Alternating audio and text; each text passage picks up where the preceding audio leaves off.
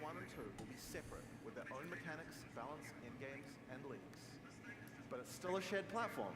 Your microtransactions are available across both games. Oh, Everything wow. you've ever purchased or will ever It purchase is in gonna the be a future will separate be game. usable in Shit, both now I'm games, nervous. It's hyper-specific to the content of one of them. You can't transform into a Sorry, bear guys, in I'm late. PoE 1, so a reskin of your bear form isn't going to work. Was it work? You I ran absolutely home. can equip the awesome armor set that you got and use all your stash tabs. So with that in mind, we'd love to show you a live demo of some of the stuff we've been working on. PoE 2 has come a long way. Mark here is going to man the PC. Hopefully he doesn't die. It is a live gameplay demo after all.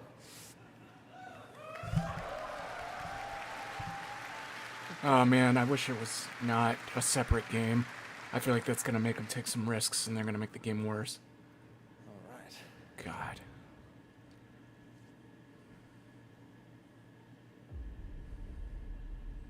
The gods caused all this, you know.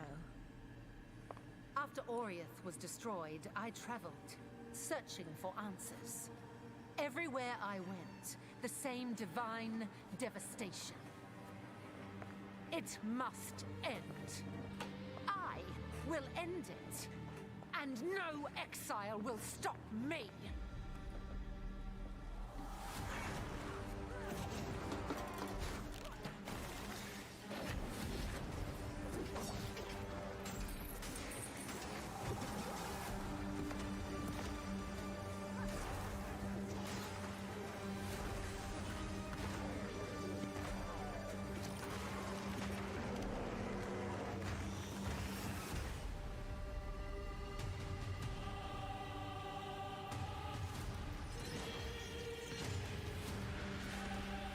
Looks great.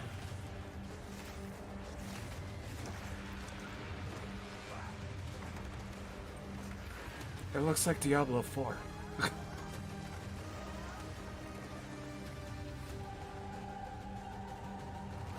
Hey, what up, Nix?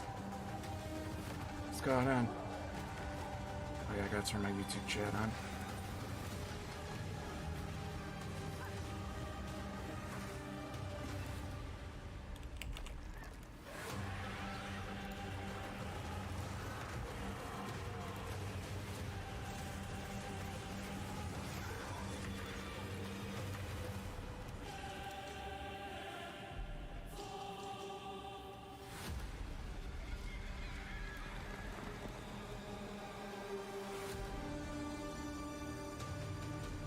Good. Good. Damn. Thank God.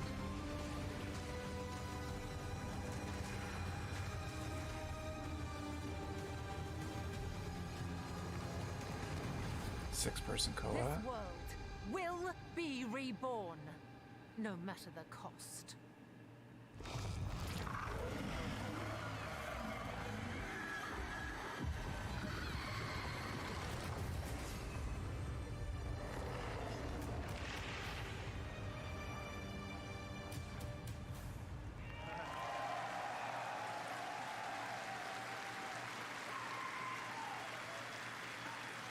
Yeah, that was dope. That looked dope. I'm glad they're having still a ton of bosses. Huge skill tree, even though it's going to be a separate game apparently Your turn now. All right, let me grab a beer. Welcome to Path of Exile 2. We'd like to start off by showing you some of the gameplay of Act 3, one of the 6 acts in PoE 2's campaign. We're starting here in the jungle depths. Act 3 is set in the ruins of the Vaal civilization, which fell thousands of years ago. Jungle has taken over their former once great cities, and we'll be exploring it using one of the 6 new character classes called the Monk. In PoE 1, we had one character class for each of the combinations of strength, dexterity, and intelligence. When looking at the design of PoE 2, though, we realized that many of the new skills that we were trying to design just didn't really fit thematically with the existing classes that we have. Being a spellcaster with a bear form makes sense for Strength Int, but it just doesn't really sound like something a Templar would do. We realized that since we had new mechanics for every attribute combination, it actually made sense to design a new character class to explore the new themes. In PoE 2, every attribute combination has 2 classes associated with it. Strength Int has the Templar or the Druid. On Dexterity, you have the Ranger or the more spare-focused Huntress. And on Dex Int, you have the Shadow and the Monk, which Mark is playing here. Each class has its own 3 ascendancies that let you further specialize the class in a way that only that class has access to, but they both start at the same location on the passive tree. The quest rewards you are offered on the two variants are tailored to the class, but of course, this is PoE. You can still mix and match anything to your heart's content.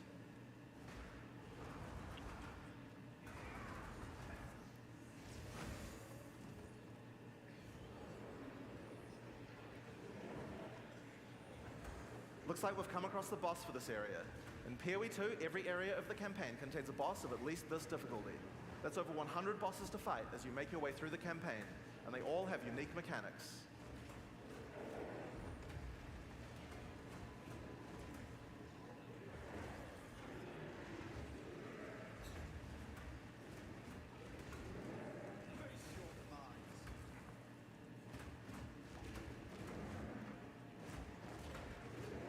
As you've been watching from Mark fighting here, you probably noticed that melee combat in PoE 2 is a very different feel than before.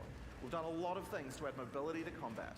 Practically every melee skill in PoE 2 has some kind of movement. It feels chunkier, that's for sure. The monk in particular is a melee fighter who specializes in mobility over brute strength.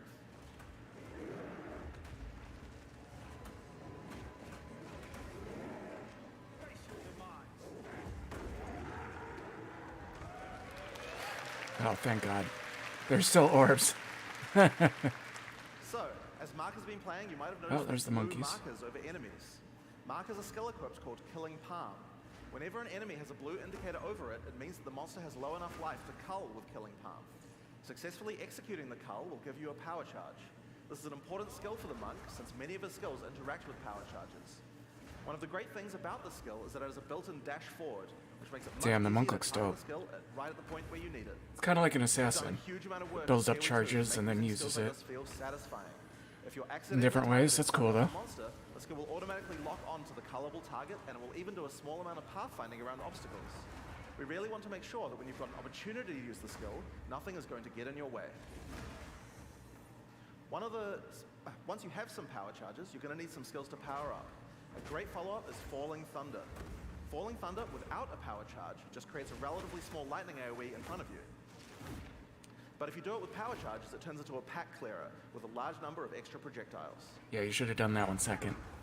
One You thing did to it note first. Here is that, like almost every melee skill in PoE 2, Falling Thunder has a little bit of extra movement But I guess you had to built get in rid of those just in power case you need charges. it. Use the skill within range and you just do the flip in place. You use it at a larger range and your character will move forward while executing it, getting you into position without any time penalty. Oh, that's sick. In PoE 2, you also get a short period to redirect your target. Notice how you can start the skill facing one way, then whip the mouse sideways to land the skill in a different direction? Now, in order to get power charges, you're going to first need to get some lower life monsters into a cullable range. You've got a few options if you want to charge right in. Whirling Assault is great. It doesn't do much damage per hit, but it covers a lot of ground. And notice how you can turn as you do it? Generally speaking, you never lose control of your character in PoE 2. If you make a turn at the right time, you can get a couple of extra hits on the monsters, getting them in range of your cull. Follow up with a Killing Palm, and then finish off the rest of the pack with your Falling Thunder. Monk looks awesome. Very active playstyle. A lot of Now people are going to enter the enjoy Val that. Mechanarium. This is the place where the Val built the various constructs that they relied on to power their civilization. Now this is a find. A Val ruin that hasn't been looted? I wonder why nobody's been in here before. One useful feature we've added is the ability to call in NPCs to where you are to give you more information or help you with quest objectives, rather than always having to go back to town. In this case, we've called in Alva to find out what to do. This mechanism. If powered with a small soul core, it could open that door.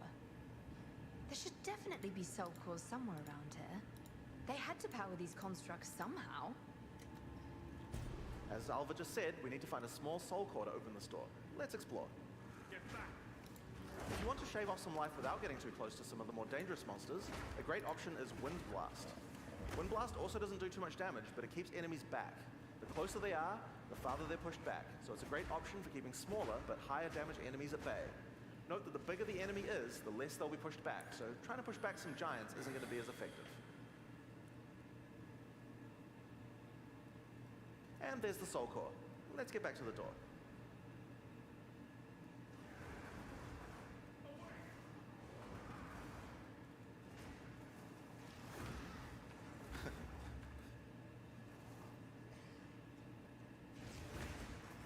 maybe you should show the map. Why don't you show the map? I feel like it would have been easier to find if you showed the map. Bring me in to find anything else. Now, if you need to defeat tougher enemies, it might be time to break out some of the ice skills in the monk's arsenal. Glacial Cascade creates a wave of ice that moves slowly in front of the player. It's pretty ineffective against fast-moving monsters because most of the damage occurs right at the end of the wave, and so a lot of monsters will just walk right by it. But if you can find a way to make a monster stop at just the right place, it can be very effective. In order to do that, you're probably going to want to freeze some monsters.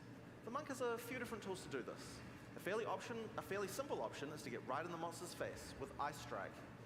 Ice Strike doesn't do too much damage at the first 2 hits, but attack 3 times in sequence and you can get off a combo that has a much higher chance to freeze.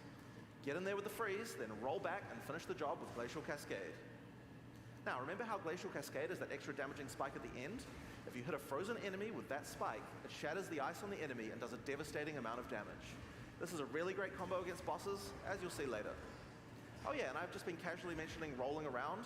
Did I forget to mention that in PoE 2 we added a dodge roll to every character? Just press spacebar at any time to roll. Nice. There's no cooldown and no limitations. Oh, sick. No cooldown. Get out of It has here. pathfinding in it, so you don't get stuck on anything. When you He just got stuck at some. when you dodge roll, you're not invulnerable. If something hits you, you're going to feel it. But most things aren't going to hit you, and that's because while you're rolling, projectiles and melee strikes will always miss. You'll have to roll out of the way of a slam that has AoE, but anyone swinging a sword or throwing a fireball is going to miss. Now, another important function of dodge roll is it lets you cancel out of any skill at any time. Makes it Yes. so you don't feel like you're getting stuck during a long animation when something's about to hit you. It really changes how skills with longer attack and cast times play, and makes dodge roll a very reliable feeling way to avoid attacks. So, that's one way to get out of the way of damage, but the monk specializes in mobility, so it makes sense that he would have some more. Wave of Frost is one of our new attacks with a retreat built right in. You move backwards and throw out a cold attack with a significant freeze. A great thing about this is that it puts you at a good distance to follow up with a Glacial Cascade and do a whole pile of damage.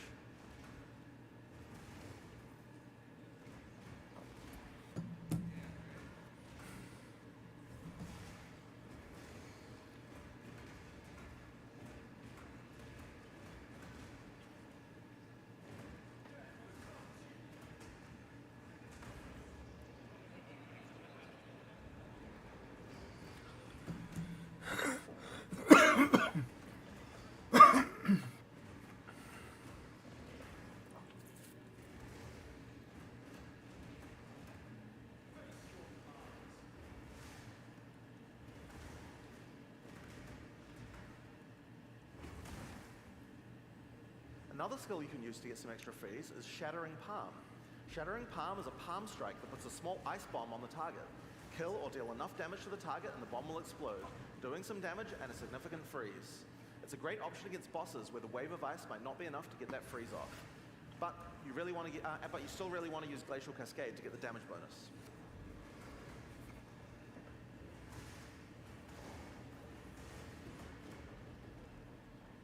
The final skill we're going to show you today is Flicker Strike. It's a monk skill, another skill that consumes power charges. If you've played PoE 1 before, you know what to expect. Yeah. There it is. It's a great finisher for tough boss fights, if you were able to get some power charges beforehand.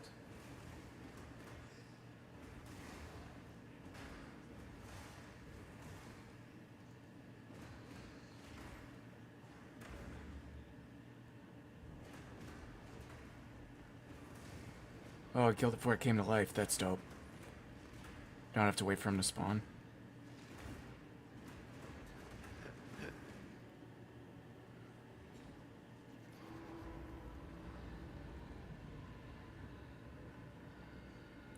I gotta start making notes because I'm gonna have to do a video. Here we have Blackjaw, former overseer of the Mechanarium. When the Val fell, he was turned to stone and now guards the area. In order to take down this boss, we're going to need all the tools in the monk's arsenal, especially the combo of Freeze and Glacial Cascade. Now, if you're a PoE 1 player, you might think you can't rely on Freeze because there's so many bosses that are immune to it. But in PoE 2, that's changing significantly. In PoE 1, Freeze is a binary mechanic. An attack freezes the target, or it doesn't. What this basically means is that in PoE 1, we were forced to add freeze immunity to many bosses because Freeze just trivialized them. Because of that, freezing was something you could only really rely on while pack clearing, and not something you could use as a core part of your build for boss fighting. In PoE 2, though, all crowd control mechanics now have internal meters that allow you to build up to a freeze or stun, or whatever other CC mechanic that you're using. Hell It's yeah. a little bit like Poise from games like Elden Ring, though the meters tend to be a lot smaller than those games. When you freeze an enemy, it increases the amount of freeze you need to do to get another freeze, but the increased difficulty bleeds away slowly.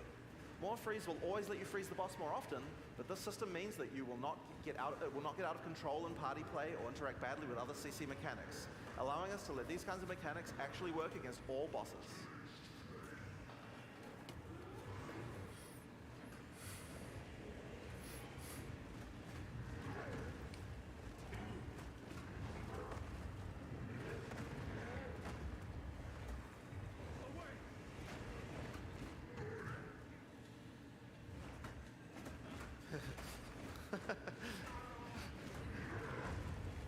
Just die, Blackjaw.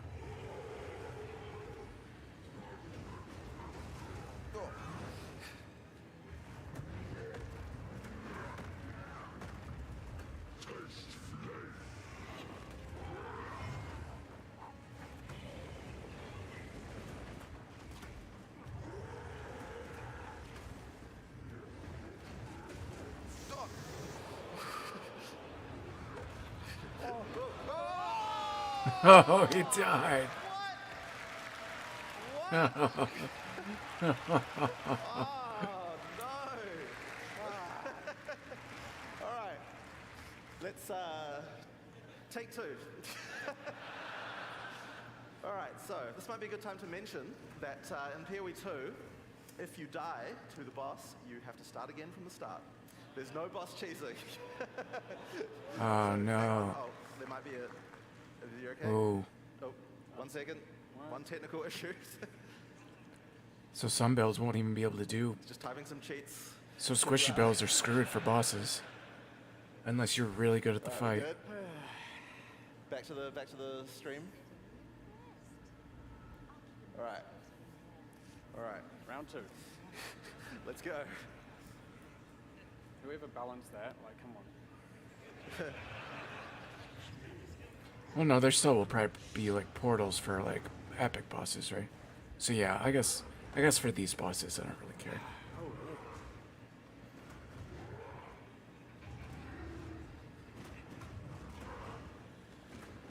That's always how it was, wasn't it?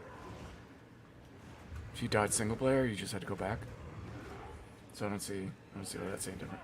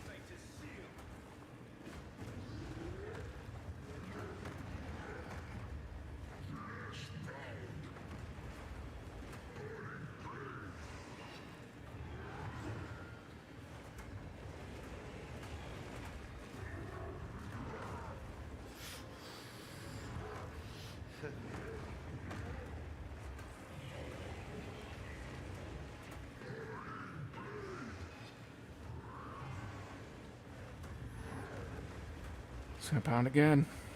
Nope, straight to the fire. Come on, get the freeze. Oh. Maybe they should have made him invincible for this.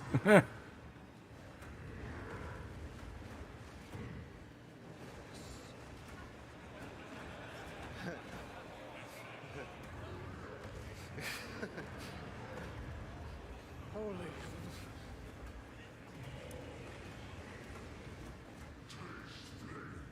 Okay, do the... Oh, nice. whoa, whoa.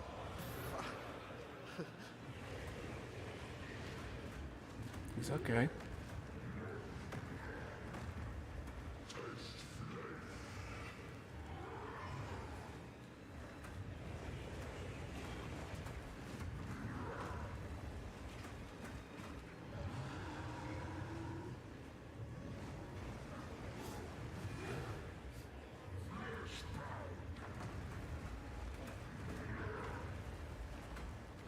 He's got it this time.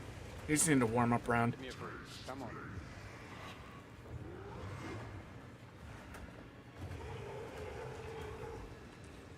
Oh, here we go. Might need to lower his health. We're playtesting as we speak.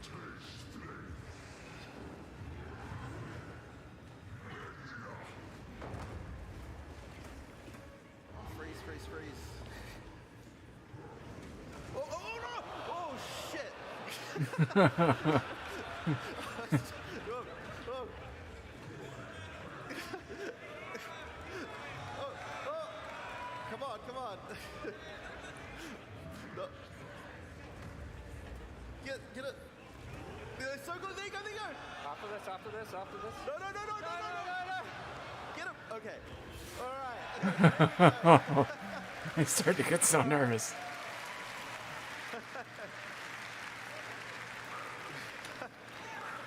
All right. Second time's the charm. So, Black Draw has dropped a consumable quest item here called the Flame Core. It's a permanent +10 to Spirit. In PoE 2, we really want to make sure that you'll feel rewarded for exploration. It wouldn't be much good if we made all these awesome optional bosses if we didn't have something great to find for killing them. One of the things you might find for killing a boss is permanent stat bonuses for your character. Oh, shit. Wonder what spirit does.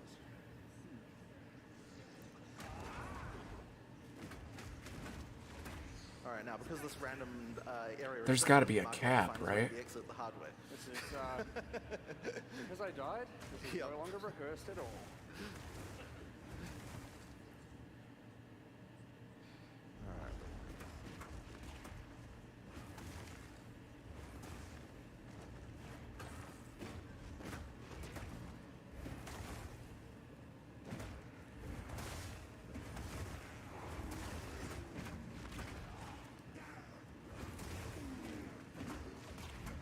Face your demise. No.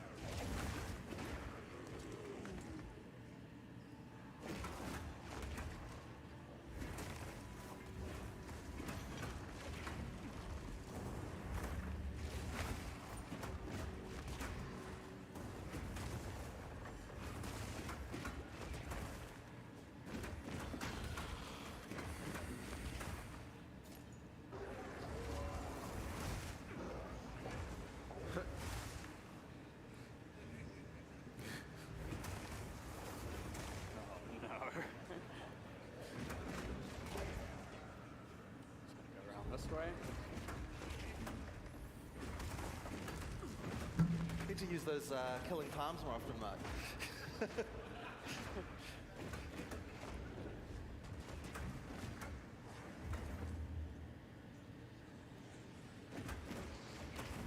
Your fate is sealed. Whoa, whoa, whoa, whoa, whoa, whoa, whoa, whoa.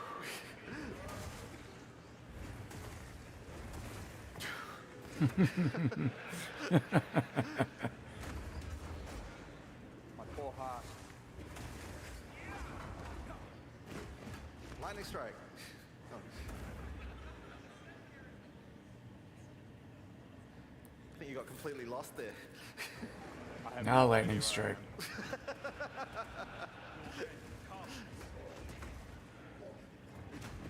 All right. Yeah, there we go. All right, here we are. Here we are. Here's the exit. I'm gonna die to these sentinels somehow.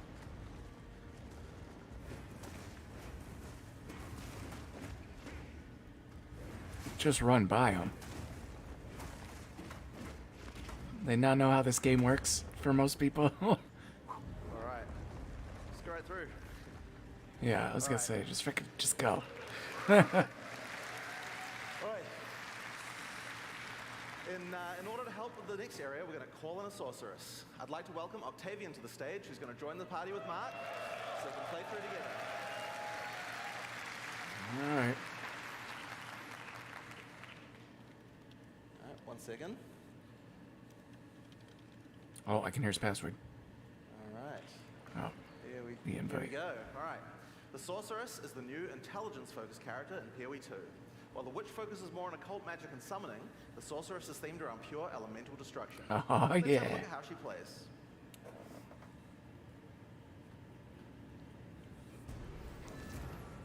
Probably get him off the screen. This is the largest soul core I've ever seen. With this, we could power the canal systems. But it isn't charged.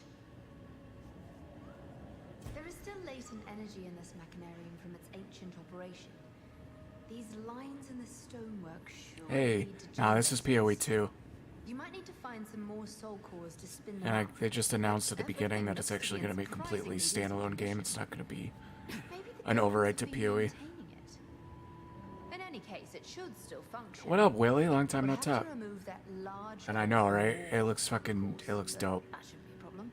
And they're keeping the skill tree and everything, like the massive We skill have some tree. skills here you're probably going to recognize if you played PoE I was hella before. paranoid when they said it's feel going to be a different now. standalone game. I was like, Spark dear is God, great don't for like these start passages taking and crazy bounces risks and around. ruin this game With added because PS support, it's James new. really allow it to hit an entire And then the pool of tasks. first like couple minutes of the trailer looked like Diablo 4, and I was like, oh no.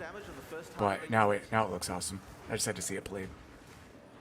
Now, if you find yourself surrounded, it might be a good idea to use Ice Nova. It hits all enemies around you and slows them down with a chill. Just be careful. Getting up close and personal isn't the ideal place for a sorceress to be. She doesn't have the defenses of a more melee-oriented character. In order to help with that, though, you could use Arctic Armor. In PoE 2, Arctic Armor is That a lightning large bouncing armor around that stands just still. shows they're keeping so when you get a strong Around the build, character. that shit's gonna fill the damn screen. You're gonna wipe drop stuff. off if you walk. So they are not afraid to, even in the beginning things, When monsters hit you, show they this take shit cold still damage and build up bounces your around freeze. everywhere, So it's a great defense. which is awesome. Just be careful. You have to be standing still for a little while to get the full effect, so trying to stutter step using it isn't the best strategy. Now, Arctic Armor is an ongoing buff, but did you notice it didn't reserve any mana? How does Uh-oh. that work? How does that Well, work? we were pretty sick of the fact that in PoE 1, basically every character was playing with no mana pool, so we decided to change the way that reservation works. In PoE 2, there's a new resource called Spirit. Spirit is a dedicated resource that you can use for ongoing effects like Arctic Armor, Heralds, Auras, and Minions. Yes. Yes. God, they should have done this a long time ago. Everyone starts with 100 Spirit, which is enough for most ongoing effects. But if you want more, you're going to need to get some more Spirit, which is available on mobs Efficiency. from items and on the passive tree.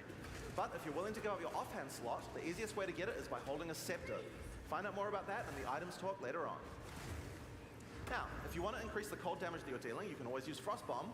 It places a bomb on the ground that reduces enemies' cold resistance while it's ticking down. Yeah, Frostbomb. It's a great opportunity to use some cold skills before it explodes. And speaking of cold skills, a great skill to use on monsters with lower cold resistance is Comet. Comet. You mean Meteor? This is a new skill in PoE 2 that's pretty damn hard. Costs a lot of mana and has a really long cast time, but it's worth the wait. Well, Comet. It does a It's cold, devastating so amount of yeah. damage. To help you out of danger, your character moves back slightly as it casts. It's pretty hard to hit fast-moving opponents, but it's great on tougher enemies that stand still, or even a larger pack if you're further away. and Cast you're on going crit in. Comet. I'm calling it right now. Show me how I can make cast on crit Now, if Comet. you wanted a mana cast And just skill have 'em bonus, raining. I guess in an emergency you could use your free-to-cast Fireball. So where did that come from, you ask? Well, this is a great opportunity to explain the way that we've changed caster weapons in PoE 2. Now, in PoE 1, caster weapons had a default melee attack that nobody used. And because they had that, they also had a bunch of attack mods that would spawn in them that were useless to a caster. In PoE 2, we wanted to clean that up. So each staff now comes with a built-in free-to-cast spell. Oh, wow. Just put it on and spam away to your heart's content. Now, this particular staff is the base type that you'll get right on the starting beach, so it's quite likely that you'll have outgrown it Level by now. 10? So that's why we've also made a lot of staves with more utility-focused powers for casters to use. Here we have a crystal staff. It has a pretty cool built-in spell called Unleash. And plus do love all Using cold it spell slams skill your staff on the gems. ground and will allow you to triple cast whatever you cast with your next spell. Now, of course, what you're Wow. probably going to want to use with that is something powerful. And Comet, is Comet? a great Yep. option. Oh, That is so sick.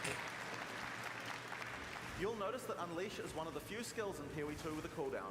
In general, we really try to avoid using cooldowns because we really hate the feeling that combat is just waiting to cast your next spell. But it does make sense for Unleash since it's free to cast, and it's something we want you to use situationally anyway.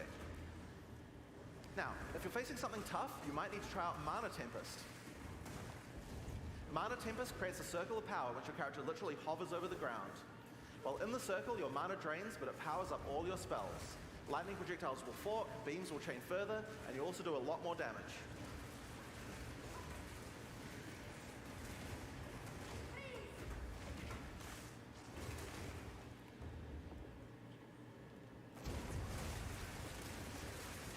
Whoa, what was that?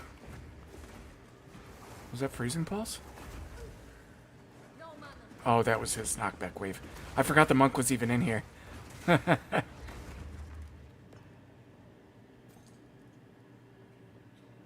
So, with all of these skills, here's a great combo to try. First, cast Frost Bomb to reduce the target's cold resistance. Then use Mana Tempest to increase your damage. Follow up with Unleash, and then triple cast Comet to do a truly insane amount of damage.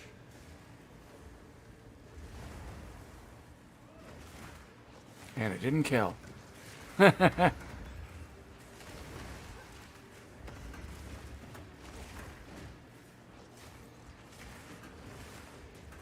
those ghosts come from?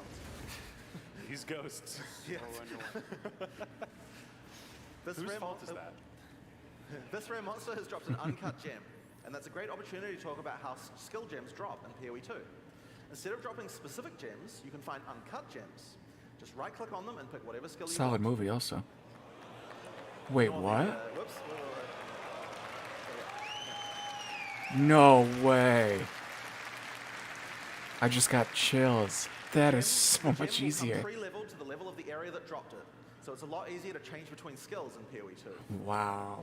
This time, I think it might be cool to grab one of our meta gems. Meta gems are skills that can have other skills socketed into them, changing how they work. In this case, we're going to select Cast on Shock. Now, let's equip this thing in the skill screen and choose which spell to trigger with it. I think Comet might be fun. Yes, there we go. I saw it Because coming. Cast on Shock reserves Spirit, we'll need to first disable our Arctic Armor. We have to decide if we'd rather have the extra defense or the extra Oh my potion god, this looks from so Cast on sick. Shock using our Spark. In PoE 2, trigger gems use a system of filling up cast time on each trigger. Basically, if a skill has a short cast time, it will trigger really often. And if it has a long cast time, like this Comet here, it will take a lot longer to trigger. You Ah, can see on the top left corner, that there's a counter that shows you how long until the next trigger. where is it?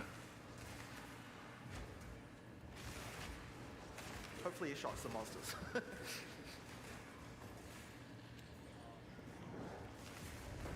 There we go. No, where's And there the you have it. That's where's the using counter? Cast on Shock. We've automatically cast Comet whenever we're using our lightning skills. I don't see it.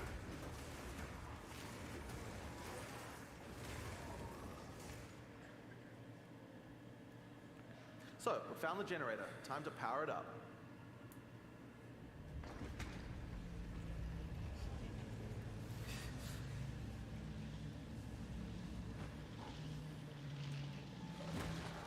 As power is restored to the mechanarium, all the constructs are coming back to life.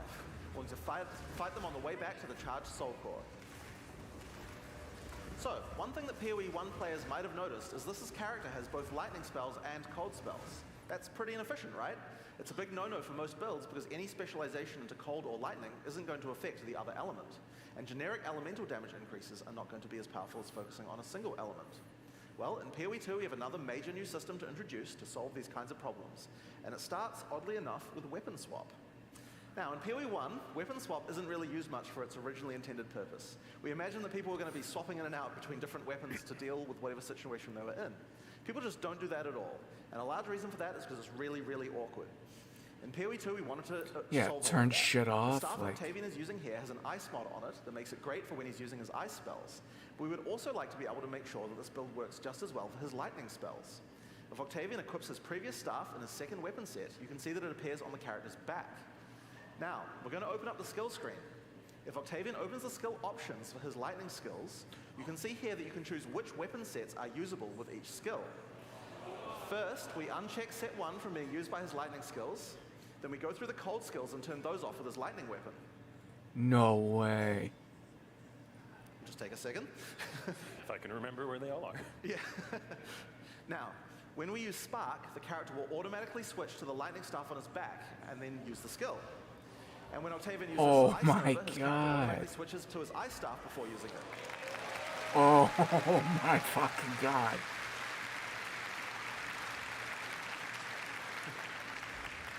You can configure each skill for which set to use, or both if you don't mind which. There's a very short time penalty to switching, so it can be good to leave some skills on both sets if it doesn't matter which weapon set you're using. But we still have a problem. Passives. Wouldn't it be nice if we could specialize in both cold and lightning passives? I was on literally the just character? about to say, but you're going to be specced in one element more than the Here other. we too, you can. How? Hopefully Mark can deal with those monsters. How? before How we would do that this work? demo. Because your tree's So, going to be we're on the completely to passive one skill screen element. here, and you can see that we are close to both a cold and a lightning cluster. At the top right of the screen, you can see that we have some weapon set specific points to allocate. If Octavian holds shift, Oh my he can God. allocate set 1 to the cold passives, and then allocate set 2 to the Holy lightning shit. passives.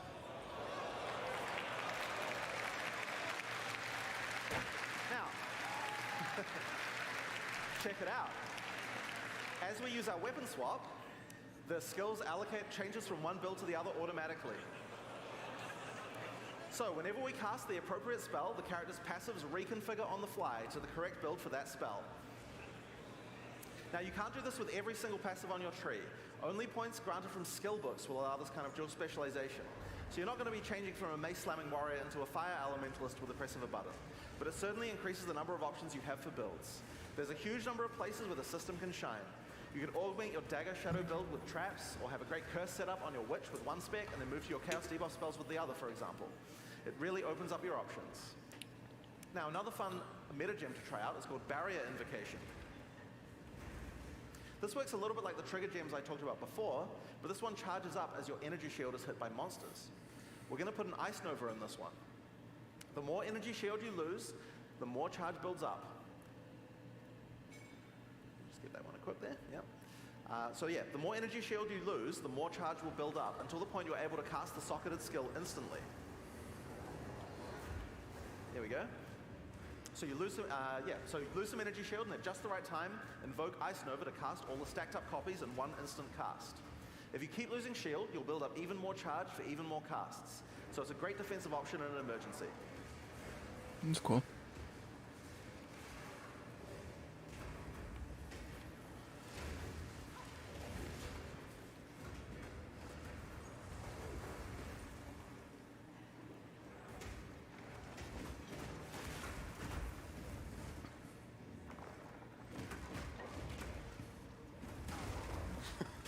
Overkill. And here we are back at the charged soul core. All we have to do now is take it.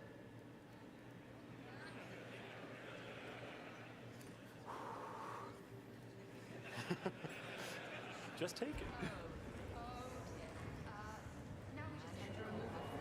Oh, that's cool. Alva, what the... Don't die this time, guys. Oh, why are we back on the monk?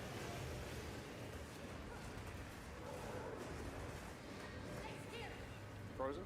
Nice.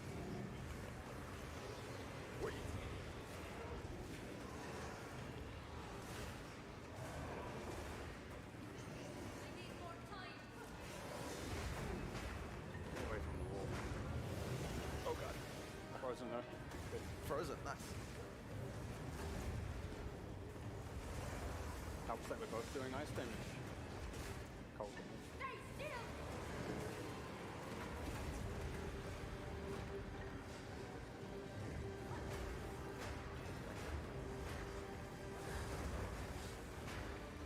We're heavy He's heavy Stun. Okay. Nice.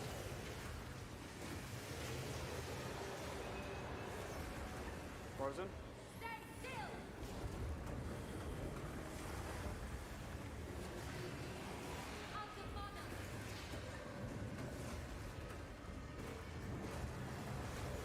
Frozen again? Getting real lucky with those freeze procs this time.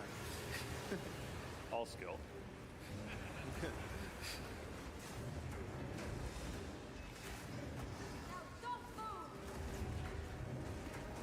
Frozen.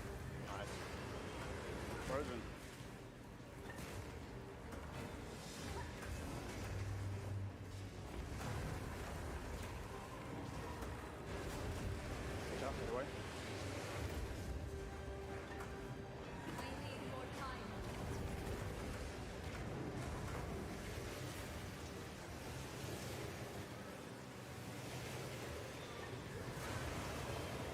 it from him. Get away, get away.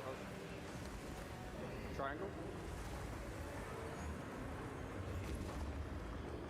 Oh, oh.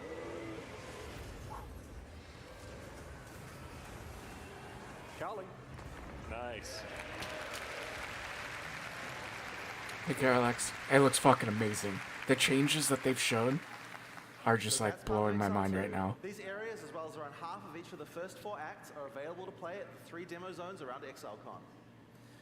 Now, if you're physically here at this event and you get to play the demo, just remember, it's a different game than before. It's a lot harder. You're probably going to run the first pack of monsters and just die.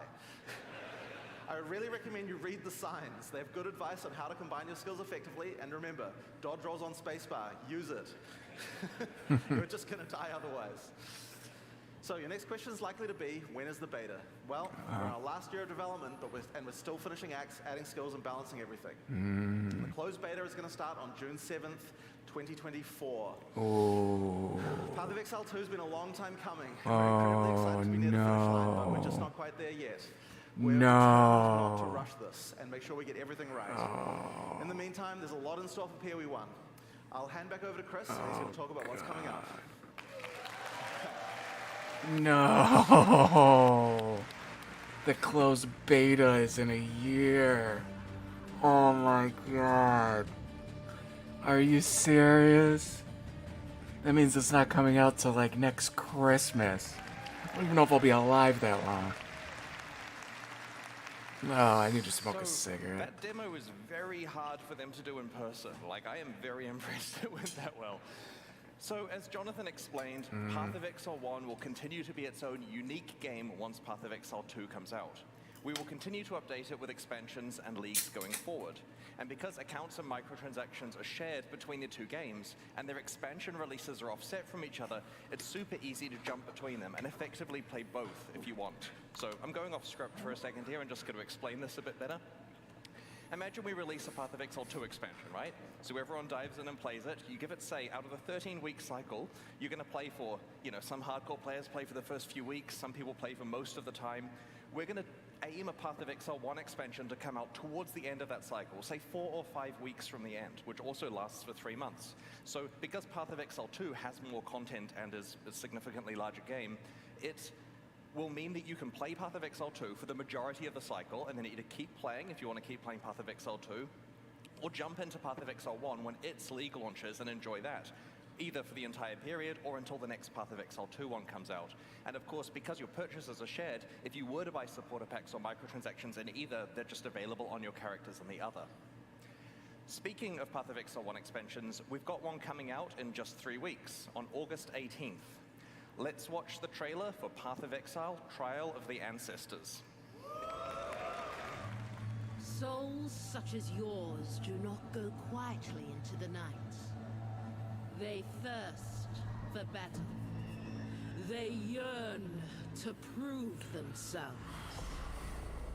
Welcome to the halls of the dead.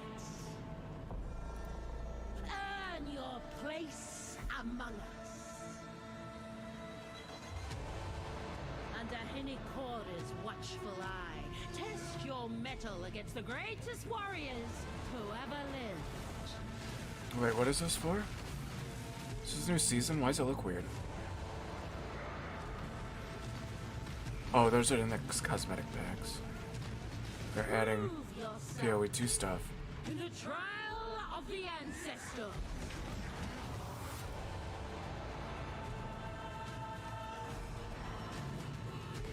They upgrade the graphics. Oh god, it's gonna be confusing. Passive skill tattoos. Ah, it's kinda cool. Damn.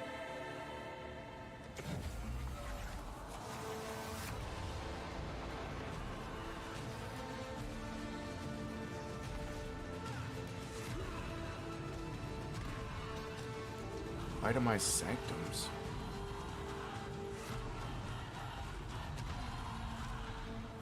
In the end, only one can become champion. Will it be? Why did the graphics look different? Do I just have my graphics settings set differently? That looks dope.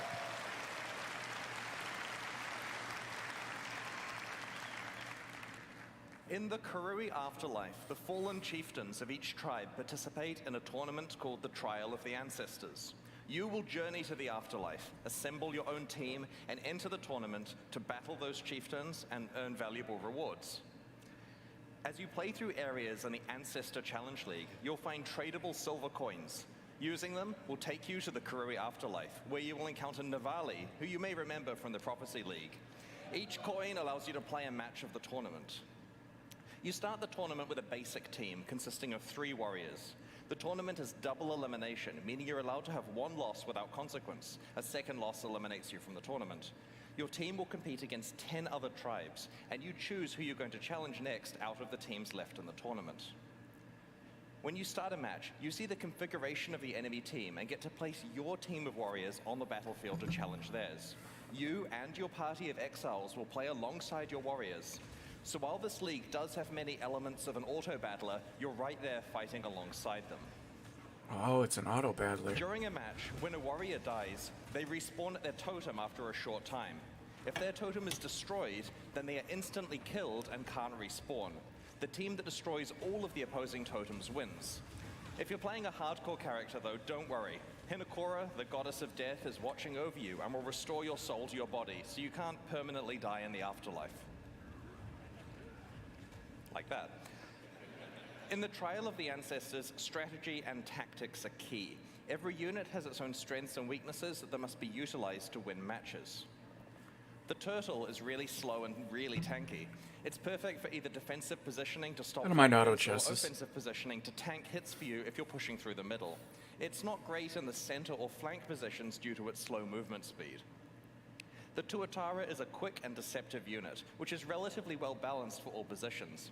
This version of the Tuatara has a stealth ability, which makes it perfect for the flanking position to sneak through enemy defenses and take out unprotected totems from the side.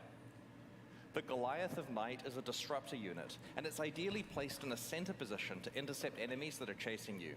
You can also allocate it to defenses so that it disrupts enemies that are trying to kill your totems by stunning them. So in this match here, we've set up a Tuatara in a flanking position, a turtle on defense to guard our totems, and a Goliath to follow us as we attack up the middle. Our plan is to work with the Goliath to distract the enemy front line so the flanking Tuatara can get through and destroy some of their totems.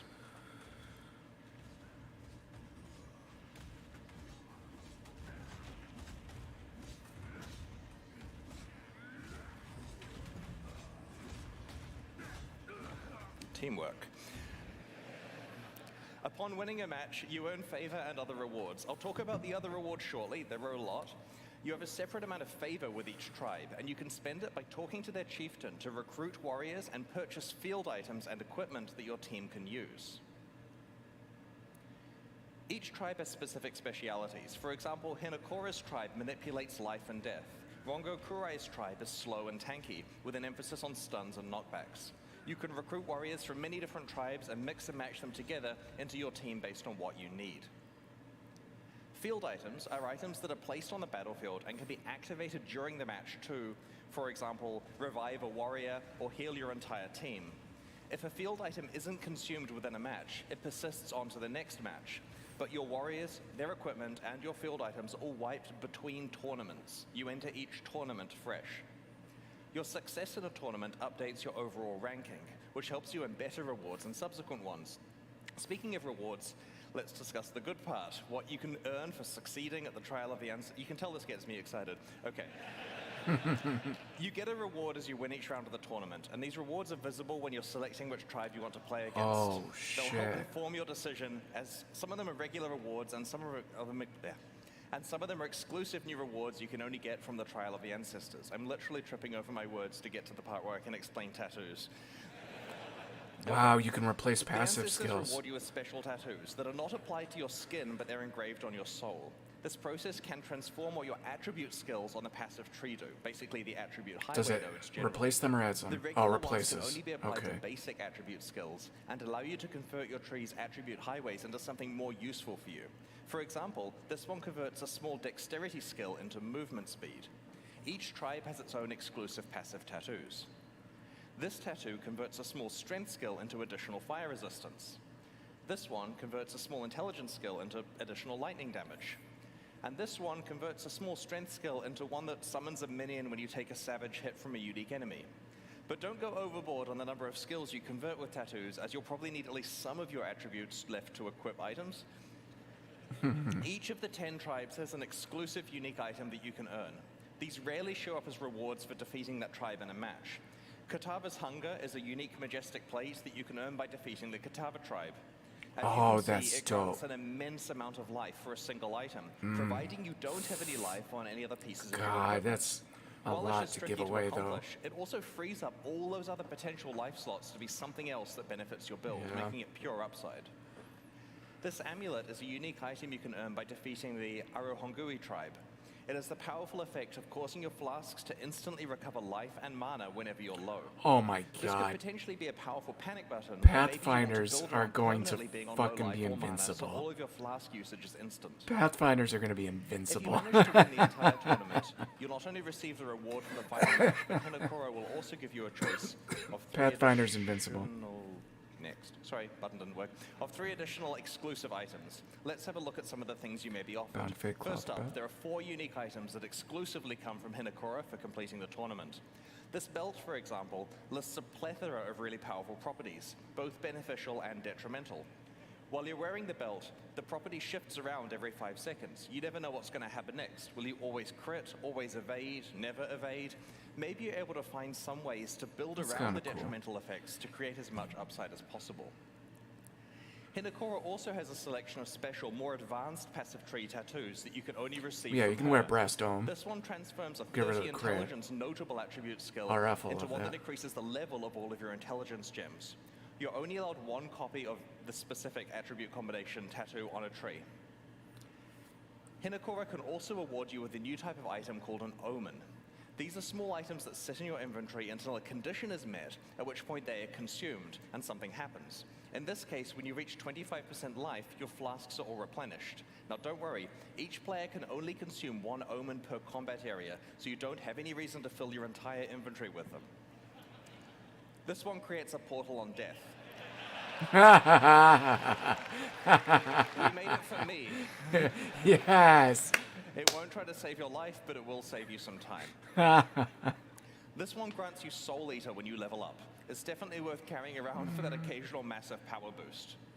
Yeah. Omens are Meh. tradable but hard to get, so use them carefully. I shudder to think about how much this one is going to be worth in the presence of those incredibly rare unique weapons from 320. Now note, going off script again here, back in the day, when we had stuff like the Prophecy and so on that let you upgrade to rare forcibly on a specific base type, we had to block the good items by putting crap uniques on the, sorry, I meant upgrade to unique. We put crap uniques on that base type so that you couldn't get it every time. Well, we stopped doing that, so a lot of the uniques that were upgraded in 320 are just the only thing on the base type. So items like this let you deterministically get something quite valuable, hence they are quite rare. The most exciting one, though.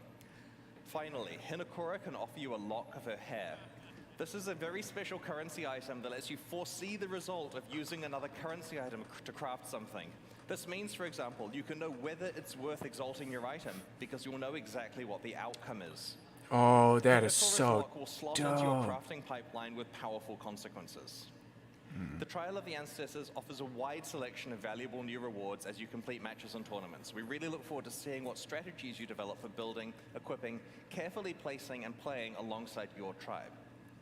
So that's the new Challenge League, but Path of Exile expansions contain more than just a new league every 3 months. In each update, we also augment Path of Exile's endgame and shift the metagame with new gems and balance changes.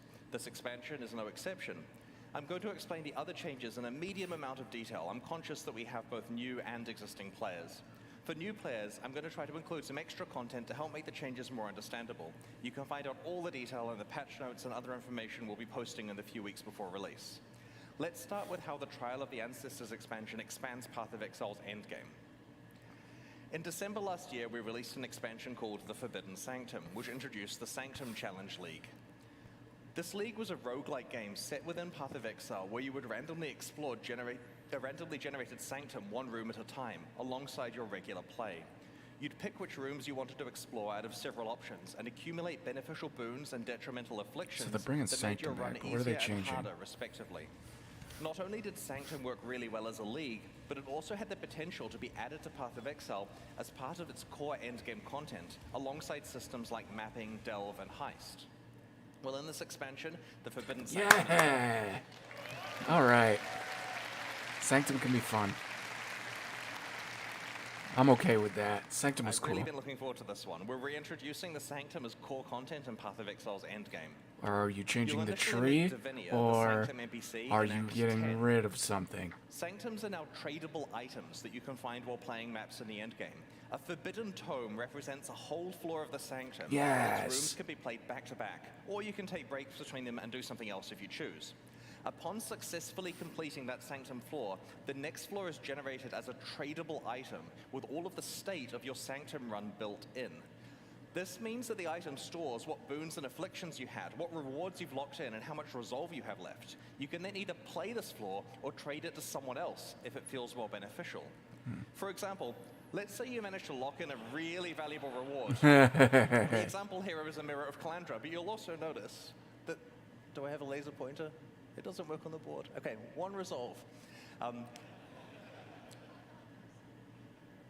This is an example here where the player has a very good reward locked in, but a massive pile of dangerous afflictions and only one resolve on them. If you don't feel capable of completing the rest of the Sanctum from this point, then it would normally be a write-off, right? If you gave this to me, no way am I getting that mirror. But you can now trade the Sanctum state to someone else who is willing to pay for the chance to earn the mirror. And also, what's up, Frizz? And you can look at expected value in economics, right? It's worth some percentage of that mirror. So you trade it for like 5 chaos to someone, they run it and lose their chaos. Your relics, which act as passive bonuses within the Sanctum, are locked in for the run when you start the first floor and can't be changed for the rest of the run. Speaking of relics, they're now tradable and have been rebalanced around this. To those of you wondering, we've decided against bringing back sanctified relics for now. A complete Sanctum run now requires killing the final boss, Lycia, in both her first and second form. She will always drop a unique relic, and these have been reworked and replaced as we rebalanced everything. An important aspect of the new Sanctum balance is that your primary defenses now have some effect on protecting your resolve. Oh, that's cool. Your armor allows you to mitigate resolve loss, and your evasion grants you a chance to avoid resolve loss entirely, a lot like how armor and evasion work. Your energy shield grants you Resolve Aegis, which is a mechanic that works similarly to how Energy Shield behaves for life. Get a little buffer before you start losing actual resolve. Opportunities and learnings from the original Challenge League, we've rebalanced the difficulty of Sanctum, especially in later floors, and have worked to add more monster and room variety to runs. We've added new boons and afflictions themed around the new defensive mechanics, and have rebalanced many of the other ones. Like other optional endgame systems that involve tradable items, players who don't want to play Sanctum can trade their Sanctums to other players in exchange for an item or currency that benefits them more. Successful Sanctum play can generate a lot of rewards. It'll potentially be possible to build characters dedicated to Sanctum running and just farm Sanctums repeatedly in order to profit. Sanctum isn't the only improvement that Trial of the Ancestors brings to Path of Exile's endgame. We're also introducing 16 new Atlas Keystone passives to the Atlas passive tree. As a quick summary for new players joining us, the Atlas tree is a system that allows you to customize your endgame experience in Path of Exile. As you complete different maps, you gain skill points that can be allocated in the tree.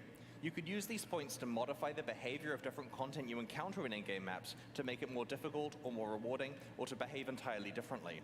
The system allows you to double down on the content you enjoy and avoid content you don't. Keystones are really impactful passives that totally change how endgame systems behave. Usually they have an element of give and take and require you to come up with new strategies to take advantage of them. Each of these 16 new Atlas Keystones changes how you might interact with Path of Exile's endgame. Let's have a look at some of them now. We will reveal the rest of them before the release of Trial of the Ancestors in a few weeks. Extreme Archaeology completely changes how you play Expedition. Yay, Expedition! Instead of placing Expedition hates me. Explosives, you guys might be excited. Gigantic explosive. Every single chest or monster in the blast radius is affected by every remnant in that radius.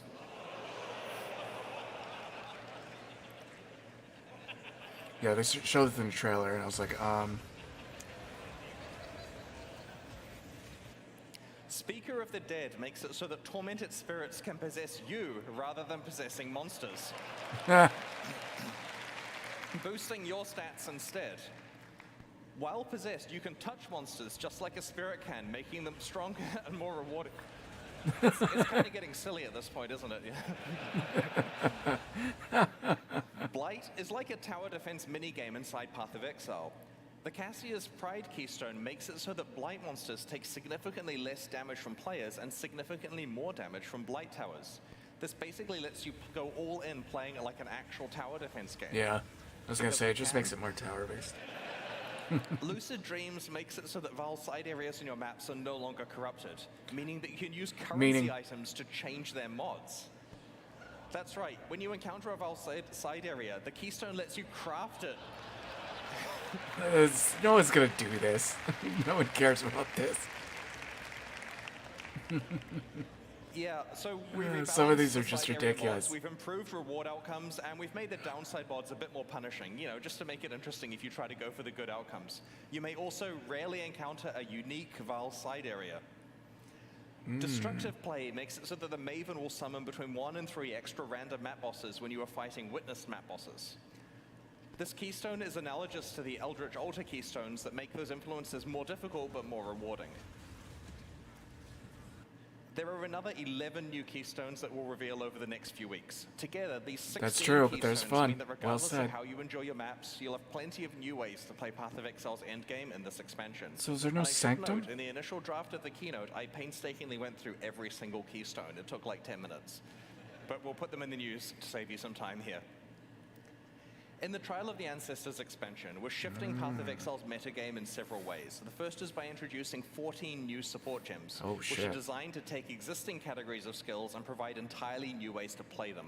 For full information, check the final Don't fuck gem up covers when we Cast post Iron them in the Grid next Ice few Spear. weeks. Let's have a look at a handful of these support gems now. In Path of Exile, war cries usually buff your party but don't directly hurt monsters.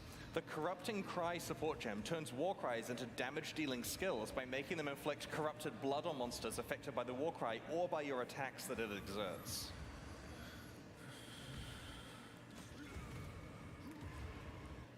The Returning Projectiles support gem causes projectiles from supported skills to return to you. No more Piercing Nimbus. targets, but dealing a little less damage. I think there's another example too. I wouldn't replace a gem for that on Cast Iron Grid Ice Spear, though. The Fresh Meat support gem causes minions created by supported gems to gain adrenaline, critical strike chance, and critical strike damage for a duration after they're first summoned. So you've got to work out a way to keep refreshing your minions, and it makes them a lot more powerful. You fucking The hold down the Flamewood button. support gem causes totems to trigger projectile mortars at enemies that hit them. This is particularly synergistic with totems that can taunt enemies, such as Decoy Totem, or one of the new Chieftain Ascendancy skills that I might talk about shortly. The Sacrifice support gem works on spells that you either cast yourself or through totems. These spells now sacrifice a percentage of your current life, or the totem's life, to gain additional chaos damage based on how much life was sacrificed. It's pretty cool. The Frigid Bond support gem affects Link skills and causes a cold mist to come over them. Enemies caught in the beam are chilled and are dealt cold damage over time. This creates a new tool for a cold damage over time build. Wow. Strategic placement. Wow. You're clotheslining people. I mentioned it was going to get silly. The Locust Mine support gem looks OP and affects attack skills that use bows and wands. Instead of directly using the supported skill, you throw mines in an arc that use blow that up and do the for skill. you, targeting your location when you detonate them. In addition to these gems, That is there are another cool. 7 that will be revealed Kinetic over Blast. the next few weeks. In addition to the 14 new support gems, our balance work for the Trial of the Ancestors involved us revamping 2 Ascendancy classes. These are the subclasses that you can specialize Don't touch in as you Witch. play through Don't Path of touch Exile's Witch. Don't campaign. screw Witch up. Each main character class has 3 Ascendancy classes available. In the last expansion, Crucible, we overhaul the Pathfinder and Saboteur. This time it's the Guardian and Chieftain, which are specializations of the Templar and Marauders, God. respectively.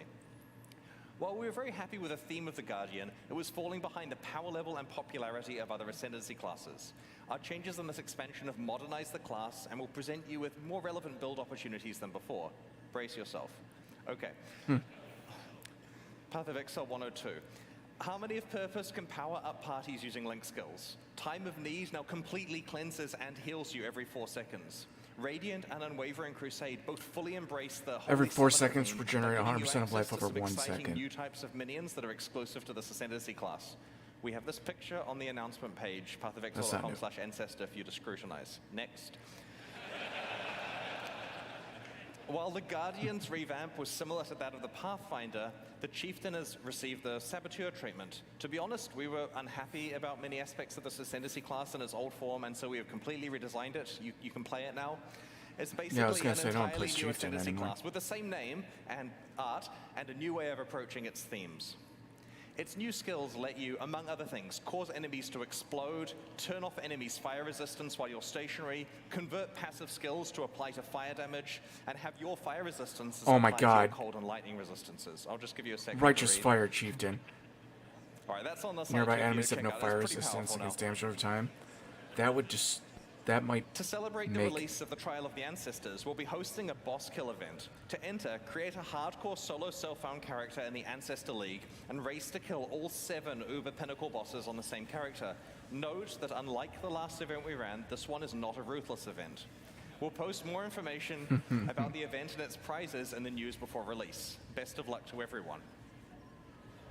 For the Ancestor Challenge League, we're launching 2 new series of supporter packs, Oh, the yeah. Shade and Disciple packs. I don't Each like either tier of them. contains the pack's full face value I don't like either of points, those cosmetics. alongside I mean, the one on 7 the left's kind of cool. exclusive I mean, they're microtransactions. both kind of These cool, packs are but... only available for the duration of the Ancestor League, and will leave the store forever when it ends. I like the As spacier always, sci-fi the stuff. microtransactions in these packs are purely cosmetic and do not affect the character's power or progression in any way, despite how cool they look. The Shade series of supporter packs contains 6 exclusive microtransactions. All right. The sarcophagus back attachment imprisons an unspeakable evil that struggles to break free. Nearby monsters send it into a frenzy, and enemy deaths provide it with souls to feast upon. That's cool. The Stygian Waypoint shackles visitors to Oh, your I like hideout that. in chains, yourself included. These chains are just cosmetic, though, and they break as soon as you move. Aww. It would supposedly be a gameplay advantage to be able to imprison people. The Ferryman's armor set is so full of trapped souls that some of them try to escape. Moving while wearing the boots will leave souls in your wake. Ah, that trying looks... to break It looks okay now. It looks a little better. I like they call it the Infernal Ferryman's. Portal opens a gate to the Netherrealm when you approach. This prompted a lot of internal discussion about whether using Hellfire to heat your hideout is actually safe and practical. The demon-bound crafting bench allows you to enslave a malevolent Wow. entity to craft items for you. Be warned, That it has is- a sharp tongue and will mock you mercilessly. Oh, that looks dope. You shamed me for such a paltry use. That's dope. I like The that. Nebula character effect causes items you pick up to orbit you in an ethereal cloud of loot.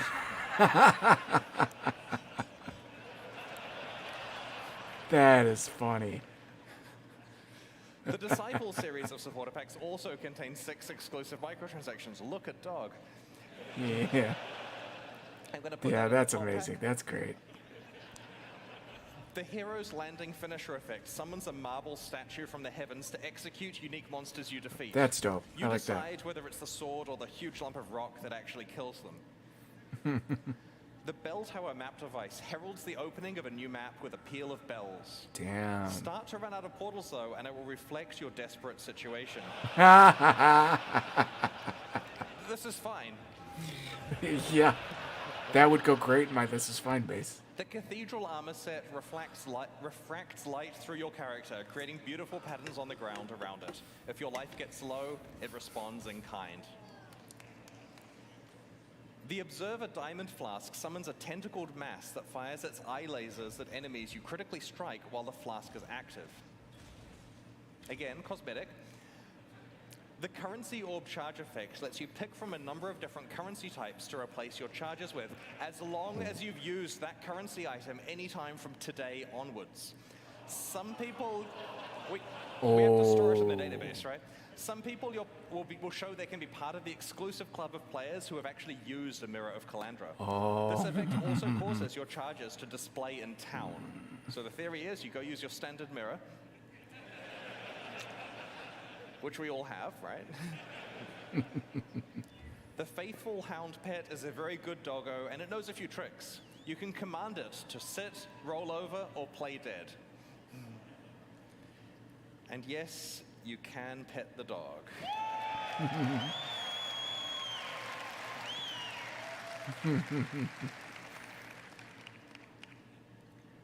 These new packs are available right now at pathofexile.com/purchase, and purchases like these directly fund the ongoing development of Path of Exile 1 and 2. Meanwhile, the Lithomancer and Enchanter packs leave the store forever at the launch See, of those Blood are of the cool. Ancestors, so now's your last As chance to far as purchase armor them. sets. There's some good stuff in those too. Thanks Those for your both look continued amazing. support. The fun part. For the last Exilecon, we developed a special card game that encapsulated the full gameplay arc of Path of Exile over the course of the event. Players could defeat monsters, progressively upgrade their items, use currency items to craft their equipment, find and run maps, and eventually defeat pinnacle bosses to earn rewards. It was a whole lot of fun, and we've had so many requests to run it again. So this year, we're proud to bring you the 2023 version of the Exilecon card game. And like all Path of Exile expansions, it even includes a challenge league. In your swag bags, you'll have found a box of Exilecon cards, and then a gentleman outside will have asked to purchase them from you for real money. If you have any cards left, you can use these to challenge GGG staff members who are walking around Exilecon as monsters. They'll be wearing t-shirts showing the monster's stats, which include symbols for their attack and defense. Using the cards in your deck box and those you accumulate by defeating monsters, put together one set of armor, one weapon and shield, or a two-handed weapon, and an amulet and 2 rings. To defeat a monster, the damage on your weapon has to be equal to or larger than the defense of the monster, and the defense on the armor and shield have to be equal to or larger than the attack of the monster. It's that simple. There are some wildcard symbols. It's explained on the rules in the box. Rings and amulets are pretty hard to find, and they can be used for either attack or defense. So to attack a monster, politely approach a staff member wearing the shirt, introduce yourself, and show them the set of equipment you want to use. If your symbols match, then you'll have defeated them, and they'll give you a reward and remove some of the durability from your items. They do this by clicking the card, so if you want to keep the card pristine, don't necessarily attack someone with it. It will get damaged in combat. Be careful not to waste your best items on low-level monsters. You're not allowed to attack the same monster twice in a row, so you need to explore Exilecon to find different GGG staff members. You can get cool. maps by defeating monsters marked as gods. Take these maps to the map device to run them and I progress wouldn't. through the I'd keep them tiers. pristine. On the back of the box is a list of quests. As you complete quests, you can visit the crafting bench on the top floor to receive rewards for completing those quests. While you're there, you can also use your currency items to modify your equipment. Well, what are the rewards, I mentioned that this year's version of the card game introduced a challenge league. That league is Delve. Accumulate sulfite and bring it to the Delve wall, sorry for the bad photo, it's hard with lighting, on the middle floor. Each sulfite card you hand in allows you to explore one tile of the Azurite mine. You'll all be working collaboratively throughout the event to delve deep into the mine, fight the monsters that lurk there, and uncover its treasures. And I feel really bad for the poor people that had to hang 3,000 cards on that wall. You may eventually be able to challenge the pinnacle bosses if you manage to get really far in the card game. I'm the Searing Exarch, Jonathan is the Eater of Worlds, and Mark is the Maven. Defeating any of the 3 of us will reward you with a Mirror of Calandra enamel pin. This pin is exclusively available for winning the card game and won't be sold in the merchandise shop. Each person can only receive a maximum of 2 mirrors, and when they run out, we can't give any more out, so try to win the game early. The reason for 2 is a very typical Path of Exile reason, 1 for you and 1 to trade. Alright, it's almost time to go and experience Exilecon 2023. Aside from the card game, we've prepared a full weekend of activities for you. There's a busy roster of talks and interviews on the main stage and the streamer stage. We've posted a schedule at pathofexile.com/exilecon so you can see what is happening when and where. The schedule also includes information on meet and greet sessions. Our special guests this year include a roster of many of your favorite streamers, but also some game development industry friends we've met over the last 16 years.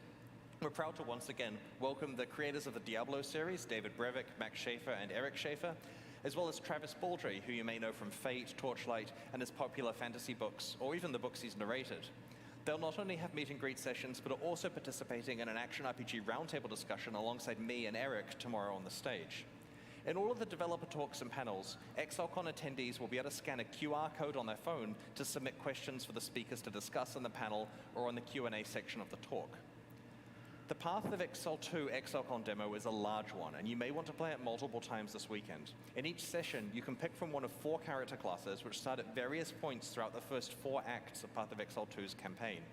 Around half of each act is included in the demo, and your session time is limited to 45 minutes before you have to let someone else have a turn. Remember, as Jonathan said earlier, this demo is hard. Read the signs that explain how your skills combine together. Dodge roll is your new friend. You should also swing by the Path of Exile mobile demo at the chill out area on the top floor and check out its progress. It's coming along really well, and we'd love to get your feedback on it. We've created heaps of new Path of Exile merchandise, which is available at our merchandise shop on the middle floor. We've made 17 new t-shirts, which include a few from our community t-shirt design competition. We've created a range of 24 enamel pins. You'll have found a random one in your swag bag. If you approach me and I'm wearing a pin, feel free to swap for the one you've got if you'd like. Happy to trade. You can purchase the others in the shop. As mentioned before, there's also the super exclusive Mirror of Calandra pin that is only available to winners of the card game. Maybe you're able to trade for a full set. There are 2 new posters. One is the Atlas passive tree, and the other is the periodic table of currency. That's dope. In addition to reprinting the Where was the mirror? popular Celestial Cat socks, we've also introduced the Chaos Orb socks, better for business meetings. There's also a range of 4 desk pads to keep your play area tidy. You can check them out at the demo zone. We have a limited range of Exilecon 2019 merchandise available in the store as well. Make sure to hit it up early if you want some of this, because stocks of the older items are quite limited. We have plenty of new merchandise for everyone, though, and I think I might have underestimated that. The Exilecon livestream concludes tomorrow with our grand racing finale, where 4 players compete for up to $10,000 and the title of Exilecon 2023 Racing Champion. Afterwards, we're hosting an after party at 8 p.m. at the venue. If you're watching from home, please note that because there are multiple things going on at the same time here, and we can only stream one of them live, we'll be restreaming 3 of today's talks tomorrow before the event starts. So to be clear, they're occurring here, people can watch them in person, but you can't watch them at that time because we're streaming something else. So we're going to restream those tomorrow in the 3 hours where it's way too early to do it in New Zealand, but you can watch them online from the States and Europe. This makes sure that everyone is fully up to date on all of the talks that have been announced about Path of Exile 2 before the important Q&A in the morning where you get to ask the important questions. If you missed out on attending Exilecon this year, we'll be at Gamescom in Germany in August and PAX West in Seattle in September. At both shows, the Path of Exile 2 booth will have our Exilecon demo available to play and a small team of Grindiga Games developers, including me and Jonathan, to chat to, and we hope to see you there. Thanks so much for joining us this weekend at Exilecon 2023. Have a great show, everyone. Dope. All right, I gotta take a smoke break.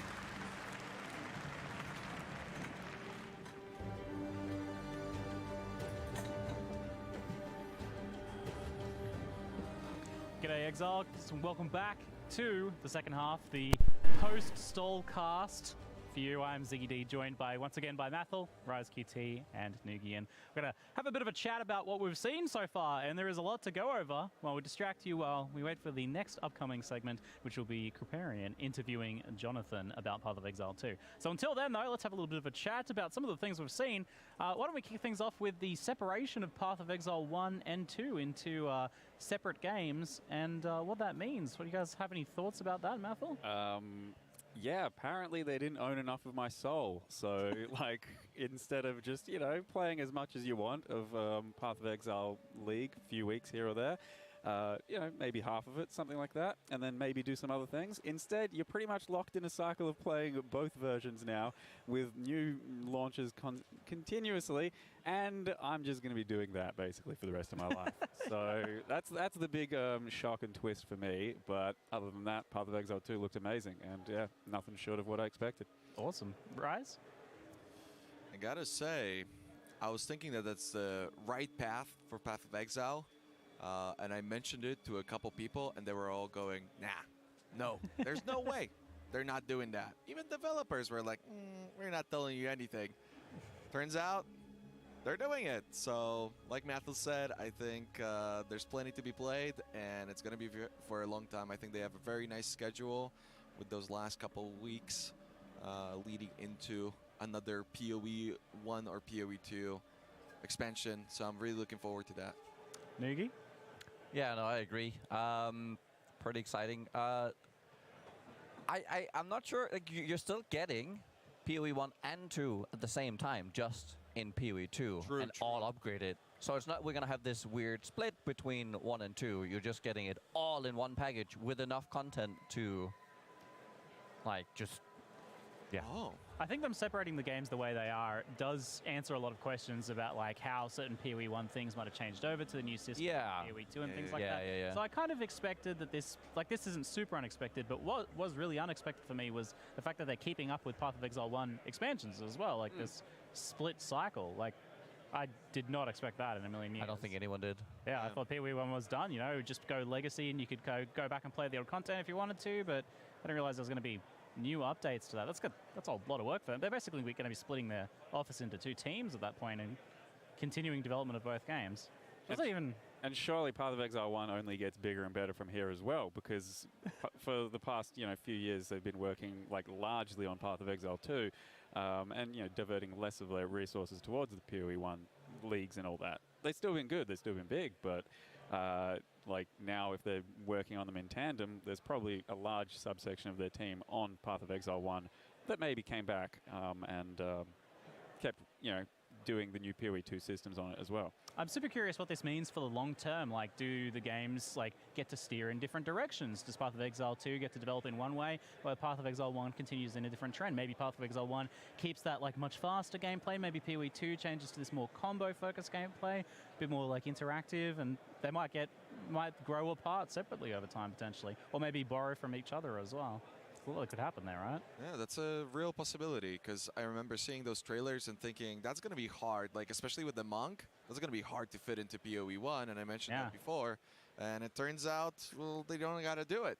And yeah, there's been a lot of talk, definitely, about some of the trailers that they've shown in the past, with the gameplay being more methodical, slower, more tactical.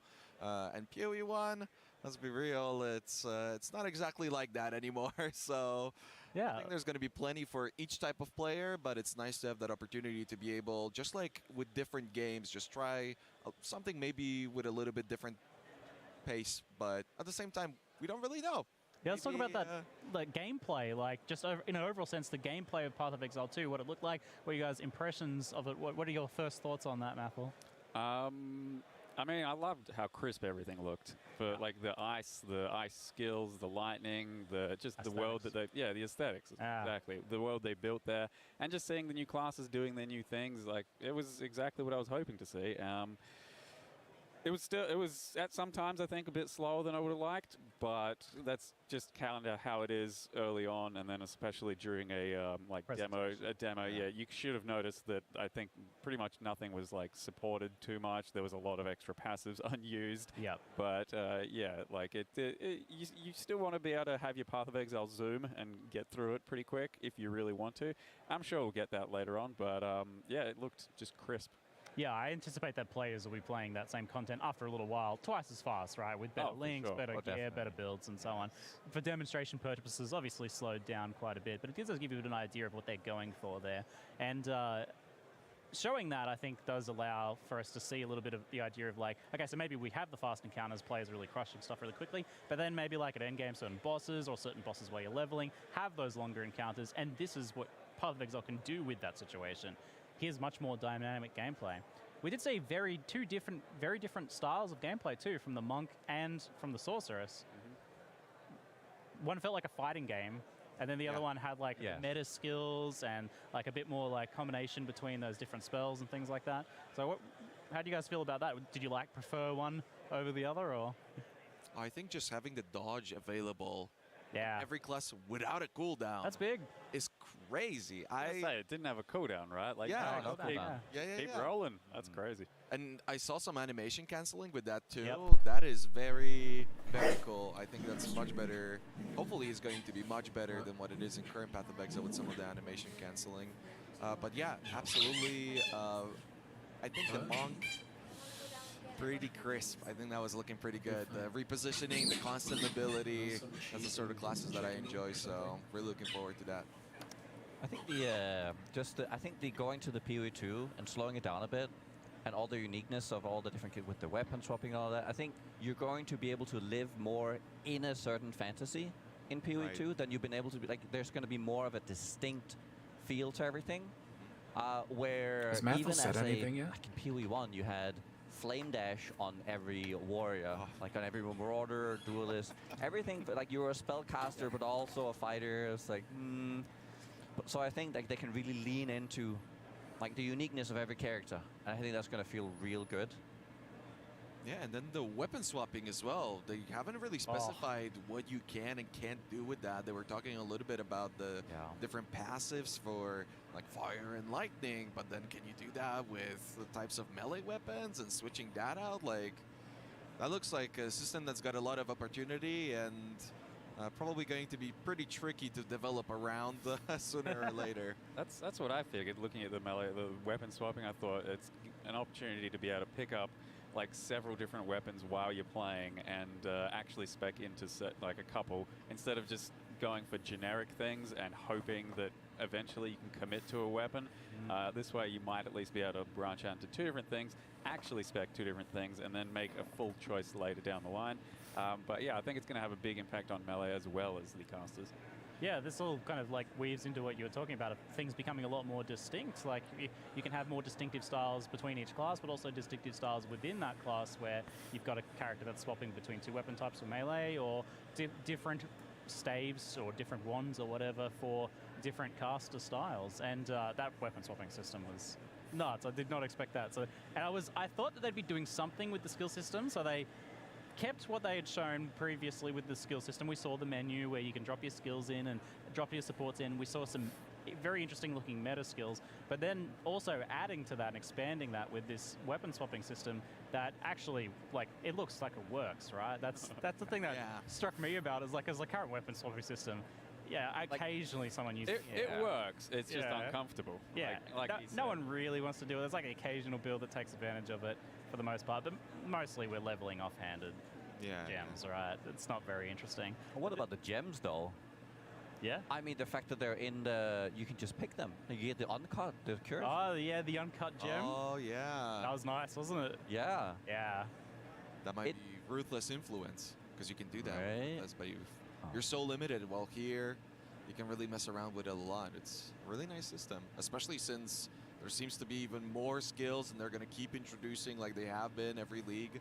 Right now, they're focusing on support skills, but I would imagine those abilities are also going to come into play eventually. So it's just growing. Well, some of our predictions were about shortening that time from like finding something cool to using it, and that system being able to get a new gem in the field without going back to town. Exactly. Works for that, right? You find a cool new weapon, it's got a fire, it's a staff with like some fire skill or meta skill built into it that's going to work really cool with this thing. You pick up your cut gem that you got in your inventory and cut it up into something that's going to work with that, and then you change your build on the fly. And maybe it's also working alongside and synergizing, but different to your currently existing build and your other weapon swap. Just having the icon on the UI, and you can kind of figure out what the different things are and what your style is, versus, let's say you're in PoE1, you go to a vendor, and all you're faced with is a row of different shaped stone, and you don't really know what to do with it. So I think that's really going to just open up like just your creativity on the fly. Yeah, absolutely. Definitely. A whole new level of speed running as well. Oh yeah. You don't have to go back to town. Yeah, well, Rise and me doing the race tomorrow, and that'll be kind of like sealing off the PoE1 era of racing somewhat. I'm super interested to see what happens with PoE2, like competitive play in racing. Like there's so much more that people can interact with there as well. I imagine weapon swapping setups being set up on the fly and cut gems being cut in the field. Oh wow, yeah, I think the skill ceilings just opened up quite a lot. Gone right up. Yeah, for sure, because that was a big limit for a lot of classes in the past for racing. For instance, Duelist, right? It needs that access to all those different weapons, and wasn't the case, but it will be now. Yeah, so much more dynamic and distinctive gameplay there, but we also saw a bunch of new classes, like more classes. What? There's already so many classes in this game. And then like with their ascendancies as well, like splitting that into so many more classes. So now, we got a mercenary, a warrior, Huntress, Druid, sorceress, and druid. Yeah. Druid, yeah, there we go. I'm shocked they didn't show the druid. Maybe and that's it. Yeah. And they didn't get rid of any. I thought they were getting rid of some. Like I thought Templar was gone. I thought Templar was being replaced by Monk. Oh, really? But they're all still there. It's like adding another class for each of the hybrids. But they haven't talked about ascendancies, right? Well, they did in the previous Exilecon. Yeah, they did touch on it. No Right, relation they didn't anymore. give us the info on it. No. Yeah, not yet. I'm guessing in one of the later panels we'll start to touch on some of breaking those down a little bit. But yeah, it seems like their intent is to give much more distinctive starting points now. So like you actually, if you play a monk, it's going to have a much bigger impact on even your early game, not just the ascendancy choices you'll have access to, but also like the sort of skills that you have available and the play style.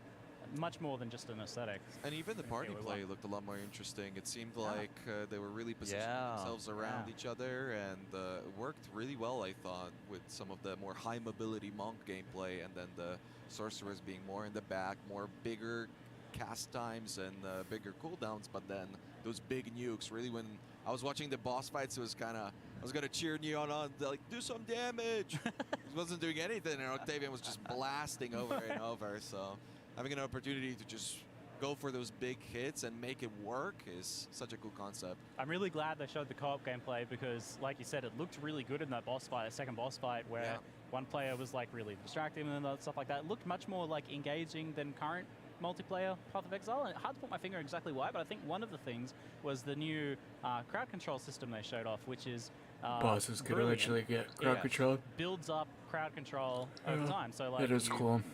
Hit them with things that freeze, it builds the freeze up until you get an actual substantial freeze or stun on a boss. So you don't even need an aura bot to do big bosses on Uber bosses. You build a stun character and you get like lots of little stuns. To do it easier, I mean, you can literally just get like a freeze bot. Just does like a ton of free shit. They've just keeps the boss frozen. So it's like you've technically frozen them, but you haven't. And it's there for the sake of numbers, really. Yeah, but now you're actually like building up to something, and when it happens, it's significant. That's when you're like, you and your party members can start blasting. Yeah, you could see that they were interrupting some of the mechanics. You could also see that when it came to the gameplay, it wasn't as chaotic as usual PoE1 gameplay. They were like stacking up for bigger mechanics and really synergizing well together. Yeah, we saw, and like with the skills that, for example, the Glacial Cascade, the final hit dealing extra damage on the freeze, like you got your monk getting the freezes off, or the spellcaster getting the freezes off, and then synergizing skills across classes as well. There, where someone triggers that big freeze and someone else gets a big damage play off it. And then you have all the new boss fights as well for every single zone, built in mind with the fact that we have the ailment system. So you're probably supposed to. I hope they say, or someone asks, well. It's not just. Is there a cap on the permanent stat upgrades for from the bosses? That was one of the biggest concerns at the last Exilecon for me. That how do you really build this from the ground up to make it feel like it's not just a continuation of Path of Exile 1 and just another expansion, because GG's just so good at releasing these expansions over and over, and you kind of grow accustomed to it. And I know that some other games have been doing that, where they release basically an additional campaign, and it hasn't quite hit the mark. So I think the final decision on, well, possibly, I'm assuming, the final decision on PoE2 being a separate game is going to be really cool. I think we saw much more different boss design than what we've seen in the past as well. It was like, there wasn't just like a bunch of auto attack spam like you get with current bosses. There were much more big abilities per boss battle that we saw there. And they felt tighter, like they were happening end to end. Like there was much less place for the exiles to maneuver. So those crowd control mechanics have a chance to play a real large role there, but also the dodge roll. I feel like that shapes the combat some way. I mean, most of the mechanics looked pretty lethal. Absolutely like you really do have to get out of the way. When we saw Neon die that first time, you could really notice, and just the actual fear that he had for every attack on that second time after that. He'd, like, there's just one pretty generic sweep, and you know you could be a little bit away from it. I saw him run right to the end of the back just to make sure he's not getting hit, and almost every single attack that did hit him, if it combos a little bit, he's going to die, and it made for some tense moments. They really did him dirty. No unwavering stance. He kept getting stunned over and over. I'm like, whoa, they have no mercy for this guy. They rehearsed that segment like a few dozen times as well, and you can tell that the death wasn't planned. I'm glad we got to see the death. They actually mentioned that they did about 20 of those runs, and he died on maybe the last of those runs, and then went, oh no, is that is it going to happen again? So then turns out twice in a row, basically. Yeah. So could not have gone worse, but that's what you want to see. Yeah, started to get in his own head, I think, and was getting a little bit caught out by some of those abilities there. But yeah, that looked pretty brutal, but also quite satisfying. Like what we said, you know, probably you'll be a little faster in terms of actual gameplay with the players once your skills are better supported and things like that. But it's going to be like still fast and lethal gameplay. And I know that's something people will be concerned about. A lot of people see this like skill combos and a lot of these things, and they're like, I don't know if that's the Path of Exile 1, because a lot of people do like the really fast-paced Path of Exile, but it still seems like it's very fast-paced gameplay there. But they do have the option now to go back to PoE. If they really just love everything that PoE 1 had to offer, it's still there. Yeah. Nobody can go and say, hey, but it used to be this in the old days. Well, it's right there you can just go and play it. And a lot of people want that as well. I mean, you see World of Warcraft expanding and expanding over years, but then there's a core style of play that they would really love, and that's why we have, you know, all the like the classic games now coming out as well. And that's essentially what, I mean, I think that's pretty clever of GDG that they're coming out and just giving us the classic experience straight away. Yeah, we don't have to demand in 10 years' time, like, we want classic. They're like, we're you think spoiled. you do, but you don't. That's it. We're bringing desync back. I'm glad we're not going back to that classic. A little too classic for everyone's taste. It's like classic, but continuing to evolve. My mind's still blown about that whole announcement. But you know what? A lot of people also like. I heard people like in the crowd being like, "Tell us why haven't you told us this?" That was gold. Gold, the gold was crazy. Yeah, so they didn't actually touch on it, did they? Oh yeah, there was gold. I didn't even. They did. It was like literally the first thing that comes up because they kill the first monkey and it drops some gold or something. I didn't even realize that. Yeah, there was gold. Well, So that might be desensitized by spoiler for people at ARPGs home, and but Diablo. The cards that we got at Exilecon, the currency orbs, they look different. Very different. Oh really? Very different. But you've seen currency orbs? Oh hell yeah! I have like 2 transmutes. Are they not Kind of just a big deal. they're not just more detailed? They actually look. No. They're like They look very, very different. The transmute looks like a Exalted Orb almost. Yeah, it's like I mean, phenomenal. story-wise, I can kind of justify this idea because we had PoE 1 was very much like you were in a barter economy because everyone was just in survival mode on Rayclass, right? They're all exiles. They're all just like bartering useful items with each other. That's why the economy was built around that concept.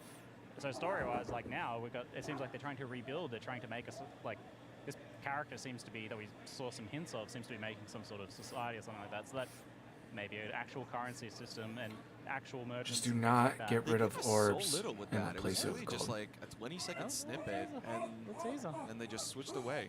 Yeah. So. Well, they did soft test the gold thing with the Ruthless League little event, right. And I guess it was received well enough because I think that was probably one of my least complaints of that thing. Like with gold, yep, that was actually a pretty cool system. Yeah. Where you can go back into town and purchase just a few basic items. So it wasn't like replacing currency altogether, but it was just an addition that gave you some options for vendors and stuff. Yeah, it's interesting because, like, obviously when Path of Exile 1 was first kind of showcased, they came out saying that, you know, we think gold's not a very good system. Here's how we want to do it better. So it'll be interesting to hear soon, maybe when they talk about it, hopefully, why they want to move to this system and how it's going to play in Path of Exile and how they're going to, like, address some of those things maybe people don't like about gold. Keeping gold useful, that sort of thing. I think that's for sure happening. It's so bizarre that they didn't talk about that. Maybe it's one of those things where Chris is like, he missed a slide. I don't know. Maybe. I mean, there was a lot to talk about, so yeah, you could easily skip a few things. There was a few moments where we were like enjoying the gameplay, and we're just like, come on, tell us the things. Give me some off-the-cuff commentary. Come on.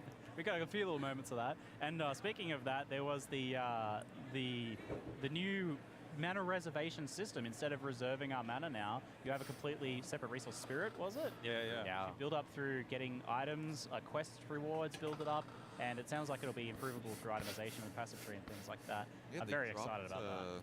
Plus 10 maximum spirit from a boss kill. Yeah. Or reservation right there. Happen. Yeah.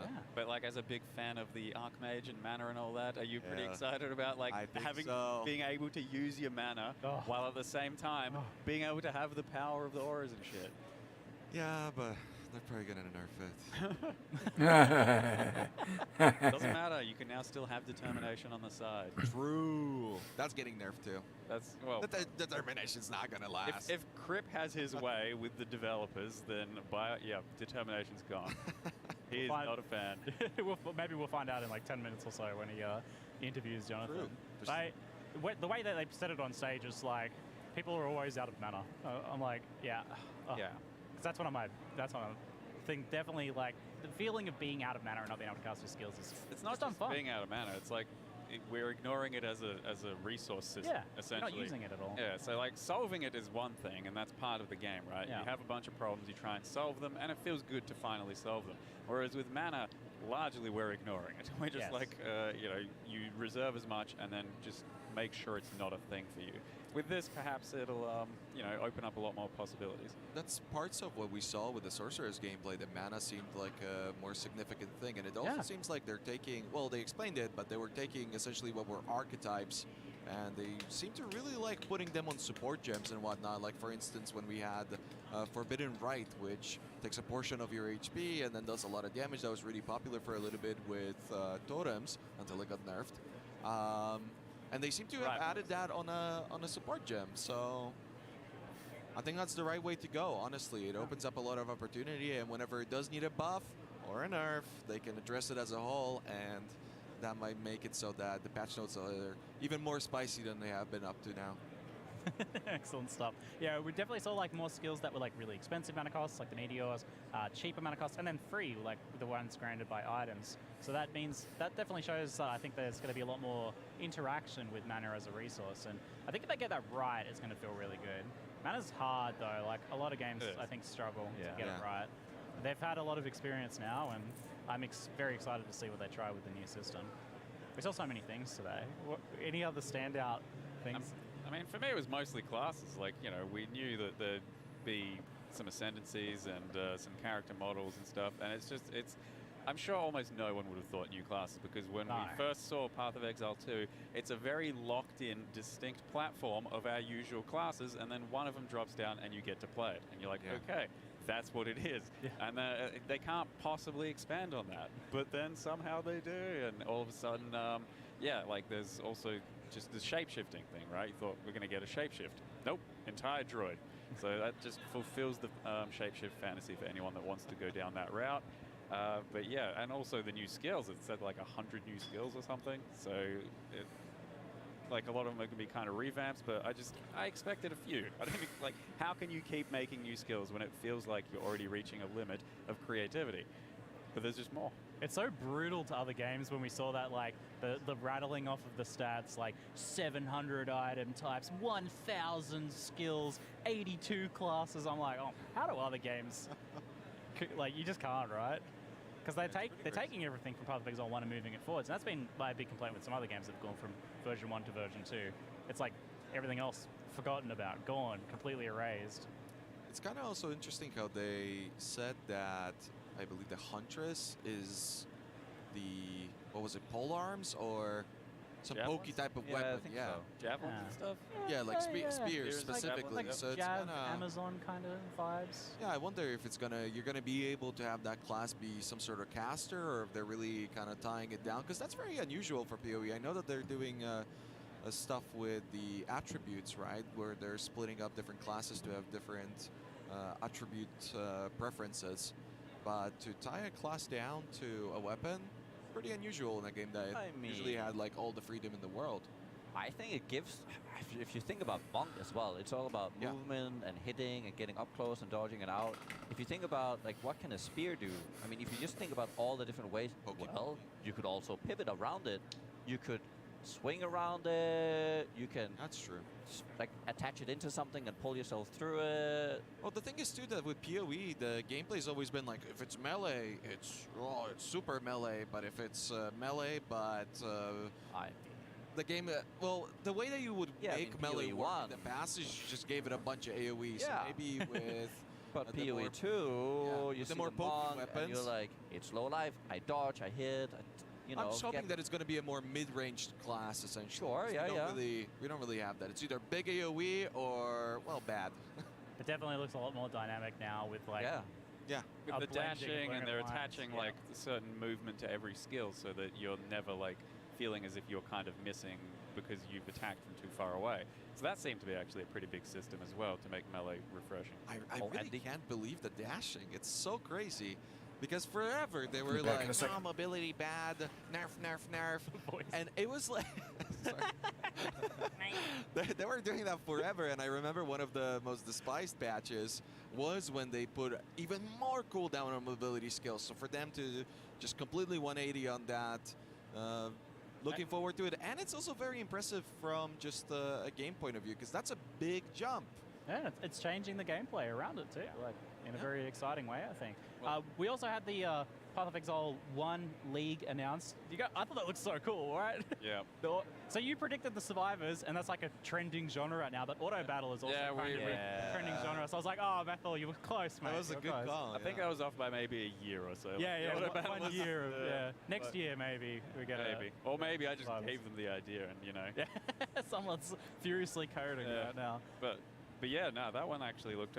It's pretty big scope of that one. It's kind of huge. similar to me of Sanctum, where it's like this separate thing where you interact with slowly and build your own sort of board and gameplay, and then have a big battle. Yeah, it's like and then, tournament structure. Yeah, and then start up another one later. But it seemed very like just a completely different mechanic altogether. And yeah, it was kind of more like grounding us, right? So as opposed to going all the way out into space and killing some other bigger things, it's like it's still from our roots, our ancestral roots, and like the history of the game's characters and combat and all that. All right, you guys have any thoughts?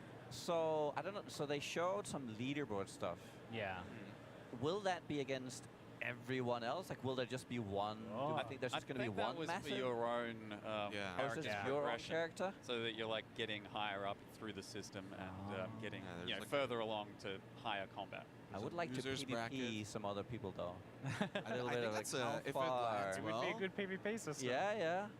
All right, folks, we've been given the wrap-up, though. We're going to be moving over in just a moment to Kriparian interviewing Jonathan, talking about Path of Exile 2, I believe, and I look forward to hearing what we're going to be able to hear about them. Thanks, guys, for joining me for the Stallcast. I hope you enjoyed it. Hope it kept you occupied while you were waiting through these difficult times for the more interesting content. Happy to be of service. Thanks for watching.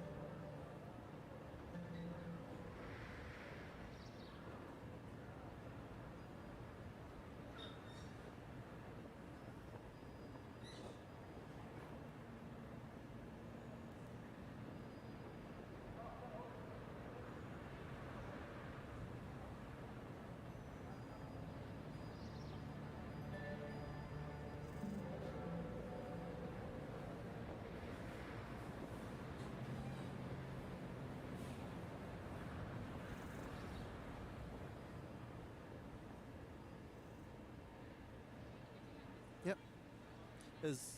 Can you... It's fine? Can you move your mic?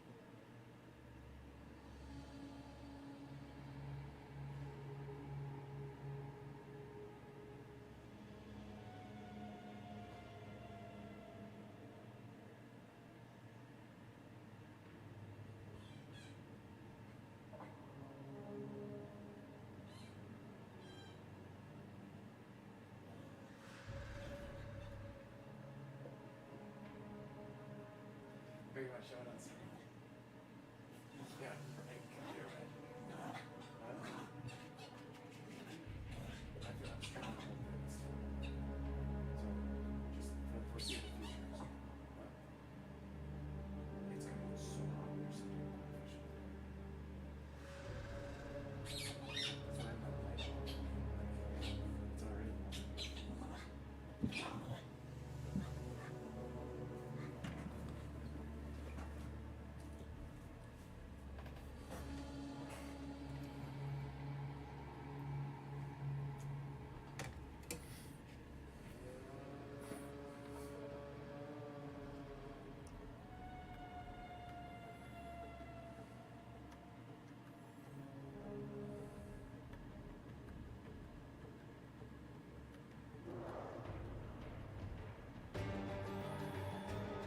Hey, here we go. Talk about the gold. Talk about if there's a cap on the permanent stat boosts. Hello everyone, and thank you for joining us. We have some dev Q&A. There's going to be a few of these, and we are starting with none other than Jonathan. So Jonathan, it's been a pretty exciting start to the day. Absolutely. I mean, it was much more exciting for me up on stage there, man. It's yeah, it's quite a thing. It is quite a thing. I think people seem very happy with what they've heard about PoE 2. I really hope so. Yeah, like there was a huge amount of work that went into getting all that stuff sorted out, and yeah, I'm definitely glad it went okay. Apart from the minor death incident, but should be all right. That's part of Path of Exile. Absolutely. I should hope so. Anyway. Well, soon enough, people here at Exilecon will get to play it a little bit. We'll have some gameplay showcases even right after this, actually, with Zizaran. That should be pretty fun. But first, I personally had a few questions about PoE 2. And hopefully those will answer some questions that many of you have. And if not, again, there will be more dev interviews throughout the event. All right, why don't we kick it off here? So we saw that PoE 2 in the demo, it was a little bit slower gameplay paced than what people experience if they play Path of Exile 1 right now. Right. But from what I've seen in the gameplay showcases, you guys generally try to slow it down for the purpose of the showcase. That's true. That's true. So what is the goal, I guess, is the question. So do we want to change Path of Exile 2 pacing versus Path of Exile 1? This was my number one thing in the video I did. It will be a little bit slower, but kind of not at the 50. Sorry to get technical, but not at the 50th percentile. Like I think that part of the issue is in PoE 1 is that there's so many multiplicative mechanics that go on that like at the sort of 95th percentile, at the top end of player, you get this like absolute ridiculousness with like 600 projectiles per second and that sort of shit. And it's like, well, it's like 600 projectiles per second, it's like you just can't see fucking anything, and so you don't have any ability to respond to boss mechanics. Like I don't think it's as fun as when you actually have like 60 projectiles per second or something like that. You know what I mean? Like we still want it to be ridiculous. It's just that we don't want it to be like at the very top end. You don't want it to be quite as ridiculous as it is. And it's honestly just so that you actually get some interesting counterplay with the bosses. You get some more like stuff going on there. And so that's kind of a thing that we like to do. But then we also do always tend to keep it a little bit slower in the showcases, just because as you're saying, you want to see what's going on, you want to see what's happening. So yeah, like basically, we were using like a lot in the demos as well. Here, there's a lot of like two-handed weapons, which are a bit slower. Just once again to sort of get the idea of the. That's what I use. Yeah, fair enough. But it's like basically we try to show off the game because it looks nicer for like when you're, especially when you're trying to appeal to a new audience. You want to show it off as best as you can. The bit slower just makes it look a bit nicer. But I mean, at the same time, we're seeing that we've still got like all the triggering mechanics and like triple casting, all that sort of stuff. Like all that stuff really will allow you to do the kind of ridiculousness that you expect from PoE still, for sure. Like I certainly wouldn't want you to I still want a player to feel like, oh, I totally broke the game with this bullshit that I'm doing here. Like it needs to feel like you still broke it, just not actually break it. Like I don't want the service to actually be on fire. like they sometimes are. Well, if it's just for a little while, you know, yeah. it's worth the moment. Right. A big one is I heard the audience kind of, you know, wooing when they saw gold dropping off of the monsters. That's a funny one. in PoE 2. Yeah, we never even mentioned it at the keynote, and it's funny because it's like it's not exactly like some big headline feature of, you know, oh, there's gold in this game. Who's ever heard of that, right? It's obviously, you know, yeah, it is what it is. Of all the things that we did in PoE 2, I would say that that's like the only, like every other decision we make, we're like, does this feel like PoE or does it feel like not PoE? And like the gold thing is probably the only thing where we're like, this isn't really a PoE thing, and we acknowledge that. But at the same time, I think it is actually important to make the drop system better. Okay, it's like fundamentally you have this constraint. If you're going to kill a monster and it drops nothing, it feels like shit. And then at the same time, therefore, if you have to drop something, you can't obviously drop a rare on every frickin' monster you kill. So therefore, you have to be able to drop something. And honestly, gold does actually work. Like there's a reason games have it. But the important thing that we don't want to do with gold is have an economy based around it. Like it is supposed to not be something that you know, like people. I don't expect players to be trading with gold to each other. They're going to be trading with other currency items as you would hope they would in PoE. Like that's our thing. Well, I guess the follow-up question would be, what do you want someone to use gold for? So the main thing they should be using gold for is fixing, like especially during campaign, fixing deficiencies in their build. Like if you need this thing to be able, you know, if you need like the right resistance, if you need something like that, we've overhauled the shop very significantly to make it so that there's much more likely to be things inside the shop that will be able to deal with problems that you have. Like if you're fighting a boss, you don't have the resistances, you should be able to deal with that very quickly. There's also rares that you can find in there sometimes for certain things, and we also make it so that it doesn't change every level. Like you get new stuff getting added to the shop that sticks around for a while, so that you get a chance to actually save up and buy it if you see something that you want. And there's also gambling. So like by gambling I mean like buying a base type where you don't know what rare it will be, and you will be able to get uniques that way. That's similar to Ruthless with gold. Absolutely. Well, there's a reason we were testing this, right? We were I see what's going on here. Like, we want to see if it actually works, like when players are exposed to it. So that was absolutely a test. We were like, let's see, can PoE even work with gold in it? Like, you know, and there's been some changes since we did the Ruthless with gold test, but yeah, it was just interesting to see what happens. Yeah, personally, I actually really liked Ruthless with gold. Right. The one thing I didn't like very much was the currency conversions through the vendors was disabled. Yes. So I was sitting on hundreds of jewelers, but I just needed like 3 fusings. Right. Yeah. So there's definitely been tweaks since then, and there's definitely great feedback. Like it's one of the whole reason we ran Ruthless with gold was to absolutely see like what sort of shakes out. It's very hard to do those kinds of tests in the office because it's like the amount of play time you'd have to like work out whether the economy is going to work is pretty extensive. So I'm gonna spin it all the way different outside of mechanics on this one. My first time in New Zealand was coming to Exilecon the first time around, and it was a wonderful experience. And it was really the first time that I realized just how much of New Zealand themes and culture kind of exist, at least in part, in Path of Exile. Sure, yeah. And it was such a wonderful thing to see. Like, I would go to a museum, and then I'd see something that was quite similar to what I've been playing for years in Path of Exile. So how forward is this theming in Path of Exile 2? I would say even more so. I mean, the Kuroi have an entire act about them. There's a lot of stuff going on there. It's obviously, you know, we're inspired by the stuff we see, and honestly, it's really nice to be able to, you know, like take inspiration from what we see around us. Like, we never see this stuff in games. You know, there are islands which like are full of like the sort of New Zealand vegetation that I guess Americans don't tend to see very often. So it's really nice to have all that stuff and make all that stuff, and you know, like it's just great to have some of that stuff going on. That's awesome. Back to a few mechanics, and again, I want to reiterate that, you know, our information right now is just what we saw in the gameplay highlight in the presentation. We might see a little bit more from the players around, but we saw that in the presentation there were just, I think, 3 life flasks and 2 mana flasks on each of the characters. Is that just because they're kind of low level, or is there going to be more of a focus on the life and mana flasks? I mean, I don't know that I'd still call it a focus, but at the same time, we do want to make sure that life and mana flasks aren't useless. Like, they should actually have a purpose. There was some changes to utility flasks because we wanted to make sure that, let me get this exactly right, we tended to remove things that lasted for a duration from utility flasks, so the utility flasks are more responsive to the situation. So for example, if you are currently burning, then if you use a flask to get rid of that, then it will give you, it will remove the burning and make you immune for a while. But if you don't have burning on you right now, it doesn't do that.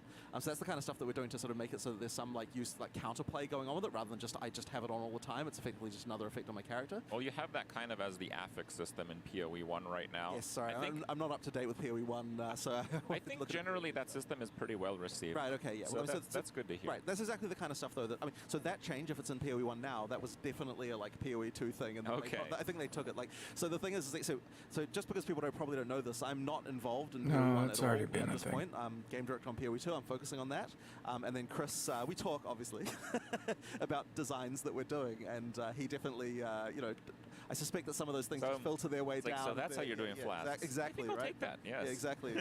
So Chris is in charge of PoE 1, and he sort of The game director doesn't know shit about PoE 1. Kind of double down on the mana situation. Did that just happen? Because we have the separation of That's mana not very for skills and mana alleviating. for reservation with auras. Absolutely. What kind of focus are you going to put on mana? Like if you just took away auras from being mana based in PoE 1 right now, everyone just has way too much mana for everything. Exactly. So we will, costs will absolutely go up. And part of the balance problem that we have is you pretty much just can't really balance skills with mana use particularly easily in PoE 1 because there's just this expectation that everyone's going to reserve as much as they can. And the thing is, because reservation exists, it means that people are going to always push the line as far as they can, and then they start complaining if then skills cost too much. Of course. That they don't have any frickin' mana. And it's like, well, yeah. But so you'd think you'd be able to say, oh yeah, well that's your problem. But we've realized a much more sort of, I guess, once you learn about our player psychology, you realize that no, you have to actually, if you want that not to happen, like people always spin down to the line, so you have to do something about it. So Spirit is the response to that, and it means that now you have an amount of Spirit to spend. If you want to make trade-offs on your build, then those trade-offs should be made on your passive tree, rather than being a sort of like thing that you're doing that. So you still get to make that choice of like, do I want, do I want to get more mana on the tree or not? I mean, there's also the scepters. Scepters give Spirit as well, and that's how that escalates through the game. So if you're playing a minion build, it's very likely, you don't have to, but it's very likely you'll want to use scepters to help with that.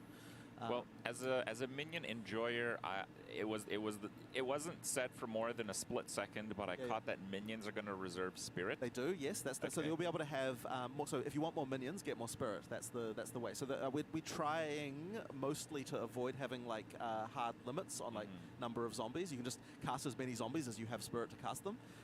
So then it's sort of up to you to choose what this. I see. Yeah. Yeah, I thought of actually asking if there's a way where you can have enough spirit to summon like all the available minions, kind of like a Lord of the Dead type of situation. It should be possible if you spec correctly to be able to do that. Okay. The other thing with scepters, by the way, as a base type, is that all of the mods of them are all like does this to nearby allies. So that means that scepters are a great, they're sort of like a minion supporting thing, but also just like for auras and stuff like that as well, since they give you the spirit. You can choose to be like a Templar, with like a flail in one hand and a scepter in the other. That's like a viable thing, or minions or whatever. Anyway, I'm getting off on a tangent here, but back to the other side of spirit. I kind of wanted to know if there was a different design in auras, because in PoE 1 they have they're gonna crushing your mana pool. It's really hard to use more than like 2, 3, maybe 4 if you're heavily invested. Because now you obviously expect everyone to use some form of auras. But you'll notice the cast on the trigger gems also reserve spirit. Oh. And so then the choice between triggering versus auras is now also a potential trade-off. I see. So there's other stuff going on. Like we really want to make sure that there are different, entirely different styles of things you can use your spirit for. So then it definitely feels like, obviously you can try to do more than one of those things by just getting more spirit if that's what you want to do in your build. But it's still there's definitely a lot more sort of interesting options there about how to trade one off for the other. Well, right now in PoE 1, you can get like an enormous amount of damage, or honestly, in some cases, all of your defensive capabilities through your auras. Right. Do you foresee having such that can certainly high power levels? That can certainly be a way, right? Like once again, if you get I think the numbers right now is like you can get like you start with 100 spirit and aura reserves 100 spirit, but you can get like I shouldn't even quote me on these numbers. I think you get like 600 spirit from a scepter. So it's like you can still, if that's the way you want to go, you can go that way. Okay. Six I never want auras to be from the a kind of person scepter? who's just like, nah, we're restricting everything. We don't want players to do it. No, like we want you to be able to. If you want to spec into something, you should be able to go hard on that thing and get like a lot of it, right? So yeah. I have a couple questions with the dodge dodge roll. I Yes, guess go on. let's tie the first one into the minion build. So right now in PoE 1, it's kind of swerving a little bit away from that, where there's a lot more active minion builds, but there's still passive minion builds. We still have skills like Righteous Fire. Is Grip a minion dot guy? builds. There's a lot of I've never time watched him. between using skills. Is that why he's so all about minions right so now? with a spammable dodge roll in PoE 2, do you foresee some builds they're just like non-stop dodging around the boss while doing passive damage? I mean, it could be it could be something that you do, but I'm hoping that we can provide enough things. Like, so, I mean, ideally the balance produces the most fun outcome, right? Like, ideally, like, okay, sure, you could just dodge roll around the boss and kill it eventually, but you're probably going to want to use. Like, it's funny. I've actually had conversations with designers like, oh yeah, this is the only skill I'd ever use, and I'm like, okay, but then if you just did this, then you know it increase your damage by this, and you get this effect. I'm like, oh yeah, you know what? I guess I'll just add that in too. And then you have that, and then they're like, oh yeah, but then if you added this skill, you know, like now you'd be able to do this as well, and that would. And it's like, oh yeah, well I guess I could use that skill too. It's like we kind of want to promote the balance so that you always feel very much like, oh yeah, I just want to add this extra thing, and I just want to add this extra thing. All right, he does have a solid point.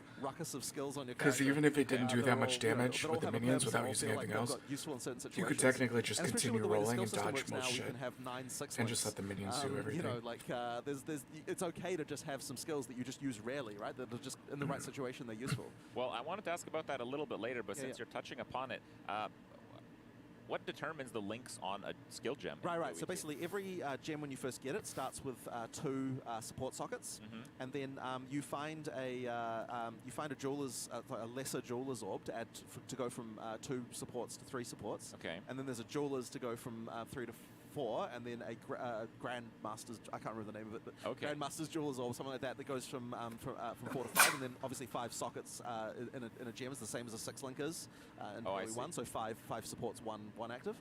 So basically you find those, and the one to go up to the 6 link equivalent is quite rare, like that's still the chase thing, but instead of having like ridiculous numbers of fusings that you're dropping into an item, it's like, you know, you will just find one eventually, and then that's, you know, and because you want to 6-link all your items, they have to be common enough that you can, like, you know, but getting the quest for all 6 links on your character is still like a thing that, you know, you're going to want to do, and, you know, there's some that sounds like a lot. There's so many more options when you're factoring that way. I think so, yeah.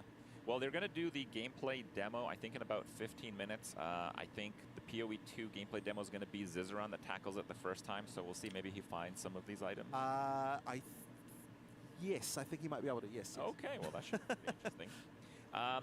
Backing into kind of the dodge system, so in Ruthless right now, they just have the dash. It's a very limiting movement skill. Right. So this is very, very different from the dodge roll. Yeah, and in PoE 2, we get the dodge roll, which is almost like a spammable version of it. Sure. And the skills themselves have a movement component, and it's not just for the melee characters. As you noted with Comet on the Sorcerer, it kind of pushes you back a little bit if you want it to. This kind of brings up my question of, do we need skills like Flame Dash? Will there be strictly movement-based skills? I don't personally feel that they're hugely necessary. Like, there should be enough mobility in just what you're doing that it feels okay. A large number of melee skills have dashes or closes and like various other things. Like, depending on the skill, like obviously different archetypes are a bit different, but everyone, no matter what weapon you're using, will have some kind of access to like stuff that allows you to get around the battlefield quickly. It's just that like there's ways to do that where it feels natural without kind of making it so that it gets to this insane degree that things could sometimes get if you let it get out of control. So like, I mean, all the things like the, for example, like the monk's killing palm, you can go really far with that thing, but you have to go to an enemy. So it kind of inherently means that you kind of get the, like it works really well for mobility and combat without kind of making it so that you're just constantly going jing like everywhere, you know? Yeah, you kind of, we want to make it still feel right, well, and like intuitive and fun and mobile without kind of having that just like you're constantly spamming movement skills to the point where you can't even see what the hell you're doing, kind of thing. Well, from the gameplay people will try out at Exilecon, and from the live demos that you will see, hopefully we'll get some opinions and see how people feel around it. I mean, honestly, the major reason, like one of the huge things about dodge roll to me, like the biggest thing that I'm excited about is the dodge cancel. Because what it means is that, like, just the whole, like, I'm not losing control of my character feeling is just a hugely, really, really important thing. Once you've got that, it's very hard to go back. Like, you've got just, like, there's no lock-in, there's none of that. And, like, it means also that we can make some skills that are slower because it's okay, right? Like, in PoE1, you cannot make a slow skill, because if you did, it would just lock you in for so long, it would feel terrible. They put it on a mind gem and fix it.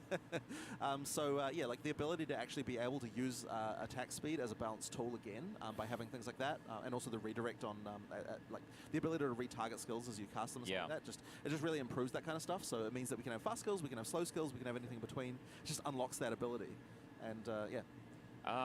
I wanted to ask about the weapon swap system. It's more of like a dual weapon. It is kind of a system. dual specking thing. Yes, it's yeah. So you noted how you can get a lot of the power enabled just from having two weapons attributed individually to each of the skills, and the power that you unlock from the passive skill tree.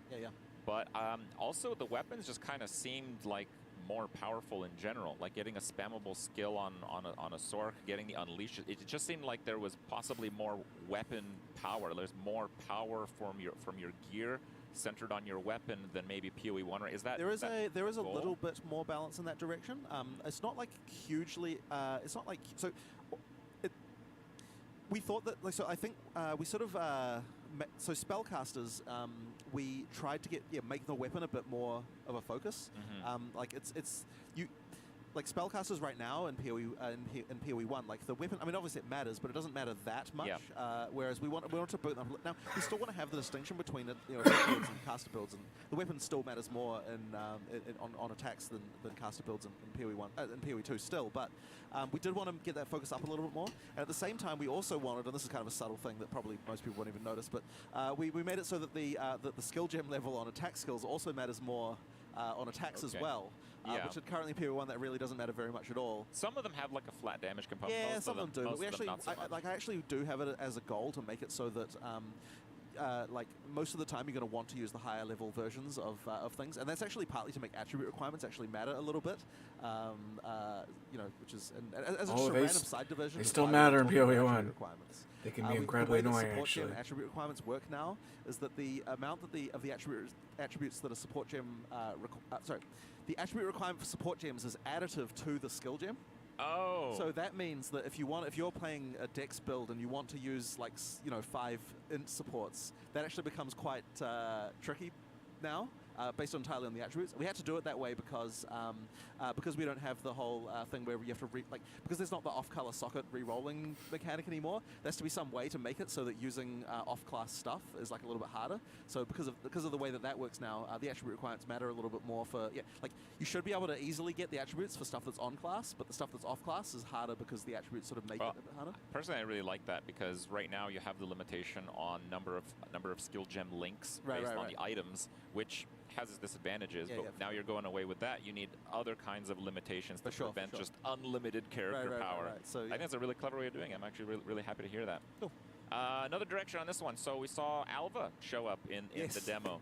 I'm sure this is still probably something you're discussing internally, so I'm not sure how much you want to share, but are we expecting many familiar faces or league mechanics in PoE 2? Well, I mean, for a start, as we've already said, certainly league mechanics, many of them will have revamped versions in PoE 2. Okay. Obviously, so the main problem, honestly, is like you see an old particle effect next to a new one, and it's like, okay, we have to update that. This is pretty much soon you're like, have to update it. Like all these things sort of go on. But absolutely, I mean, we are going to be like canon correct as far as like the ages. Does he even know who the Eater of Worlds is? This is PoE 2, but Alva is a time traveler. He's never played PoE 1. The Eater of Worlds going to be in PoE 2. So we get away with a bit more there. Probably. That's pretty cool. Yeah. Anyway. So one thing that has actually, in my opinion, really defined Path of Exile and kind of pushed the RPG genre is the different game modes in which you can play new content in equally. So you've always had, hardcore and softcore, but we also have solo self-found. Now we have Ruthless, which is very exciting for me personally. I'm a Ruthless enjoyer personally. Will these game modes continue on in PoE 2?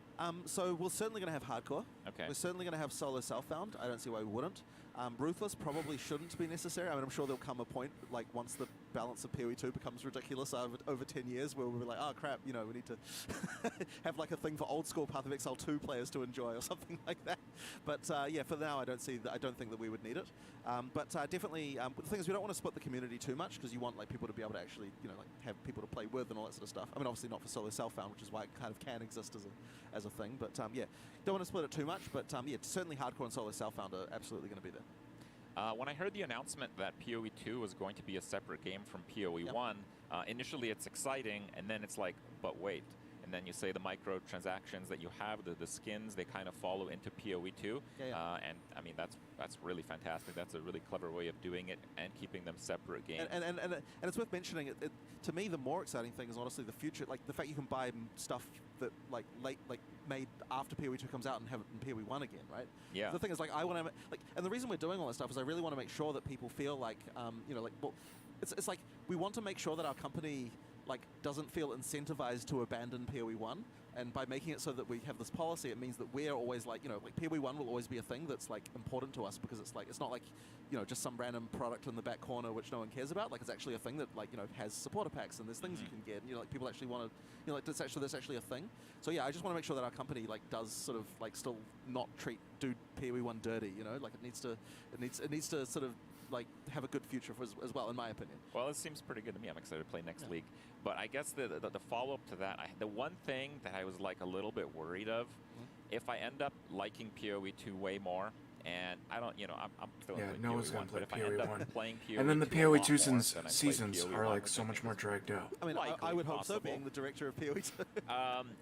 The race rewards, I'd love to be able to at least use their skins in PoE2. Right. Have you thought of doing anything Well, like so that? basically anything in the microtransaction stash is something you'll be able to use. So it would depend on whether or not at some point Chris gets around to implementing the thing where you can pull them off and turn them into a skin.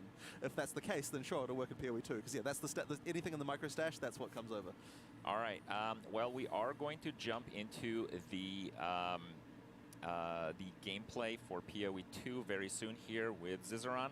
I think if we have just another quick second, I'd maybe ask you, what's your favorite power fantasy in an ARPG, and have you made it yet in PoE2? That's a really hard question, because you're basically saying you got 30 seconds. Oh, Jesus Christ! I always hate these ones, because it's like, you know, we made all these classes, and but I think probably like one of the main reasons that we went with the whole like 2 classes per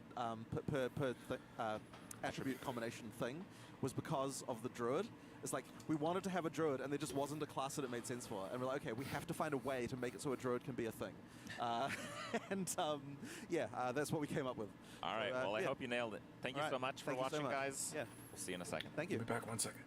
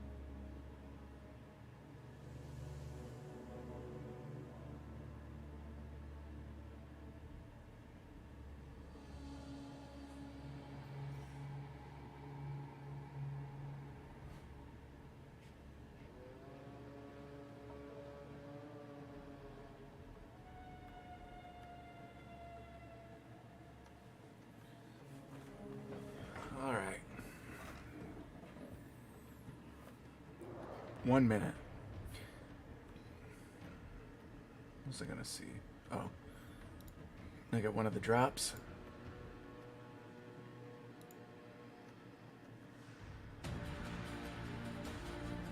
That was nice of him. Hi, Scissoring here with another live stream. Or hi, Scissoring here with another live stream. And we are going to have a first look at PoE 2. And I feel like Act 3 looked really hard. Ooh, Act 4. I think we do Act 3. I really want to try Sword. I think that's just... He's got to do the same damn act? That's just, in like all ARPGs, been a fan favorite of mine. Ooh, why does it look so bad? I am going to try to speed Oh. run a little bit. Was he not supposed to show the map? Quick glance on all the items. I don't think he was supposed to show the I have map. a feeling- Because the other guys didn't show the especially map. wanna, like, look at things later, and I think a lot of people Oh, well, want to no, look he's at got it. the auto How map did we now. spend on vendors? Okay, so I that feel looks like the they same. didn't talk enough about gold. Oh, hello. I want to see how much information we Oh, that's can cool. get out of everything. I like that. Hopefully I that's like that free better for than the little stash. square in the corner. This account has no stashes available. All right. Cross the Sandswept March in the search of a cigarette. Okay. All right. Now, if I die, it's because I'm not used to the keyboard and the mouse. That's the main thing. Okay. So it's very important to remember. It's not that I'm bad. Mm. Oh wow, it's so weird with the delay. That is wow. That is really gonna take some getting used to. Ooh, that's one way of saying, ooh, I don't like Unleash? that. Okay, good. I'm like, I almost want to open up settings, like enable like overhead health bars and everything. Hold. Right, I really want to try to get to a vendor. I also want to try to speed run. Cause I think we're, oh no. And I also want to try not to die. Oh wow. Oh wow. Very different feel. Unleash is pretty fast to activate. I'll try to group things up. Ooh, you better use a health potion. Okay, we got gear. I feel like they didn't pick up enough gear, so I want to pick at least one up. Okay, that's good. Right. Is that Frostbomb? Okay, good. Things hit a lot more than what we're used to. That'll freeze it for sure, right? Wow, it doesn't actually freeze. Cold, chill, and freeze resistant. Right, okay, cross the Sandswept March. I don't know how much we need to kill. Oh, never mind, actual boss already.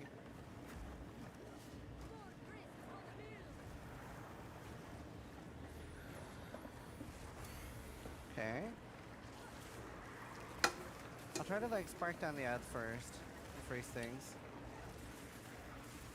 It's very, very smooth at least. And the skills look amazing.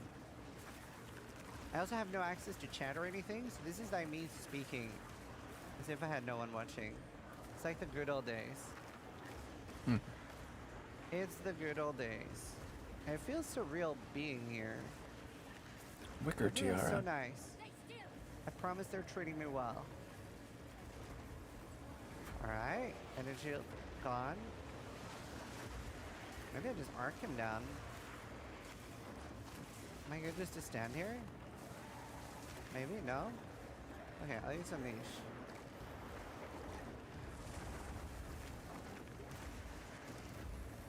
I don't know if I actually need to kill him, but I kind of want to. Surely he'll drop something. Surely. Right? Very easy DPS. I mean, I might just be better arcing him. Yeah, I was gonna than say, it looks like Arc's Unleash. doing the most damage. Wait, I'm Looks supposed like it's to doing as have much damage as Combat. Level 9 Fireball.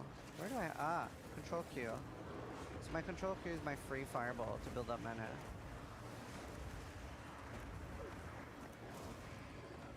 Okay, I mean, this thing needs to go.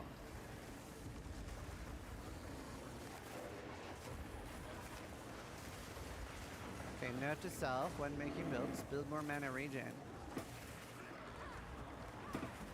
The game's out in a year and a half. I'll also try to hover over some Might want to write skills. that one I still down. have some support gems. Might forget that that time. I wonder if we can stun. Like, I saw the monk stun someone, but maybe that's physical damage only. Well, he's getting there. Oh no. I mean, he's going down.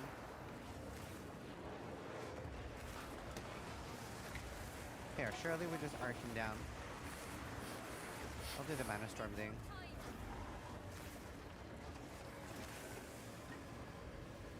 It's very odd. Oh. Wow, you get stunned You a can lot. dodge. Remember your dodge, sis. It's very odd to have the ability to move you backwards. It doesn't always move you backwards either. Okay. Got a lot of armor. Wait, do I have it? Oh, I do have overlay. Oh my god. I wasn't sure. They didn't show an overlay at all. I know they usually don't, but sort of, I had concerns that there was no overlay. I was worried that would just be a trend. But we have it. We do actually have an overlay. Alright. Ooh, hello.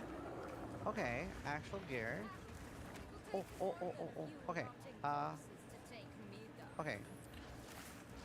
Oof. System Tetris. Ooh, feeding frenzy. I don't need that. Alright, shoes. We have no crafting currency. Unleash. Oh. Oh, this is so interesting. Frozen Nexus. Supports chill ground when they freeze an enemy. That's on Frostbomb. Mana Tempest. What was it that did again? Just a circle. Stand in it, you get stronger. In case somebody wants to see that. Just so you can clip it. This is beautiful. Alright. Chance to shock. Alright, we'll move on. I actually don't think I had to kill that. So what's this? Cross. Oh, that's a checkpoint?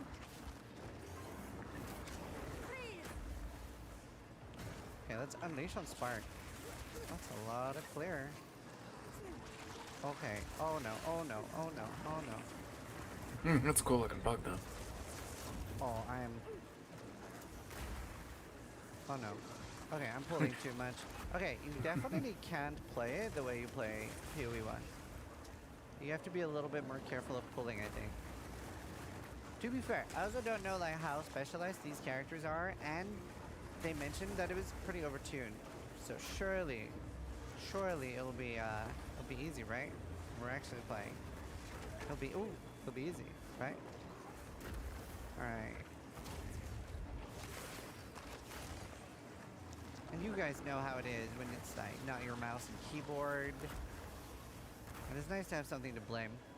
Not yourself. You never want to blame yourself. That's rule number 1 of gaming. Give him a treat. Alright. I wonder if they still have utility flasks. Cigarette encampment, Marsh Crossing. Let's search for cigarette. That's the encampment. Surely I need to go southwest. Very large areas. Just like doesn't feel super linear to go through. I'm not 100% sure where to go. Let's try Arc with Unleash. Arc's not great with Unleash so far. Both the Ice Nova and the Comet are pretty alright with it. Ooh. I should use Frostbomb more. To be fair. Oh yeah, that does good damage. That's so nice. That really feels really impactful and good on the Comet. When I first saw it, I was wondering if they had some sort of similar system that we've seen in other games with like that you can choose the element of a skill. So you would have like that it was just Firestorm but cold, but it is actually its own skill. Oh. I mean, things are like slightly different here. This looks like some form of progress. Works. Here. I remember the last time I did this, I kept the overlay up the entire time and people were very annoyed. They were like, why do you have the overlay up? I feel like most people that actually play games do. But I will try to keep it down for more for this one. At very sweet requests from a lot of people. Now, if I actually get time to, oh wow. If I actually get time to try the demo when I'm not doing something on stage, I'll get 45 minutes to try. So I am going to try to complete one of the acts. Because they said it was going to be almost impossible. We do have Tai here too. And that's kind of why I'm like trying to run through some things. Wait, please don't say I went backwards. Please say I was going the right way. Surely. Surely. Okay, well, vendors. I really want to see what gold does. That's the #1 priority for me. Oswald, the hooded one. Kane? Identify items. 4 items identified. Hello? It is Kane. Wait, what? What? Okay. Well, can I vendor things? That's very surprising to me. That's so cool. Okay, we'll sell items first. Do they sell things for gold or transmutes or wisdom scrolls? Oh wow, they're selling for gold. All of them are selling for gold. Did I buy orbs? How does this work? Wait, does this sell for gold? This sells for 1 gold. Wisdom scrolls. There's no wisdom scrolls? Yep, you buy them for gold. Okay, and I buy things for gold, and I don't buy orbs. And I haven't found any orbs, but I think we saw an orb. Right, do I have an instant life flask? Charge recovery.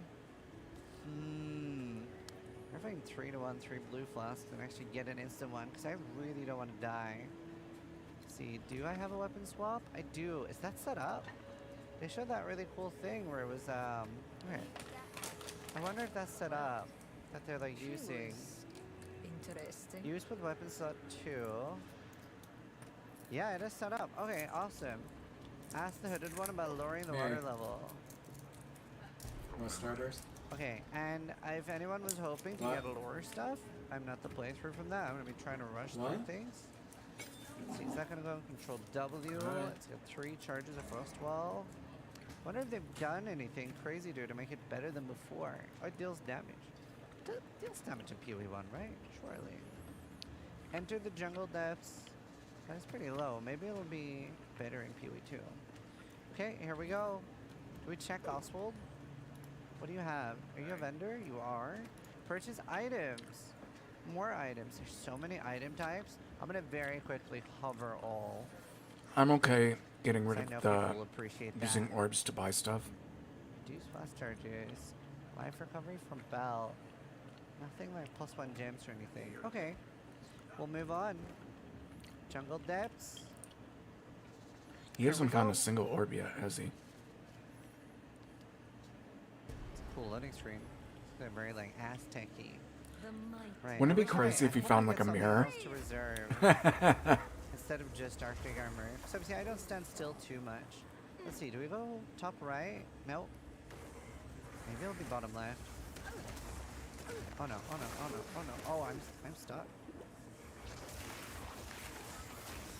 I mean, Arc is pretty good for damage, especially because the first enemy you hit takes a lot more.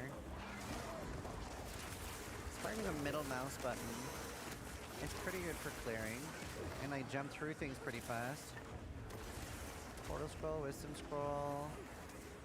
Okay, I'm trying to phrase things. Okay, unleash and thingy. Comet. I think it's just like mouse button 1 is Arc, which is a bit odd. Let's try Frostwall.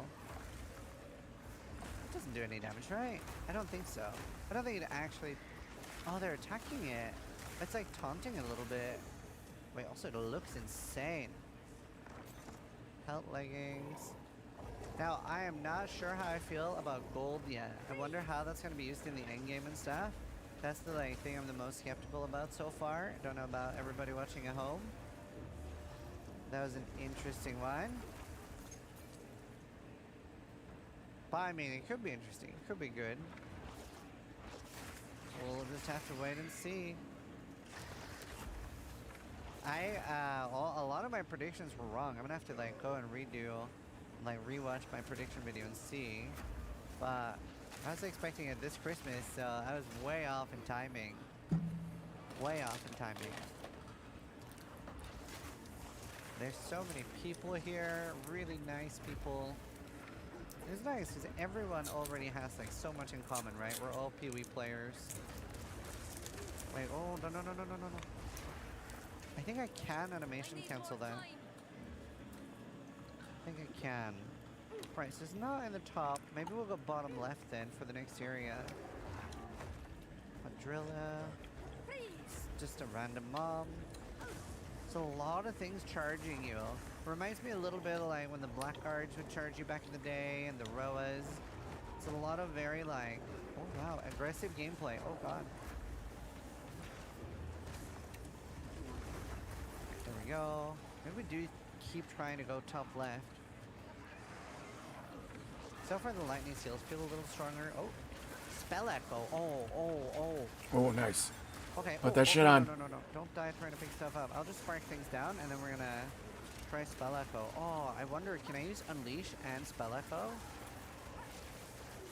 Oh, that'd be dope. Okay. Okay, unleash. Town They're portal. very tanky, the like Town portal and put it on.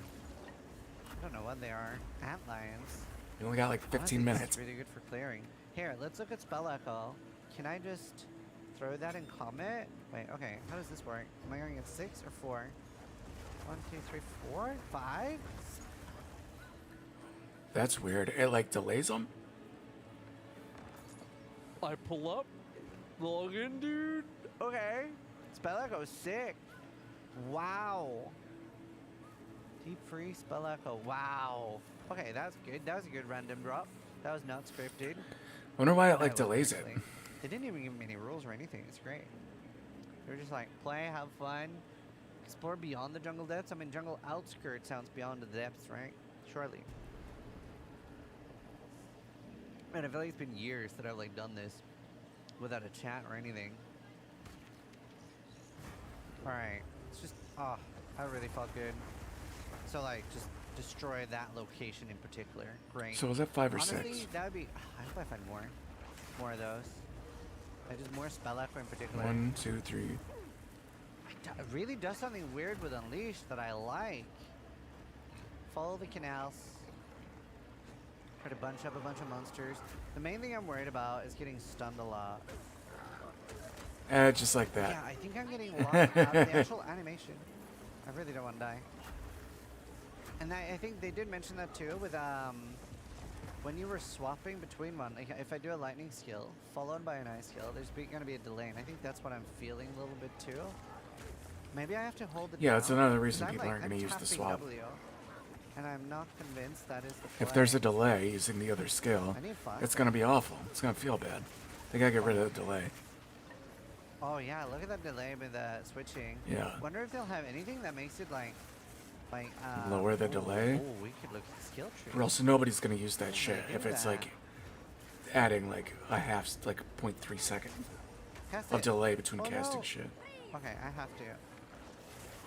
I'm like running low on potions and getting like whittled down. I could portal out. They do have a well in town. I guess that's what that's for.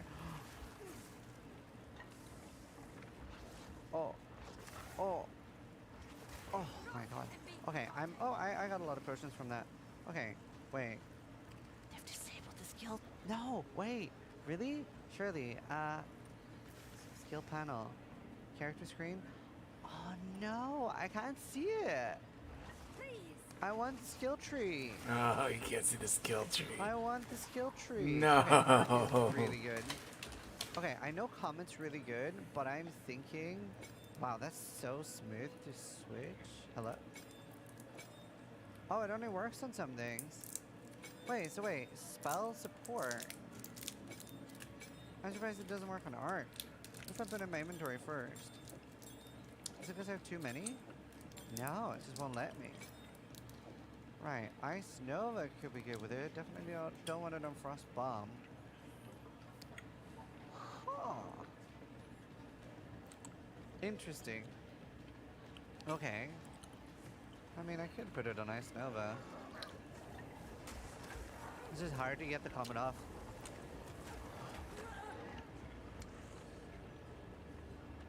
Okay. Restricted checkpoint. Get rid of that delay. It's pretty hard. It's pretty hard.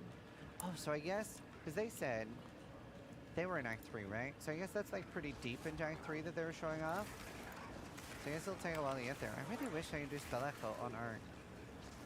Or Spark. The Spark, I had no blue gems.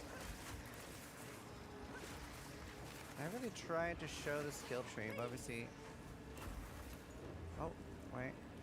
Okay, there. That is very nice for taking out everything.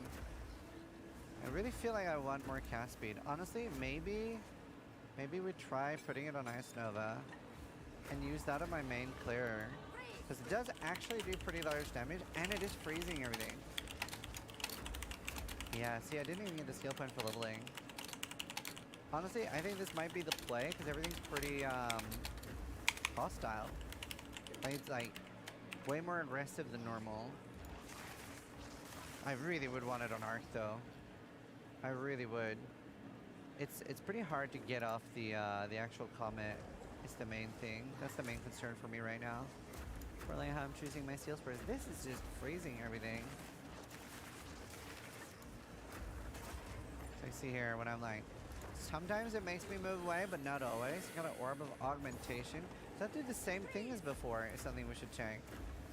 See what's changed. Got my 10-minute warning. Okay, so we can still identify on the fly. We don't have enough strength for that. Augments a magic item with a new random property. Alright, so that's the same. 2 already. Let's see, do we have any with 1? I don't think we do. Jeez, We looks haven't found a transmuter. or crazy. anything. We couldn't buy any currency from the vendors.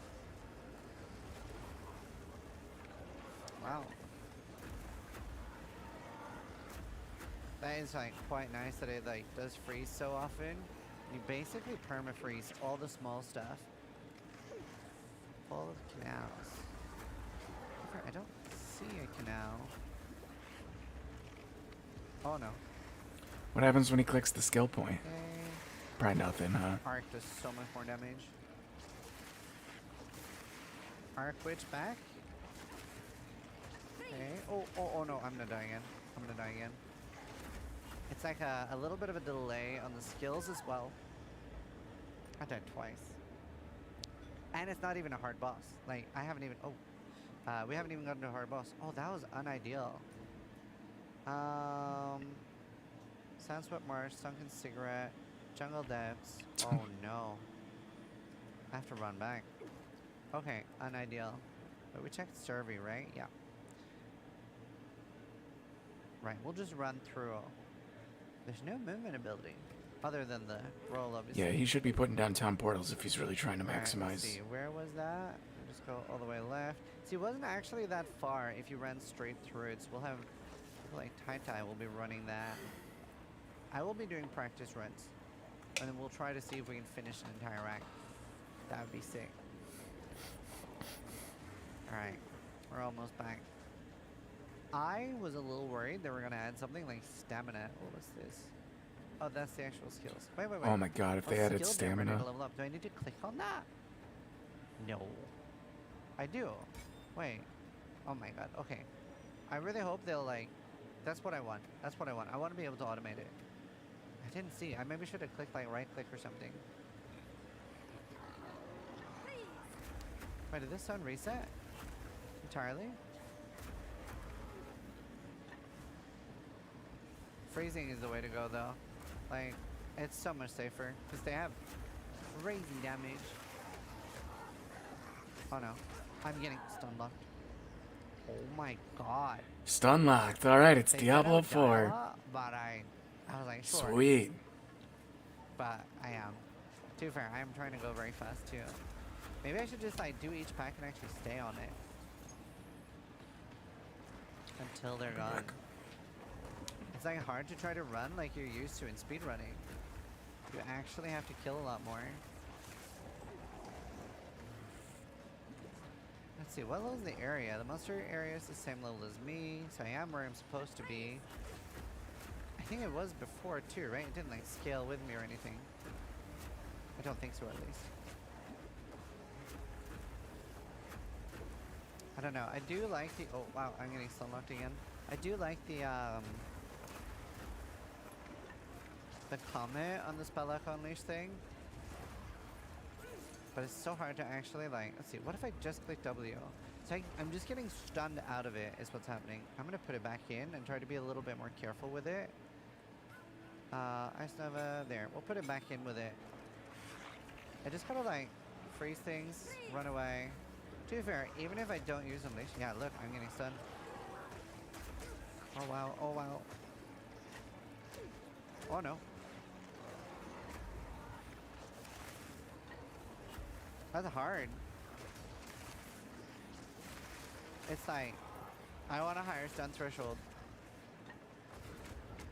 Because it's not, I don't really understand how the, like, run back move thing works. Part of the comment. And I am animation canceling way more than I like. You know, sometimes in PoE 1 you do that too. It's very different. Wow. I actually can't get a spell off. Oh wow, oh wow. Oh, I am very not in a good spot here. Surely. Oh, okay, die.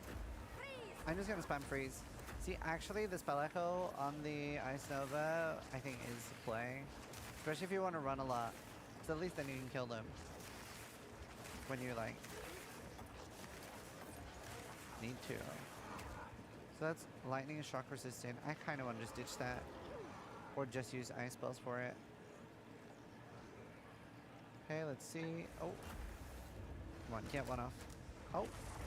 I wonder if there's like a certain part into it that as long as you've gotten like that far into the animation, it can't be stunned. So I feel like, oh, I don't get stunned in the last half. I'm gonna light my 2-minute warning. 5, 4, 5, 4 minutes. All right. See if we can get to the next zone. It's a big zone. I hope everyone watching at home is enjoying. I hope people will be enjoying watching Exilecon online. It's great fun being here. Trying to post a lot of stuff, obviously. And yeah, for those that are watching while at Exilecon, try to die less than I do. Oh no, oh no, oh no, no, no, no, no. Don't die after having said that. No, no, no, no, no, no. There we go. 3 minutes. See if I can get to the next zone. There's no way. Too fair, this is my first time going through it. I have not seen this before. And I have no charges left. Arc is insane. Yeah. Arc is actually so insane. Uses a lot of mana though. I wasn't using mana floss in the start. Alright, I have to go up there and to the right. It's so different from PoE 1 layouts. Like, it's so much harder to find. But also, after 25,000 hours of PoE 1, you kind of get a very good feel for it, I guess. I think the fact that we have Identify All is going to be very well received. It's going to be very crazy seeing people's reactions after. Because I don't get to see anything yet. I don't see what you guys are saying or feeling. There's a 2-minute warning. Let's just run. Let's just run to the next zone. Surely it's on the right here. This looks like progress, right? Surely. Oh, oh no. Oh no. I'm so stuck. I'm so stuck. Am I gonna bleed out? Jump. Please don't get stuck on that. Please be here. Oh no. Oh no. Oh no.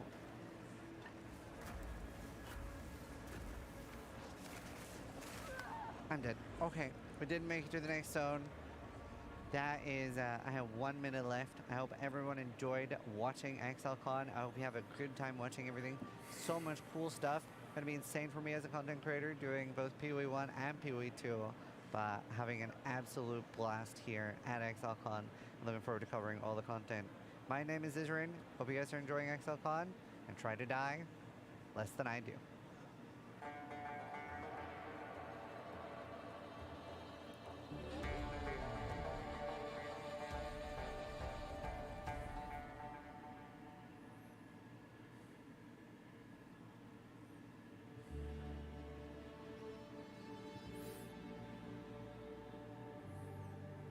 Character skills. They might want to address their reasoning to make that delay when casting shit that makes you vulnerable as hell. Because I'm going to be completely honest, that looks absolutely terrible. They need to, I feel like they should just take that shit out.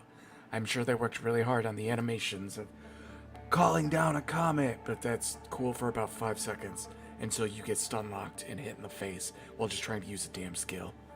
Like, that's just bad. That's just not good. They got to get rid of that. Or make it a ton quicker.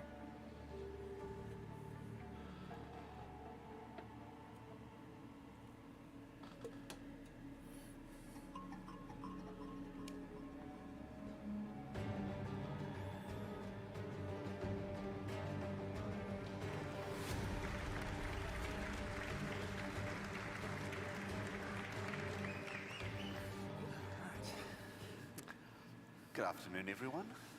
Welcome to our talk today on character skills. So many empty I'm seats. Rory Rackham. I'm lead game designer working on player skills for Path of Exile 2. I'm joined by our principal animator, Ed, who's done all of the amazing animations for the player character, and Jonathan, the game director, who you will remember from earlier. So, today we're going to talk about all the huge improvements we've got to player skills in Path of Exile 2.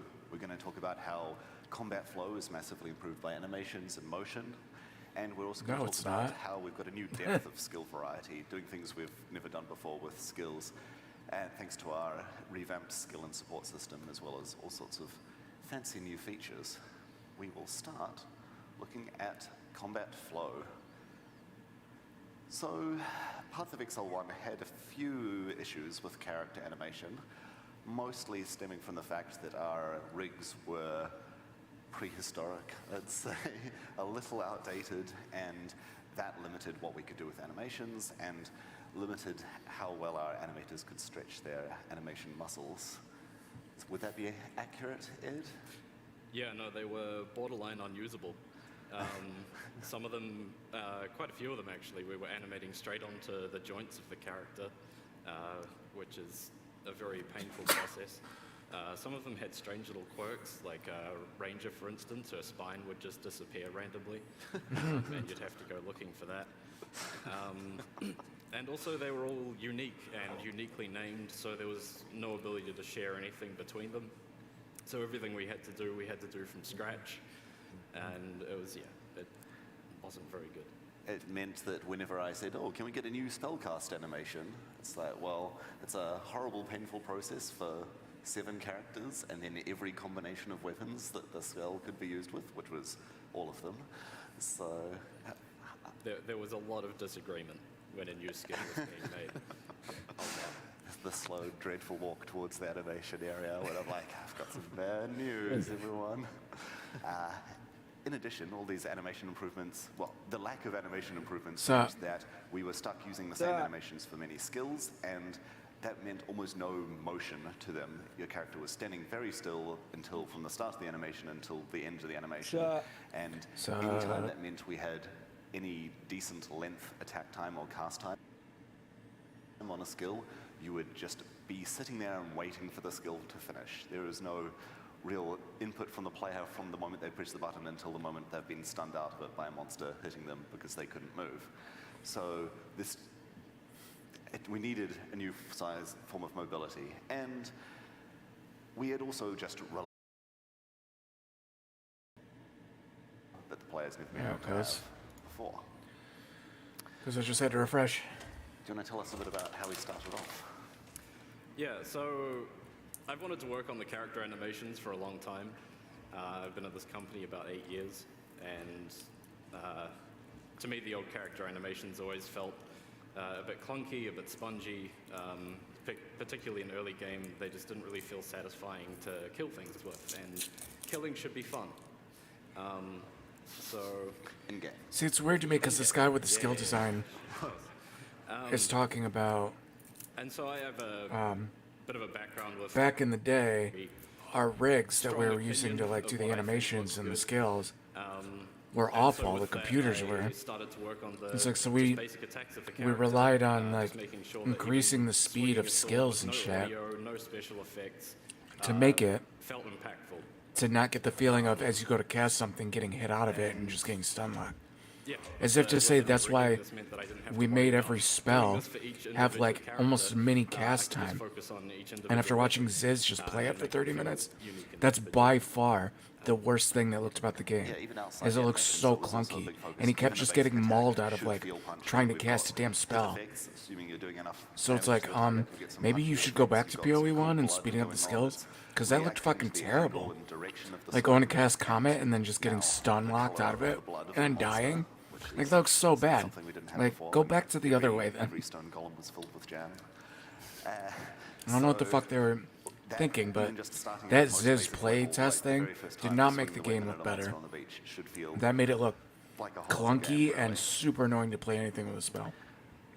Looking at the momentum and the actions, this is where there's been a huge amount of iteration, all sorts of cool tech that we've got to make the character feel mobile, make the character feel like they've got control and that everything has a physical presence to it. So the basic melee attacks all have a step attack built into them. So if you're up close, you'll just perform the attack normally. But if you're at a distance while running towards the monster, you will start the attack while continuing on at your movement speed. Figure it out. And Yeah. then by the time you reach them, that's when your weapon will strike. It didn't look So it has a clunky when really strong The flow demo did not of look clunky. developers were playing it. Yeah, when Zizaran played which it. also gives melee characters a huge combat Like, advantage. he even said it a couple times. There's like a delay as you cast stuff. And he didn't want to, like, say anything bad about it for obvious reasons. But you could tell he wanted to be like, this is fucking stupid. Like, I go to cast something and something runs up and hits me out of it. And then I just get stunned and, like, my ass kicked. And I didn't even get an attack off. Like, he didn't say that, but you could tell. Like, that's probably... About the step attacks on how we did that for the regular melee attacks? But it cancels you. Yeah, so, Correct, but it cancels. Cool, so you just roll backwards, start to cast it again, and then get hit by the same damn monster running after you. Like, like you don't roll far enough away to get that animation off. That just means you stop getting hit for a second, go to cast it again. He just runs up and hits it out of you again. That isn't really a fix. Is every single spell super slow? No, like Arc isn't, but everything has like an animation. It should flow nicely into the... Like Arc's obviously faster than Comet, but it made it look like Comet was basically fucking worthless. That have movement built into them. We've also got a different variant of that, which will play depending on whether you've come from a run or if that attack is far away and you just I think what they're doing is they want to show off, like, because like when you summon Comet, she does this cool like raise her hand up in the air and then bring it down. It's almost like they're like whipping their dick out and being like, "How cool this animation is!" It's like, yeah, but the animation's cool, but you get knocked out of it half the time, like, and then you get stun locked half the time. It's like it's a cool animation, but it feels like shit to play. I'm not gonna care about that animation 5 minutes after seeing it. It's like, yeah, oh, that was dope. All right, I'm never gonna notice it again. I'm gonna notice not being able to cast it because shit keeps running up and hitting me. Well, there's a little bit coming up with how many animations there are, but there's... What are you most playing? basic attacks will have two I'll different tell steps. you if it's clunky or not. Excuse me. What are you playing? With some of the shorter ranged anticipations, we were getting some foot flicker when you were coming out of a run, so we had to do steps that started with the left foot forward and steps that started with the right foot forward. And then we also have different... I heard someone say PAX animations, East of course, if tickets, you're holding like, a sword and a you have to shield, buy or a sword hella and a in sword, advance. Or a sword and a I'm scepter. sure it's already sold and, out. I know. So, yeah, It explodes. It Yeah, explodes. and I assume PAX West just as bad. I've been busy. Yeah.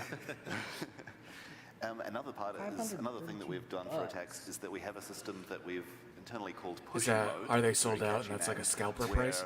Objects that have No, size, actually, usually you let can me walk up to them and you 4-day and badge, the zombie 260 just can't move past each other. But now if you're bigger than the zombie's bigger than you, or you're doing an attack that has Do they do a motion one-day to it, pass? you'll have bonus pushiness and you can move that monster with you with the attack or slide them to the side depending on the skill. Yeah, Friday and only, very Saturday large is monsters 71 can just push straight through It's not swarms of awful. enemies to reach you. And conversely, when you say turn into a giant bear, you can now just wander through. I don't know how much monsters as parking they would push to be. the side, Maybe you could and they just... don't. Do you guys have a... Being a bear does have an advantage of size in Yeah. more ways than one. It's like I have no idea what public And transport that Seattle also just is. makes combat feel like we can block the player off because now they have options to Yeah, push I can through if they haven't got too surrounded or they're fighting anything too large. Be like 20 minutes. We also have much Zip more on control down during there. reactions. There's a window at the start of every attack and sometimes throughout an entire Friday. attack where you can just shift your direction, Not meaning if you start a very long attack, care about. you can realize you've made a huge tactical blunder and switch to which direction you're attacking entirely. The longer the attack, the more you can turn around during it. Yeah, see, this It looks makes it great for clunky as falling hell. as well.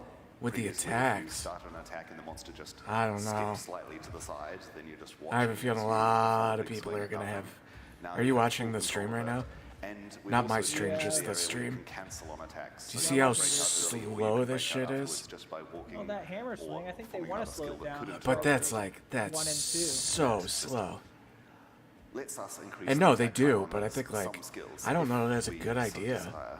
not every skill is going to be a super slow thing. Well, The sure, idea there's is that you've got faster the option attack now, speed and it'll but speed up the animation it's much and more shit. They're throwing, advantageous like, and really less of a mistake to press a I mean, long Arc time was button. wasn't it would be that Arc wasn't slow. terrible. Change your mind Arc for wasn't once. terrible, but this is like it feels like that skill's gonna be almost unusable.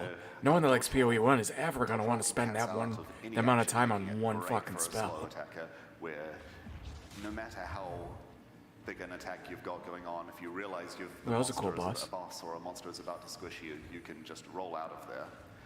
As Jonathan Yeah, like mentioned, Arc has you like almost can no cast time. have immunity to attacks and many projectiles I don't right at the start understand of the Pax dodge roll. West. So None of as this you can shit see in this I don't example even here, know the what player it is just perfectly timing their dodges so that they're missing every single attack from the enemy. I'm not going.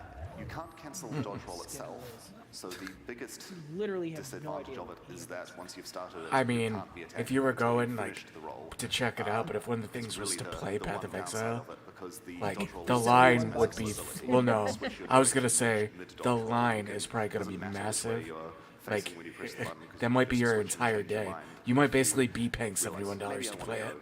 go in an opposite direction. How was PAX West? Well, I stood in line, Faster than running. played PoE for It 20 might look minutes. faster than running. Maybe not even It's that. more stylish than running. I think I have enough hours in And Path of it is Exile that hard I'll get sometimes to stop yourself just rolling like Diablo 4. everywhere. It's technically a defensive advantage just in case there was some monster that you hadn't seen coming You at never you. know. You never know. The threshold's My gotta advice be is 1,000. roll everywhere all the time. Just to clarify that, it isn't that it's not faster at Well, some points keep the in animation, mind, it's Path of faster at the Exile, start and Blizzard slower has at the their end. own client. So that means that the I don't know how overall Path of average Exile speed can, is the same as your if they run, can like but, you see get faster that and as slower. easily as They can Blizzard It does definitely can. scale with your they can move definitely speed as see well. Yeah, yeah. So the faster your character's move speed, Yeah, the probably. slightly shorter the dodge and slightly further it will take you. So it evens out, and it makes the animation still feel natural. like, It doesn't get ooh, crazy meet the fast guy who until your made character Fire gets Emblem. No ridiculously fast. Right. I'd just like to draw attention on that The last guy slide, by the way, to the who- fact the character was rolling between the monster's Some legs. streamer called Sailboat. Never heard Oh of yeah, him. and it doesn't work Chris with Wilson- slams, Wilson will be there, as though. You can see from this poor dead character here. That I see.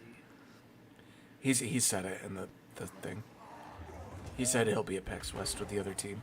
Do you want to tell us about Well, some of the I blending just clicked between on the animations guests. that we have? Let's see. Yeah, so Expo Hall, maybe. I took a different approach to a lot of the attacks and how they were animated. In the past, we had the character's Oh, the idle, grinding. and every attack would start and finish in that same idle. Oh, yeah. To try and get the combat to Booth keep moving. 2905. I just kind of did away with that. Showing off And Path of Exile 2. I guess if you there's saw a with bunch the of basic things attack and stuff before, there. it was more of a left-right continuous motion with it. Put me on the And fucking stage 'cause I as you have can no see idea here, what this it guy is. just keeps rolling with the slams. What I found while I was doing that was a lot of attacks had common points that they would move through. And those kind of came, I guess you could call them like sub-idles in which to start and end attacks in.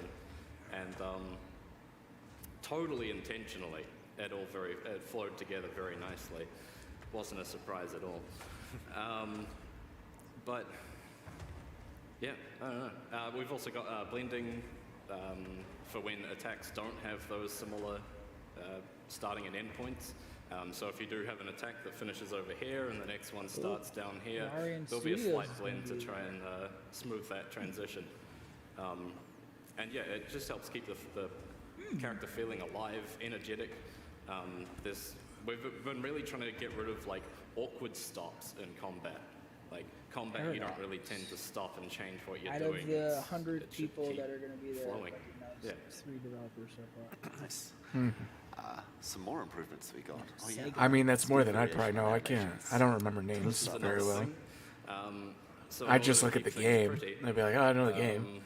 No idea what the fuck with the developer the is. though. longer animations that we have, when you start to speed them up to ridiculous speeds, as happens in this game,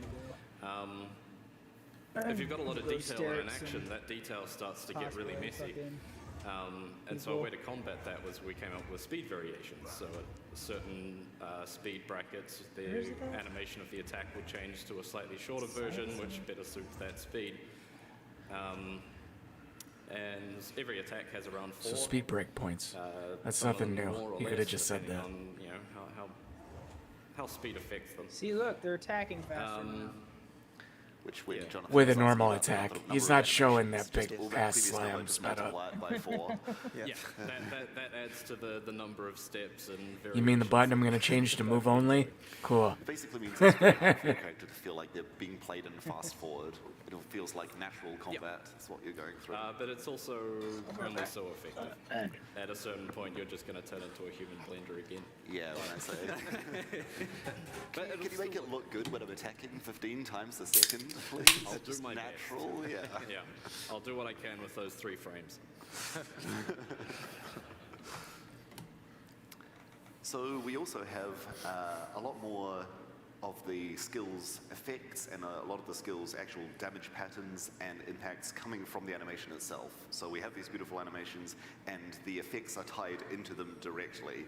Our effects artists have made some amazing trails that just add so much to the swings that they perfectly match the motion of the swing, and the timing is all animation controlled. It seems like attack speed and cast speed are going to be immensely more important than they were. I mean, they were already important.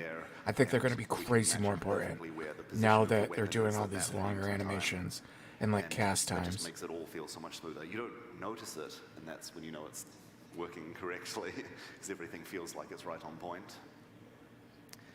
And it means also we've got so many more spellcasting animations, so much variety on the spellcasting, and that's just the kind of thing where you see the frost going up the character's hands leading up to the point where they perform the spellcast, and it just feels really cool as well. You'll notice that a lot of the animations we have are very bespoke, very unique to the weapon type. Early on when we were working on skills and working on the animations for them, we realized we couldn't make an whirling assault that would also just feel right with a spear without it being basically a different skill just crammed into the same gem. So we have decided that every weapon type, every skill gem for that weapon type is restricted to that specific weapon. And this gives every weapon a really strong identity. You feel like a monk when you're using a quarterstaff, even if you're somehow a marauder who's got a huge amount of dexterity and intelligence. Yeah, you can dance around as a marauder, which is spectacular. And this also just lets us have mechanics that are specific to each weapon type. Like, for example, maces are amazing at breaking armor, and then when you want to mix and match those mechanics, it works really well, because you have these sort of unique mechanics that come from the skills. You have these unique forms of movement, where every weapon moves differently, and it just results in it playing differently. It feels like a different weapon type can feel like a completely different class, which is especially cool when you can combine them together. So let's jump off from there and talk about skill variety. So Path of Exile 1 had a few issues that we wanted to focus on changing up for Path of Exile 2. The main one comes from the fact that you feel that every skill you can only really have one truly powerful skill that your character is invested in, and everything else is supplementary. It's very hard to have 2 skills that work together because of the nature of various systems, which we'll get into a second. This means that every skill needs to be pretty good at doing just about everything. You can't have something with a single job. And it means that situational skills, like for example a skill that has a very long attack time, they have very little place in the game. This is caused mostly by the socket system, where you will usually only have one fully supported skill, and a fully supported skill is so much more powerful than one that isn't supported. And you might have 2 if you're lucky, but even then, if you did have extra sockets, you're usually better off putting those sockets to use on buffs or permanent effects or some skill that doesn't need to do damage and then can be applying other utility effects at the same time. The specialization options the character has through gear and passives also just lean further into this, where you are better off putting all of your power into the specific combination of mechanics that one of your primary skills uses than it is to spread it over a few skills to give you more options in combat. Because, as we already mentioned, it was already needing to be built. The skill needs to be built so it can do just about everything, so you don't really have any situational skills in the first place. This really hampered skill design because we can't have any particularly slow skills. We can't have a skill that is only useful for damaging a large number of monsters and has very little use if there's a single enemy. And we end up balancing the skills around the support gems and assuming that you've got a bunch of powerful damaging supports. We ended up having supports mostly exist as a way to boost your damage directly, which is cool, but there are plenty of other mechanics in the game that also boost your damage, so we don't need to use the support gem system for that. It also meant that mana had to be sort of averaged out based on attack and cast time, because you can't have a skill arbitrarily be something you can only use a little bit because of its mana cost, because it's going to be your damaging skill. And you're probably used to using all of your available mana, all of your available sockets, all of that on buffs that will just permanently affect your character, and once you turn them on, you won't think about them again until you die and revive and realize you haven't turned them on. This respawn. We thought about ways we could approach forcing the player to use a variety of skills and decided that we completely wanted to avoid cooldowns being the way that we force you to rotate through skills. Thank God, that was so bad. We don't want to bad. have skills with a long cooldown without a reason that feels very appropriate for the skill. And we also didn't want to add skills that would generate mana or generate a resource for you as their primary purpose, just so you can use other skills that you otherwise couldn't spend. That would be able to force you into using a combination of skills, but you would spend half your time doing almost no damage, and then all of your rest of your time doing a huge amount of damage, and you'll feel bad when you finally have to go back to your little bit of damage skill again, just so you can get some more mana to keep having fun. We also really wanted to avoid putting the character in a rotation. We don't want it to ever be the case where you're like, okay, it's a boss, I'll just go 1, 1, 2, 3, 4, and repeat until the boss is dead. So the focus is on every skill being situational or setting up a situation in a not entirely reliable way. We have all sorts of mechanics that help us achieve these goals. The new skill system, the support changes, the dual specialization, spirit system, and more. First, let's talk about the new skill system, which was announced at the first Exilecon, but we've kind of perfected it over the past few years. The character now starts with 9 sockets, so right from level 1, if you happen to carry over a bunch of gems or get really lucky and finding some uncut gems, you can fill your character with skills and be doing all sorts of things. They have their own sockets, and what this means is you start with 2 support sockets, so if you happen to find a support gem early on, you can just put it in and start using it right away. But as you progress, you will find currency that will... First, you'll find common currency that will upgrade it from 2 to 3 sockets, and you'll probably find a few of those before you find the currency that will upgrade a skill gem from 3 to 4 sockets. This means that your skills, large numbers of your skills, will grow as you progress, rather than just you focus all of your currency and all of your investment on maximizing a single skill. It is naturally your character, as your character plays, you'll get more options for all of your skills. And this usually means that we have, well, this also meant that we had to change how we think about socket colors as well. We really wanted you to stick with your skill gem. Once you find the gem that you want to keep using, you're not replacing that with another version that you find with more sockets, as the currency is going to be the thing letting you upgrade that. And so we did a similar thing with changing socket colors. If you find a blue support gem that you want to use, and you want to make the socket blue, it is a deterministic use of a chromatic orb to change one of your sockets to that color. So you know that you're not going to roll the dice with your 1 remaining chromatic orb to try and get a socket color that you don't have, and just find that you can't use any of the support gems you were using before, as well as the new one. There's actually, just to extend on that thought, like there's a lot of situations in PoE 1 where you just kind of like, you can brick your character by just like making the bad choice with regard to rerolling, so you effectively don't want to use the rerolling stuff on your items that are important, otherwise you might screw yourself up. And we wanted to avoid all that to make sure that, like, yeah, if you want to just change a single color, like now chromatic is just, yeah, use it on the socket you want, pick the color you want it to be. It makes it so you don't have those kinds of problems anymore. It just sort of allows it to allow you to do that sort of customization without that issue. Yeah, yeah. It will probably be some late game mechanics where you can roll the dice and risk everything. There are some late game things that you can, if you want to brick your items, we still have Val orbs and things. But during the campaign, you don't need to worry about your skill gems. Right. They're safe, and you can feel invested in them. Right. support gems, we've really focused on taking them away from being damage boosts and put them more about customizing the skill. There's a lot of opportunity for you to just choose how you're going to use the skill.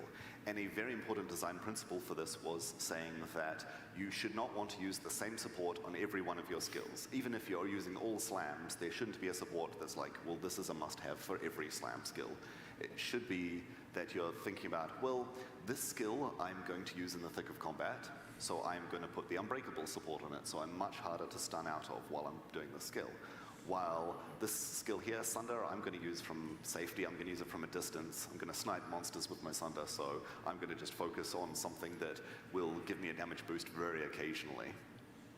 We have plenty of old favorites coming back, like the fork support that you can see, but they come at a cost that means that they're unlikely to be considered an absolute necessity for the skill to be as useful as we want it to be at the mid and early parts of the game. Things like Fist of War returns, so every now and then you get a big damage boost to your skill, but it is also, the cooldown is shared between your other skills. Wait, what did I say? Put that back up. up. To pick carefully Support. which skill you're going to put Fist of War on. And we also have a number of mechanics, like for example the armor break mechanic that maces specialize in. There are support gems put that to screen let back you up. put What that the hell? on other skills, nowhere near as efficiently as the skills that focus entirely on applying armor break, but there is a way to build the combination of skills you want to use together if the skills that inherently come with those mechanics aren't the ones that you want to be using then and there. There's also the dual specialization system, which was shown off during the keynote, where you can have effectively multiple trees that are slightly different from each other for multiple builds. And this has a huge number of uses, both for combining multiple elements, combining different weapons, which is great for the mechanics that are specific to each weapon type, as well as just deciding that you want to be extra tanky in your second spec, deciding that you want to focus your second specialization on the area of effect so that you can do something different with your main specialization. And it does have the cost of needing to find two great weapons to take full advantage of it. But when you do get the two weapons that work well together, it can provide a huge amount of customization to your character. This also enhances, this also connects to reservation effects, where you can have a reservation effect enabled in one set and a different one in a second. So for example, I could have Cast on Shock, triggering my area of effect skills in my first set, and just do Spark to clear enemies, and then switch to my second set, and I could be having Cast on Crit there, and having a high crit spell that is then proccing my single target focused arc skill, and so I can be swapping back and forth based on the situation, or I can bind one of those skills to a specific situation so it automatically swaps back and forth. There is a small time taken to switch. There's a nice little animation if you're just grabbing the weapon off your back. So you have to be tactical about how you use it, but it's small enough that in the thick of combat it's absolutely still very useful to just switch out just based on the situation that you're in that very moment. I think the reservation thing you were saying before is really worth emphasizing, is like the whole, having the ability, for example, of Arctic armor on one versus the other, like you'll just switch and instantly that will be on, like there's no like having to worry about it or having to recast it or anything like that. Like you can just switch effectively all the reservation skills from one set to the other just as you weapon swap automatically based on what skills you're using. So it is pretty powerful. And the reservation will remain on when you die as well. Right, you yes, need to remember to turn them back on again. Useful bonus. Especially when you have to, so you can there's a little menu where you can select which weapon set you want them to be in, including shapeshifting. Shapeshifting is its own set in that, so you can say, when I'm a bear, I want Arctic armor to be even tankier. Leading into that, Spirit. So Spirit is our new resource, which is used for every permanent effect that you just that's a on your dope looking character aura. the whole time. You no longer reserve your mana outside of probably some specialized mechanics or keystones or supports, and instead you're focusing on gaining as much spirit as you can if you are wanting to stack permanent effects. Are you seeing this aura, David? So minion characters really care about spirit because their permanent minions are paid with I thought you were spirit, back. while their temporary minions are still paid with mana and need to be resummoned. This means as a minion character, you want to get as much spirit as you can to have as large an army, but maybe use some of that spirit for an aura as well. It's sort of a balancing act and finding the combinations of minions you want, which might mean switching out which minions you have or how many minions you have of each. We've added the ability to just manually unsummon your minions if you want to bring some others in, just to make everything a bit more convenient. And yeah, the fact that they can be set per set means it doesn't apply to minions, so your minions will just remain active the whole time, but you could switch out which aura is applying to them, or switch to a set that has more spirit, thanks to carrying a scepter, and then has an extra aura active on only in that set. So there's a lot of flexibility in how you use your permanent buffs, and in addition, we've tried to make the permanent buffs much more interesting, rather than just flat stat bonuses as well.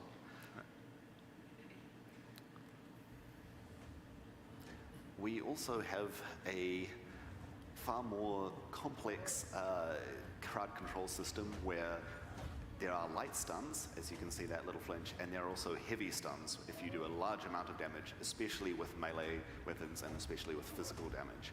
You'll be able to knock a monster into a state where they won't be able to react to you for sometimes a very long time, giving you a huge opening, especially for melee characters, to just deal all the damage while the boss is just recovering. And this system is a system that is connected to freeze. It's connected to a new immobilization effect, which is something that spears specialize in applying at the moment. And the more you apply these, the harder it is to apply more of them to a boss, which does mean that in a team, you're both able to specialize in different mechanics, and you will both build up your effects on the boss, but the boss won't be locked out permanently from having a party of 6 people all applying crazy amounts of crowd control effects. It still gives you a huge tactical advantage, and many weapon types and spell types also take advantage of those mechanics. You can now rely on the fact that at some point during the boss fight, you'll be able to freeze them, and so you can follow through, and the same for applying a heavy stun. Most monsters have their own heavy stun animation where they get knocked down in a the bosses anyway. Moment. The bosses definitely do. Yeah. Some monsters as well, but the bosses are the main ones. And this just makes playing a hard-hitting warrior character just feel really punchy as you're just taking the enemy out of combat for a time to just finish them off. The player also has to deal with the system in a mostly positive way, where if you are stunned, then your threshold will build up for the next stun, and that will repeat. So it's very hard to be freeze-locked or stun-locked, and it carries over between the crowd control effects as well. So being frozen means you're very unlikely to be stunned afterwards, making it safer for the player to recover from freeze quickly, and if they can react in time. And this does mean that monsters, that when you're beaten up by a lot of monsters at once, they will keep stacking up stun on you, but the player recovers from stun much, much faster than bosses do, so you don't need to worry about waiting outside of combat for the stun to fall off you. Within a few seconds, you're back into fighting shape again. It means that swarms of monsters can be a threat if you just let yourself be attacked by them, but in general, it's in the player's favor. The player cannot be heavy stunned, I should note. You're not going to be knocked on the ground for 8 seconds. That's just not a thing that you need to worry about, thankfully. Freeze is a little bit longer now, so you need to be a bit careful about freeze, but we've got flasks for that. Now let's take a look at some of the skills. This is a close look at Falling Thunder. Do you want to tell us a bit about the animations on this one, Ed? Yeah, so this one, I really just wanted to tell us about the slow-ass animation. Looks really cool. I don't know, I've done a little bit of stuff, training back in the day. Also looks hella slow. Just one that felt real good, and I wanted it in the game. It also gives this nice up in the air, like lightning strikey pose, kind of like Thor. And it just flows together really nicely. Like, you can spam it, you can use it once, and it works in both occasions. It was designed as a finisher, as it will spend power charges if you have them, but it's also just a fun to use area skill with some nice mobility to it. Yeah. This one you'll recognize as Killing Palm from the keynote. Power charge generator. This was one of the few ways to generate power charges. Power charges are not a simple thing to just stack up rapidly when you need them, but they are giving more than double the damage for every charge on that Falling Thunder skill. So they're a huge, huge damage boost, and they really reward you putting in the effort to finish off monsters with Killing Palm, as well as other power charge generating skills that have other similar non-reliable or Tani with skillful 39. conditions for generating the charges. Yeah, I saw that. You want to tell us how you created this totally realistic and normal martial arts move? He's still not on track to break it, so a but big he challenge could. for this was doing. I was told it had to be unarmed damage, so he had to hit them with his hand while holding a big stick, which is a little awkward. So the biggest challenge of this was just getting that stick out of the way and making it not the main spectacle, making the palm the main thing you're looking at. Left. No, I literally looked it up like 20 minutes ago. He's on pace for like 61 or something like that. Or like 60. But they can be used while you're holding a quarterstaff. They use your unarmed damage while your weapon's still in your hand. That's so close. Magic. But you can also use them when you don't have a quarterstaff, Yes. right? What did he hit, Or- and 62? Is there anything about one hand? Yeah, but you got to keep in mind, Aaron Judge was on pace for like 68, and then he hit a cold streak. So Otani could definitely hit a streak of no homers. This is a close look at the Because the streak he's had for the last like 3 weeks. Well, no, he barely hit any home runs at the beginning of the season. So he's capable. Designed by the Japanese. He's Let's basically make like something. a What fucking can you do with Gundam a staff? What's a cool monk ability? Let's get some last airbender Yeah, stuff but you going on. can't be like, well, he does look like he's going to cool off. His entire first third of the season, he was kind of cool. Like, he hit a bunch, and then he stopped for a long time. So, yeah, he could definitely do that again. Whirling assault through the enemies, and it's just got this awesome mobile feel. We'll see. Yeah, this was playing around with I don't evasive know. maneuvers, and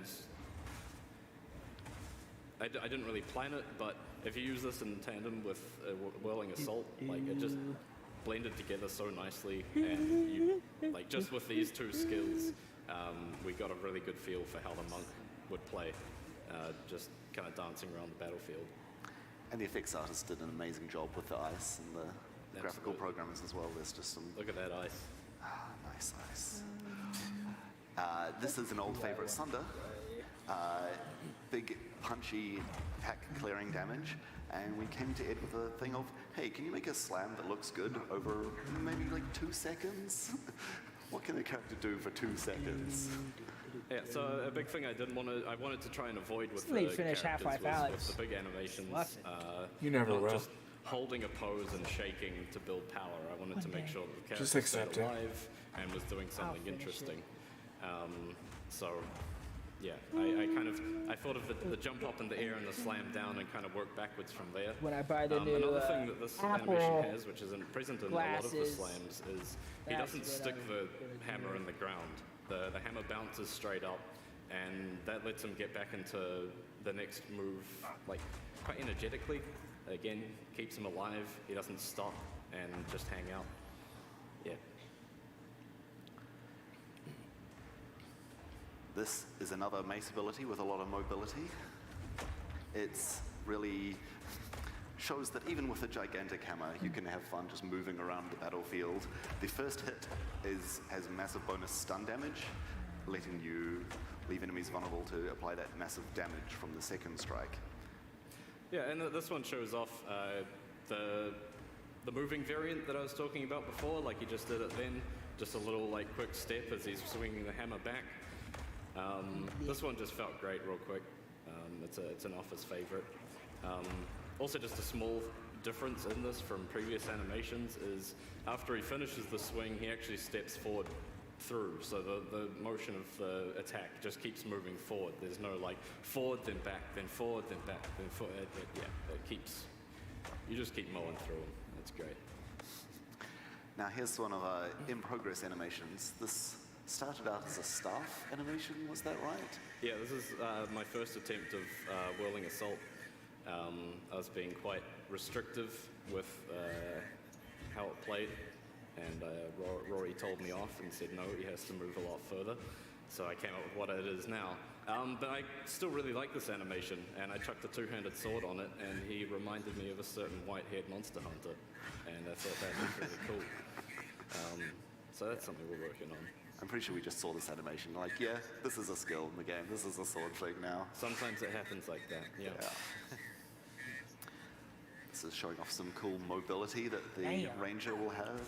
The Do Ranger is you have a still streaming site that works on with their range iOS packs, but now they've got for some iPhone? cool tools that they can use to move around the battlefield when they need to. Are you asking me? Just playing Yeah. with some backwards movement. Streaming site for what? Not much to say on this. Like other baseball than she games used or to do a anything? backflip, and that was a bit excessive. Does the fucking... The one I use Original like brief was like, sometimes what would like Legolas do? doesn't work with mobile at all. I'm just giving them so much fucking ad revenue. And so I'm like, okay, this blatantly just a constant stream. Feeling right, while also being describable on a single skill gem with all the different attack times you could end up doing with it. Yeah, I'm pretty sure the visual demonstration I was given was just this. And I thought, surely I can do something cooler. There's nothing that inspires the animators more than seeing how bad it would be if I was doing it. Yeah, that's what I want to watch, the Mariners game, David. A challenging thing with this It's actually the was getting Mariners height versus the variation. Diamondbacks. When your camera's very high up, striking What are at you trying different to watch, heights dude? is quite hard to The Yankee read. game is starting like. Especially when you just... Actually, I guess it was supposed to start 6 minutes ago. So the way I got around that was just... Correct. moving It was into supposed to the start body. at 7. I was kind of thinking But then about they said Wing Chun, 9:35. kind of the rapid punch style thing. Yeah, this one just feels real cool. Ad revenue provider. Nice. Well, that's all the skills we have to show off right now. It's time for some questions. All right. Yeah, that one works. That was easy. Hello again, everyone. So, there is a QR code Can you- up there behind can you. you It's pretty text hard it to me? miss. Go ahead and scan that if you want to send in any questions, and I will read them off here. The first question, very important one, we'll lead with a strong one. Does dodge roll work in tanks? You need to get like a... I think so. Yeah. I feel like I've seen that. Yeah. I tested I'm that pretty it sure it does. It does. Yeah. I mean, if being a bear The real currently... question is, can you be a bear in town? That's Yeah. An Amazon Kindle for like Can I answer 50 that? bucks. Sure. That thing's Because yes, you can. Whole ass The real tablet. question is, can you Oh, dodge does roll that as a work bear with in it? town? Because I have one. And the answer is Yeah, yes. Also, It's funny. I'll have to charge that shit up. We need like a compilation Yeah, you got just a one of the minute newer of a ones, bear right? dodge rolling. The problem is I can't watch it while I'm streaming because then if I go to click on it, sometimes it'll be a porn pop-up. You know what I do we mean? still get to use skills from other classes if we want to? So like I can do it on a second screen, All the elements. but sometimes those pop-ups will go on my main And screen, sort of a like, lead on from that. and that's just asking I for mean- I trouble. might be wrong in this bit of Well, trivia, don't- but I that's believe why I in said PoE put it on 1, the Kindle. Templar is left-handed. Yeah, that's what I'm All his saying. Attacks and stuff, right? Yeah. So that'd be fine. I'm saying I could do it Is there still gonna be technically room in on my PoE 2 for computer, that sort but of like individualized and just do it with the sound off. dodge rolling different. So obviously my stream wouldn't know. I don't remember We have get the porn technology. pop-ups. Yeah, we can... we can definitely... We have They're a not look at common. the I mean, while I was doing that information mobile for thing, different like, characters. oh wow, that was hella easy. I believe that what we're sort of doing What is site like is this? when, if you've got, we're much more likely to make a unique animation for the class we would expect the animation to be on. Yeah, the So game's we already in the probably bottom of the have, first. like, quite a few You're of talking those, about just like ring those delay. cases, but then we're very unlikely to make a unique animation for. But it said click on the all games other to watch, classes it that are still not said usually ring delay. expected to use that skill. So they'll be able to do it. It's just they Yeah, won't we have that shouldn't sort of update it yet. unique flavor to them as well. That does make sense. Yeah, some characters have an additive layer as well to just hold their shoulders differently or whatever fits their pose. Yeah. We've got a question here. How much control do players have? I'm about to over start just inbuilt putting the games on my movement phone skills anyway, to 'cause I can support use my gems, fucking data. change the movement types, And are there it's other I ways don't for have players like to influence this shit mechanic? going down on my We already internet. have some investment on the tree to specialize in using your dodge Yeah, roll if you have in a unlimited different way data, for a right? dexterity character. But a lot of You know what's funny about that? They warned me, and I paid for unlimited data for like 3 years, and then all of a sudden they're like start giving me warnings. Your data limit's gonna be up. We're gonna have to throttle you at 40 gigs, and then they just never do. Like I know. sometimes, like literally this month, I like forgot to turn my Wi-Fi back on, and I was watching TV and it was on the entire night, and it was like the third of the month, and they were like, "You're about to hit your data thing," and I was like, "Oh well."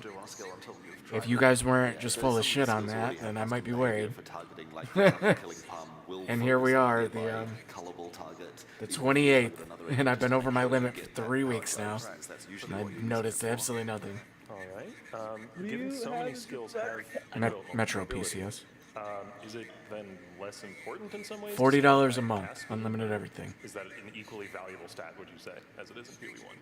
It's always going to offer you more survivability because you're going to get your hit out faster. It runs off of but we're still T-Mobile. getting plenty of mechanics that reward you for using the slow attacks or. But I mean, part of I mean, it's fine here because I live pretty close to the city. Obviously, so it's like 10 minutes I away. live in the city. I don't even get T-Mobile service. in Well, I mean, T-Mobile's like, park, bro. well, yeah, that is funny and ridiculous. But I mean, I'm like, you're in the city, but you're still kind of the outside the city. Like, I'm 10 minutes from literally the center of the city. So my reception is pretty good. I'm 5 minutes from the center of Tacoma, which is like the second largest city in Washington. Another question. Yeah, That's I more don't of know. a clarification I guess than anything they else, just is suck. You mentioned that skills are restricted by I mean, weapon the type service now. is okay, Does but that I mean hit that like a lot all of skills dead can be used with only a spots. single weapon type, And then at including work, spells, I or is this really an don't attack like it limitation? because It's an at my attack desk, I limitation. don't There are a fucking few get it fancy at my spells, desk. like the very ethereal good. blade skills now, who use your daggers. Like some days I will, and but some days I most can't get a spells fucking are lick. for any weapon type you want. They're a lot better with Or it faster works weapons. until like Just for noon, clarification, after when you noon, say it stops ethereal, you mean fucking ethereal working. knives? Ethereal knives, yeah. Probably an internal name I wasn't aware of. I don't think are there even any other spells that require a weapon. I think it's just those knife ones, right? We'll see when we get to the Yeah, we'll see when Templar we get skills. Yeah. Is there any plans for, and this may already be in the demo, but are there any plans for the dodge roll mechanic being modified by itemization? There's already we already have some passives on the tree that modify the dodge roll in some way, so we're definitely going to dope. that affect it. We've yet to There's really lock in modifiers exactly on the how passive far tree in we'll go PoE with 2 that modify the dodge roll. Yeah, I mean, Might be able to get that shit super quick. Being like a Diablo 3 Demon Hunter in that shit. Pew, pew, pew, pew, we can do pew. anything too. Yeah, we're not very I good at saying tumble for ya. Can the dual specialization weapon swaps delay time be reduced by stats like attack speed or cast speed, or is that a fixed interval? We are going to have stats specifically to increase the swap speed. Yes, Different thank weapon types God. have different swap times as well, so it's easier to swap to lighter They weapons said than core that big heavy the like weapons. delay on the swap. He goes, yes, certain variables will attribute like to that speed, so you can make it negligible. Thank God. All right, I feel a lot better now. Paid over a time up to the point where the skill Good. starts doing Do something. you think they which have does mean if thought you about get this stunned out, stuff? or if you dodge roll out, or you just cancel, you will. Not save after they most were of like, the well, mana, so you we have just much made less skills to fast to basically compensate, so now we're warriors of slowing the speed, game it's down. okay for us to have That's a higher good reason to get a little worried that they sounded like slowing the game down was some accomplishment. Yeah, just to clarify, like that system is just purely beneficial for the player. So we've not got much time left. We'll go to the final question here, which is on the gem crafting. You don't have much time left. You got 12 minutes left. Crafting? I don't know that we. No. I think Val skills we probably don't like. Is there enough to say there? I think there might not be. Not There's really. some- We want to do some real cool stuff with them, and Yeah, but we're it's not not. locked in We're yet. probably not ready to talk about Val skills. I'd say. The But it's definitely Maranaros, it's definitely a bro. thing. Yeah, we shouldn't really design them on stage right now, but yeah. By committee. All right. Well, I think that is our time for this talk. So. Oof. Head on They're out. really showing why the beta is until next summer. They're like, someone asked, what about Val skills? And it was like, and they were like, there will be Val skills, yeah, but we haven't really gotten to them yet. It's like, oh my God. There's so much shit they probably haven't even worked on yet. Well, we'll let you know when we start working on them. Mathel's gonna play next. Now I'm curious to see how he handles it. Yeah, you should watch it. He's gonna play half hour. See if he handles the like delay. Let me know when he's on and I'll watch your stream. It'll literally be like 3 minutes, but I'm gonna go take a drag of a cigarette. Let me know when he's on. I'll do it, but only because you got me a good stream. Now we're even. I'll be right back.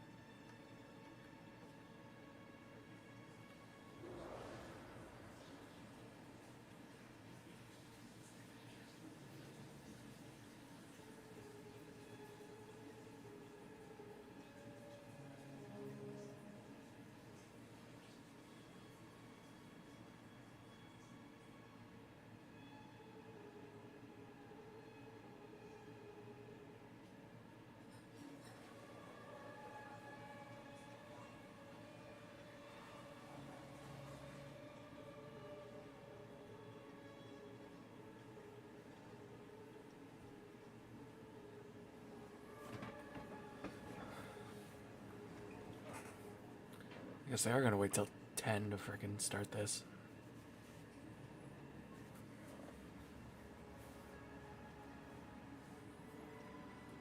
Trying to stream the fucking baseball game and totally slogged my fucking internet.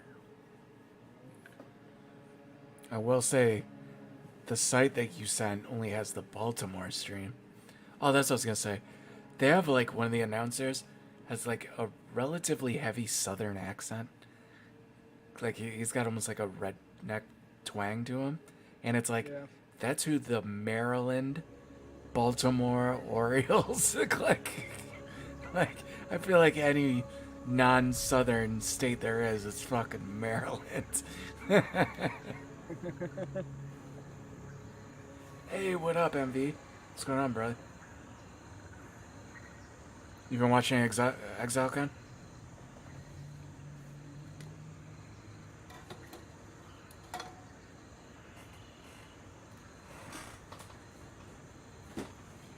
People in Maryland are probably like, I do indeed do not know what he's saying, sir.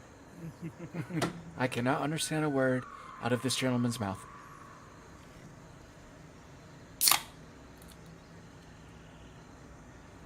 Oh, I think it's awesome. I'm not excited about the beta being next summer, but... And I got a little, like, scared when Zizaran played because it was, like, kind of, like, the cast time and, like, him trying to cast Comet and just constantly getting stunned out of it and then killed. I didn't like the slowness of that, but they came out and said that there's like modifiers that will change the speed of the swap delay and all that shit, so as long as there's a way to remedy that eventually, I'm okay with it. But I was pretty scared because I was like, that's huge, that looks terrible to play, but as long as that's only an issue in the beginning, I'm okay with it.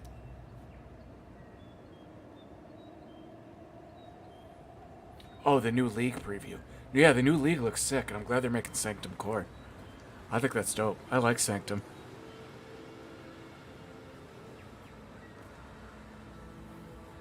And it's an auto chess, so that might be cool.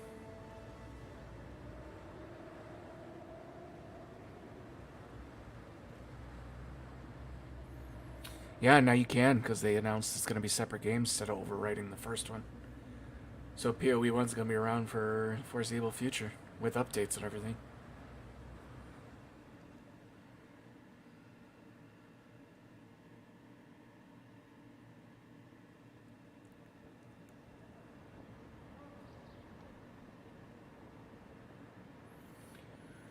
Yeah, I was super surprised by that too. I thought they were going to overwrite it. And they said they're going to have offsetting seasons, so it's like, are you telling us like every 2 months it'll alternate? Or are you talking like 3 to 4 months will be a PoE?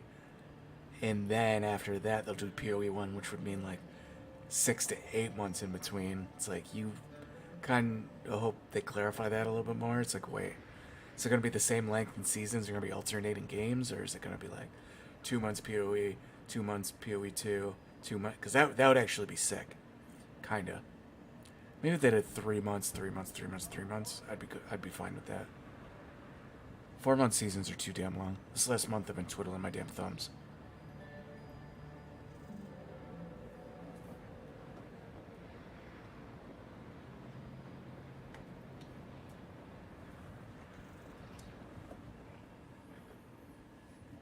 Yeah.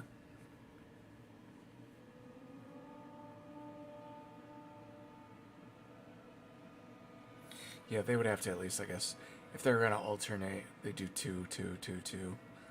So every season gets 4 months, so they get, I guess that's 3 seasons a year. Yeah, I don't know. I hope someone asks about that.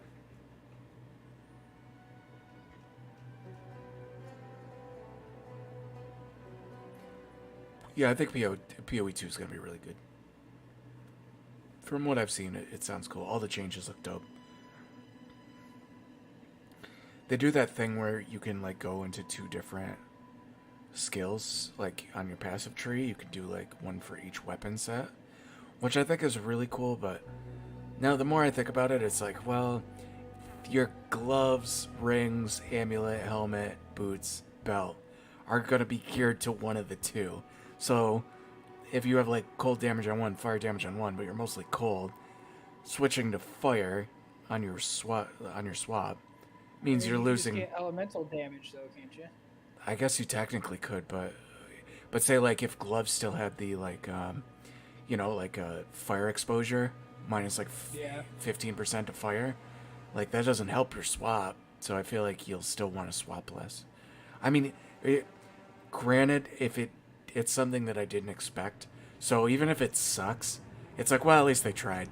You know what I mean? It's not like something in PoE 1 that they fucked up into. This is just like some cool shit that might work. But if it doesn't work as well as it sounds, or isn't as cool, it's like, okay, well, I didn't expect this to be in the game in the first place, so it's not gonna like devastate me. But I don't know, they might have figured out a way to do it, so.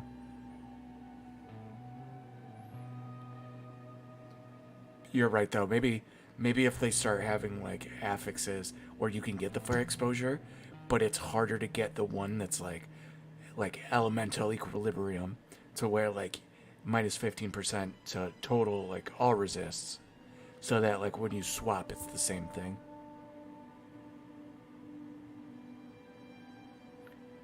Yeah, gear swap would be pretty crazy. I feel like that'd be mad taxing on the game though, having everyone completely switching their gear every other attack if they wanted. Like, I feel like everyone doing that on a server might legit like fuck with the server.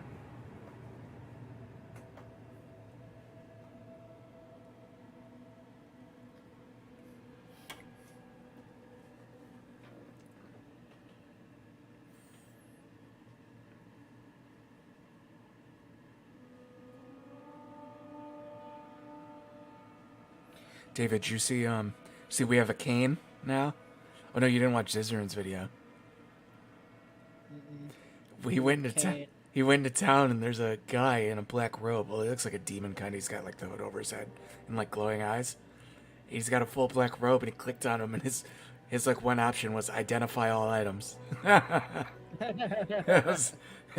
I thought it, and then Zizarin said same time. He goes, Kane?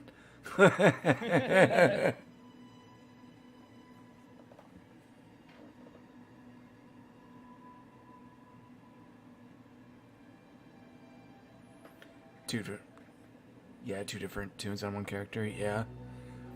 I mean, as far as the weapon is concerned, I mean, yeah, with the passive tree, you really are.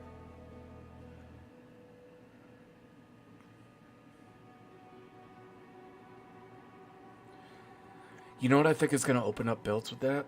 If you just do one tree that's crazy defensive with a ton of, like, life regen, and then the other one you do pure damage, so you just hit a couple times, and then say you need to like chill a little bit and get your health back if shit's getting a little squirrely, you could just swap to your other tree and your other item that's completely defense and just regain all your shit, and then just swap back, hit a couple items, and then just hit whatever's on your swap weapon, and then just stand there, because you won't have to worry about any kind of offense on the swap.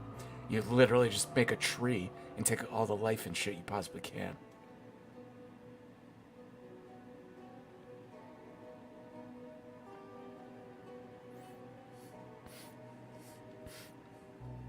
But we haven't seen the tree yet, so who knows? For all you know, there's like not a lot of defensive options, or well, I guess we'll see. I don't think they're going to show us the tree during Exilecon. I don't think it's far enough along. Actually, I can almost guarantee they aren't going to, because Zizarin tried to open the tree and it wouldn't let him. So he's like, I can't see the tree.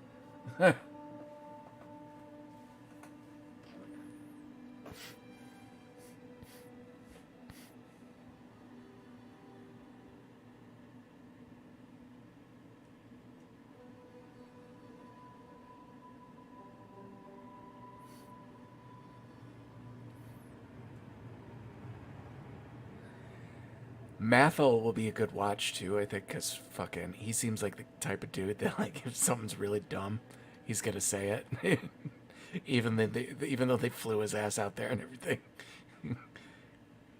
He didn't have to fly very far. Where is he? I mean, I know he's in the EU, but He's like in Australia. starting to realize how bad my geography is. Is that close to New Zealand? Yes, they're fucking like New Zealand's like however many. It's north of Australia. Oh, I thought don't know New Zealand was how long it is. farther north, I guess. No, it's not that. I think it's pretty close.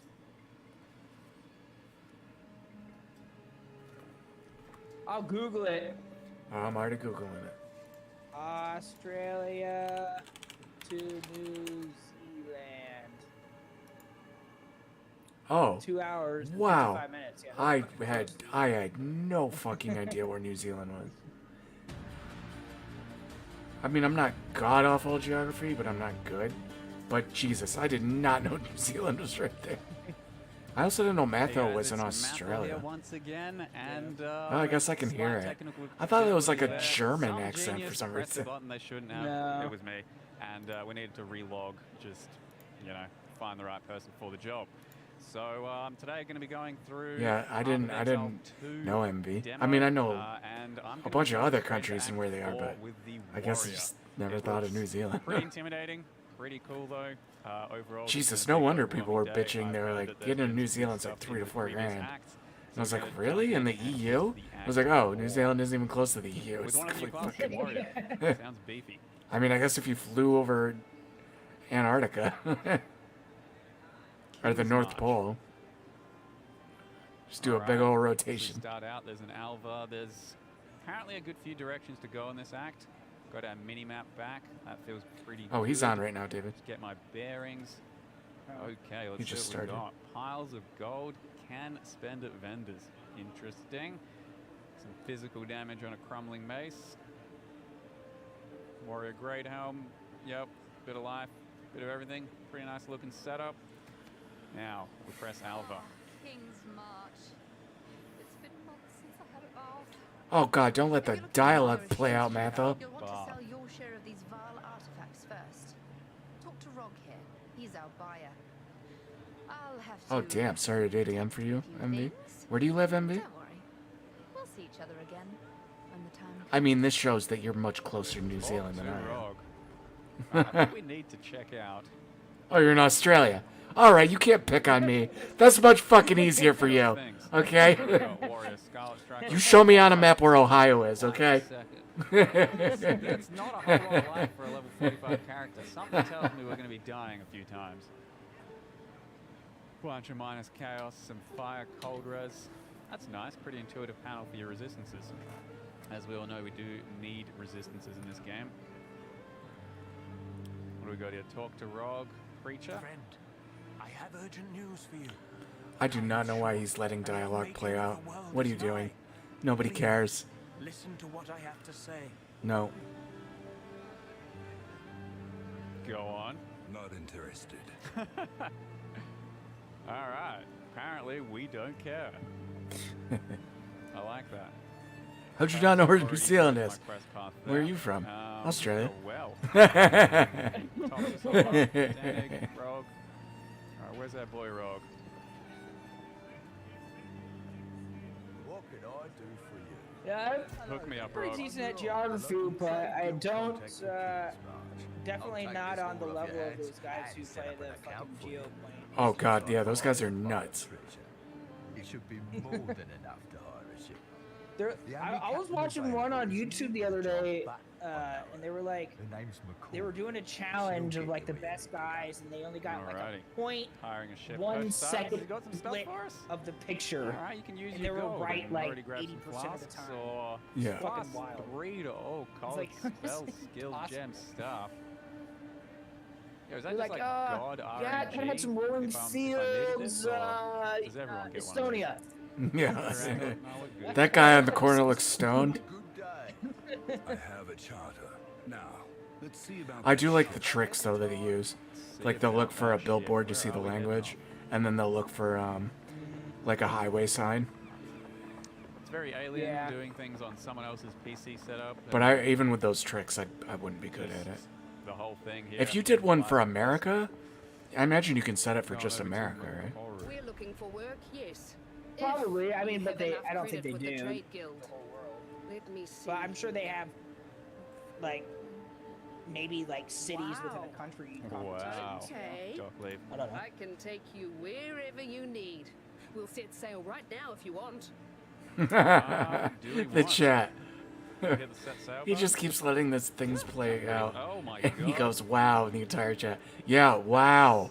Wow. Wow. Wait, we can go wherever we want. He's probably Isle just of fucking Kin. around. Yeah, it Think looks of like he's soul dicking fights, around. Here's the wind. Alright. The Karui dare the cliffs to prove themselves ready. You can sail, though. That's kind of cool, Act 4. Act 4 is a lot more bright than Act 4 and every other ARPG is. A tropical paradise settled by a friendly tribe. Countless ships lay broken upon the shoals. You know, I reckon we go real ominous like. Bizarro's prison. Explore the prison. What do we got to work with here? Armor breaker. Attack with a forceful blow, knocking enemies back and weakening their armor. Requires a mace. Forceful blow, knocking back, weakening their armor. Okay. Rolling slam. That's a slow. I feel like he's stalling because he doesn't want to Spirit, die. yep. Because Cicerin died like 3 times. Slam the ground to stun enemies and knock them away, then He doesn't continuing wanna forward, die. following devastating second I mean, I'm slam. joking, but Q supercharged slam. He does take a lot of pride, though, in his shit. And he is in front of like 200,000 people right now. He doesn't like playing hardcore because he doesn't care. Familiar with Like, that he one? rather Taunt some enemies. optimize his Bunch of fucking explosion afterwards. build Leap slam to on do this. E. That's questionable. Movement not on W. He doesn't care that he dies. Holy, that's got some impact to it. Bit of a wind-up time too. Yeah, a bit of a wind-up time to it. Sunder. You don't say. Pretty much the same Sunder as before. It feels that what like. he said? Let's see. Yeah, it's almost like the thing I've been complaining about. Everything's got such a fucking What do we wind-up got time. here? And that's ancestrally boosted, and then armor breaker. Yo, I'm gonna be dying. I'm gonna be Now that's a dying. big boy Exactly. attack. He's Supercharged like, slam, attack time. he's like, It's like these cancel? things Oh, are we so can delayed. put it in a different I'm direction. gonna die. There you go. And Herald of Ash. Oh yeah, turn Reserves that on. all of my spirit, but looks pretty cool. Let's see if we can attack something without Herald of Ash to begin with. So we're just exploring the prison, are we? Alright, straight in we go. Dude, I am not happy with how this is going so far. He died already. You gotta be kidding. He What died is already? this Are you thing? watching this, David? Extra cold damage and exposure haste aura. Alright, I think we'll go for the check. Look, some bullshit. Did you see that, David?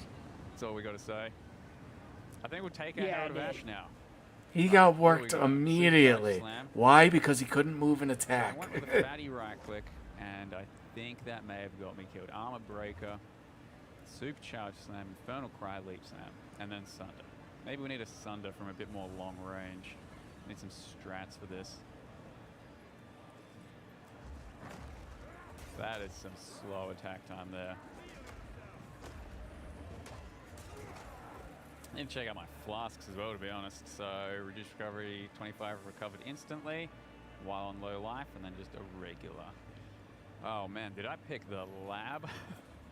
That would be typical me. I have to run a lab essentially.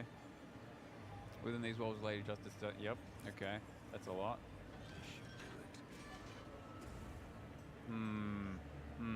Oh yeah, and that's our dodge, is it? Maybe that could have saved my life earlier. Okay.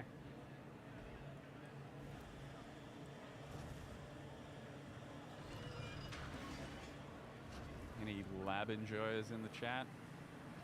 Oh, No. Wait, no, we don't want to go there. How's that? One of those. Man, things hit hard. I told you, it's just we don't have that much life right now on this character. I reckon they stitched me up. He does do a lot of I fucking deal with damage, though. big life on my characters, and I don't. It's not my intuitive style here to be a bit on the lower end of life. Gotta pull some levers. What are we opening? I don't know if we want to open any more at the moment. Let's press a big Q. How's that look? double hit, so we're armor breaking, knocking back. It's always pretty weird picking up someone else's build as well. Okay.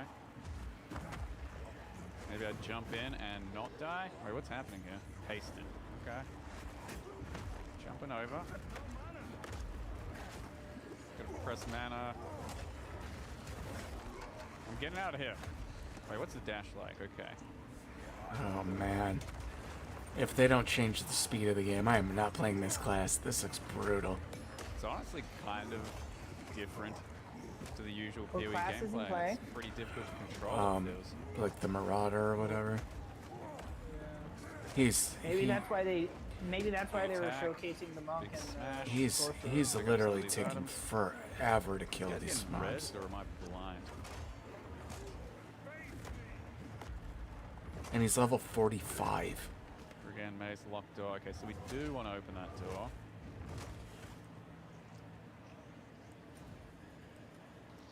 Let's press in some buttons real quick. That doesn't unleash Oh anything. yeah, turn your No, damn we're good. herald on. Okay. What's he doing?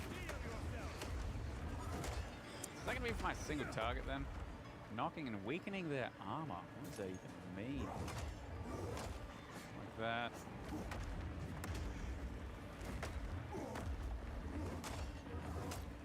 So the sensitivity on the mouse is a bit lower than I'd like, and that's kind of why we had the technical difficulties. I was trying to change that. Yeah. Big slam. That's funny. All right, not bad, not bad.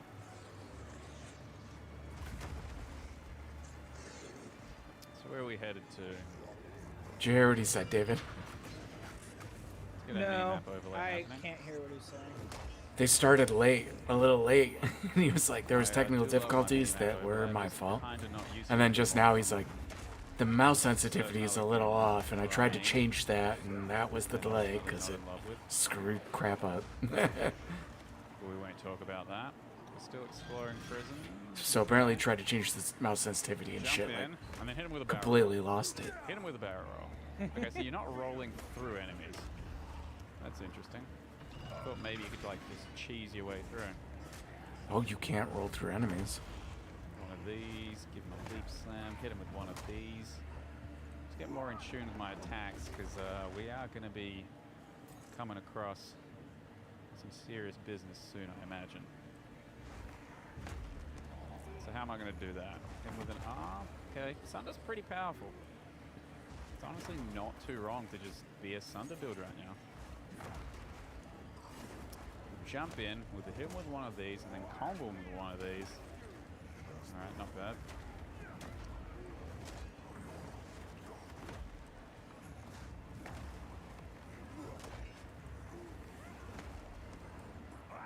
And these necromancers, they are going off.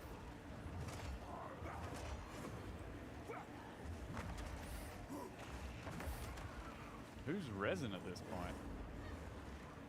Who? What the? Alright. Feels like, He just took like 30 seconds killing all those mobs, and then something around him, like, Wait, there's one rezzed more. all of them. And I think I missed some others. This is some hot, steaming lab action if ever I've had any. A pointed mole. Is there any chance that without anything is going to be better? I'd say there's a chance. 36.54. It's not too far off. Have I got any currency? Boom. Transmute. Okay, that could have gone better. We're not doing anything with that guy, though. That's what our armor and everything looks like. Okay. Alright, who's resin? What's going on around here? We just swoop on past this guy.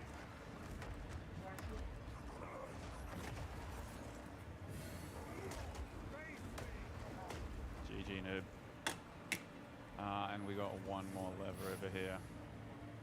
I'm not gonna lie, I'm terrified of coming across a boss right now. Because I am not ready.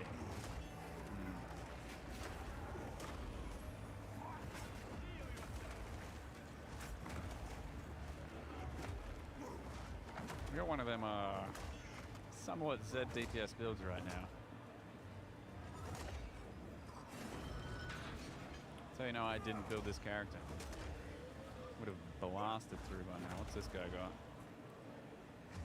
4-stick orb on death. It's actually pretty good that you can really notice he's definitely a little special. Alright, let's see. I'm gonna hit him with a Q. Oh, he makes a good point. Let's try it again. When a monster's got a mob, it's like blatantly obvious because of what the shit's around him. Look like. Ah, the usual ones, okay.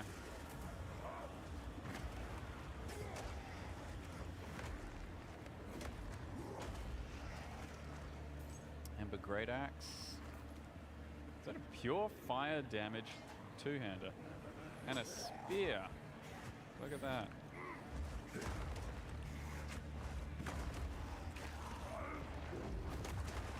It's him with a combust thing. Jump on him for no good reason. Hit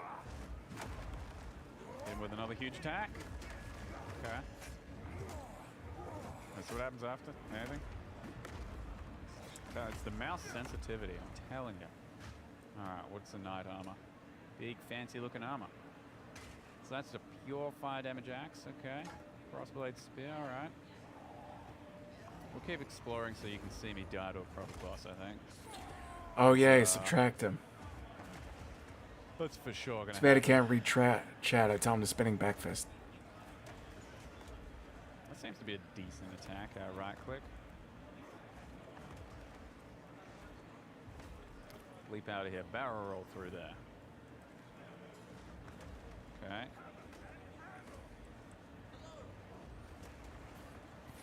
Let's press that.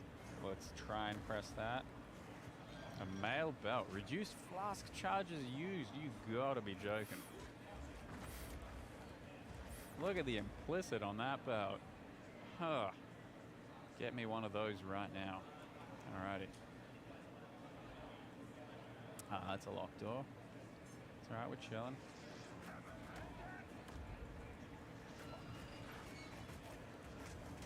Yeah, these rats do not mess around. In the initial announcement, Neon did almost die to a few of these. It looked pretty lethal. And yeah, I think I got scammed at the very start of this playthrough. Basically just a pack of unkillable mobs. How far in we going? All the way.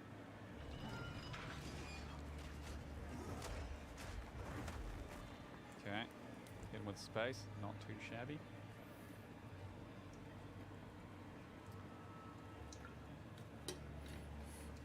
Oh boy. I feel like we're getting somewhere. I feel like he's gonna friggin' Huge leap slant. Solitary confinement. Ooh. I feel like he's not even gonna get to a boss. Nothing? Okay.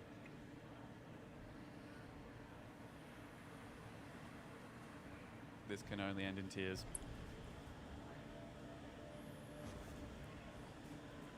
Leaving prisoners to drown. Monstrous. Uh-huh. Oh god. Okay, no, this is fine. Come on, man. I was winding up my huge sunder. How are you gonna slap me like that? Whoa. What do I do with this? Whoa, that was cool. Just pure environmental?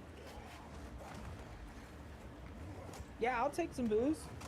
No, not you. It's a temporal proximity bubble. Oh my god. You said you bought lots, and you're not going to I bring am all getting that. wrecked Damn, right there's now. only 4 people going.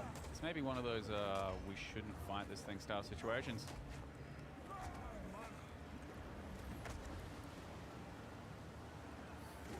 This guy's way too strong for me. I'm about to run out of flasks.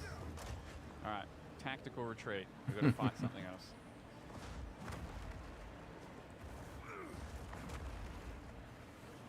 Tactical retreat. Do another barrel roll. Hit him with a barrel roll. Get out of it! Ah, this is... So this is a huge boss, right? Like, act boss. I reckon gotta be an Uber, one of the end game pieces of content. Oh, we didn't get a flask from any of that. Wait, no. Flasks. We still need flasks. Yeah, you didn't get any flasks. Instead, flasks. Wait,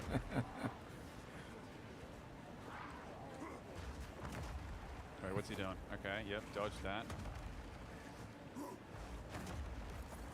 We've got a flask. Ah! Wind up. Alright, here we go. That's how it's done. Alright, we've got half a flask or something. I got this.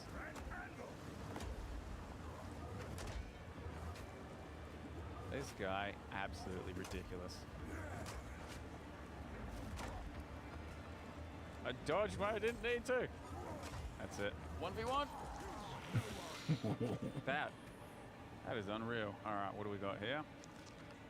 Not a huge upgrade, wouldn't you know it?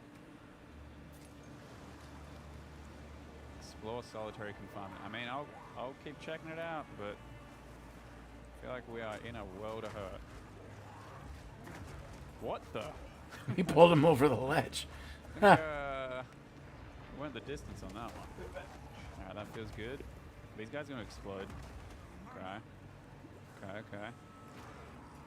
No, they don't. Or at least, yeah, no, there they do. I'm scared to stand still right now. It's gotta be Sunder. That's how it's done. Alright, we're exploring. We need to get messed up.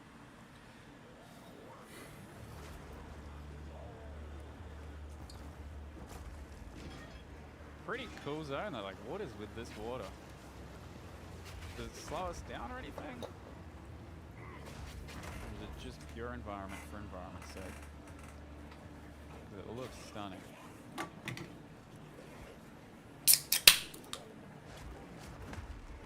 Yeah, these guys are lethal. I think I just got fully scammed on the rare mobs that I had to come across.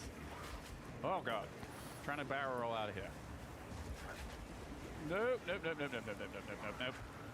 Leap slam out of that. Okay, big close stun on that one. I like it.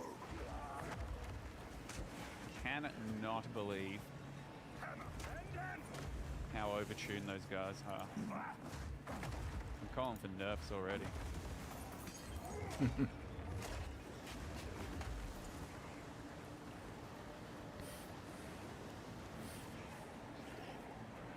Oh my word. You gotta be kidding me. How long is he gonna play for? Probably another 2 minutes. Or another 2 seconds. He's warm. Oh! Oh, get out! No, don't jump that way. What are you thinking? This is going great, isn't it? Oh, he's getting life on hit. He's got life on hit somewhere on this fucking equipment. Trying to hit him with one more attack? Okay, nice. Just run. Just fucking run. I'd say, we've got to be getting close to a boss or something, but let's be real. Everything I've fought so far is a boss. So I've farmed like, what, 100 bosses by now?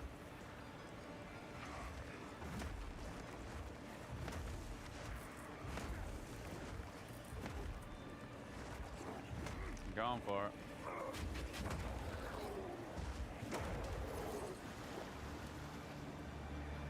Okay, door, that's promising.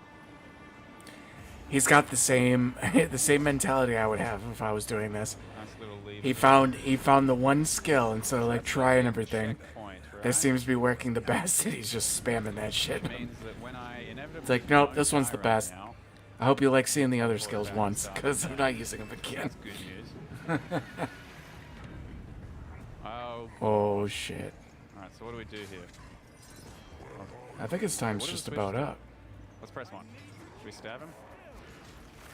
I see. I need to keep him still, I believe we've said. Oh my god.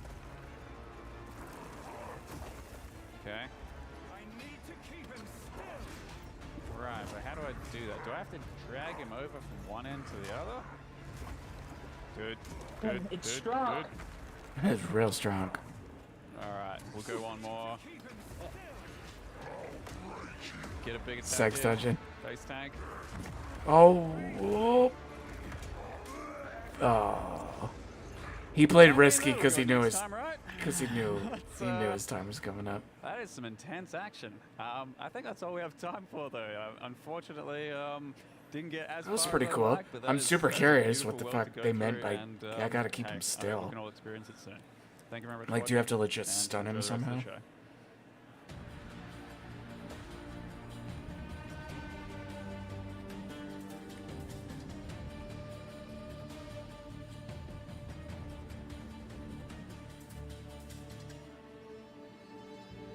Yeah, it had a Dark Souls feel in that dungeon for sure.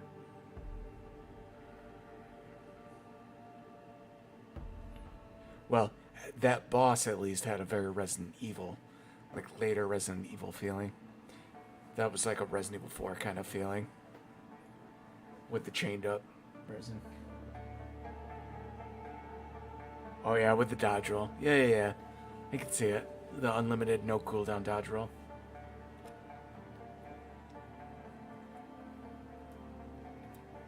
I'll be back in a second.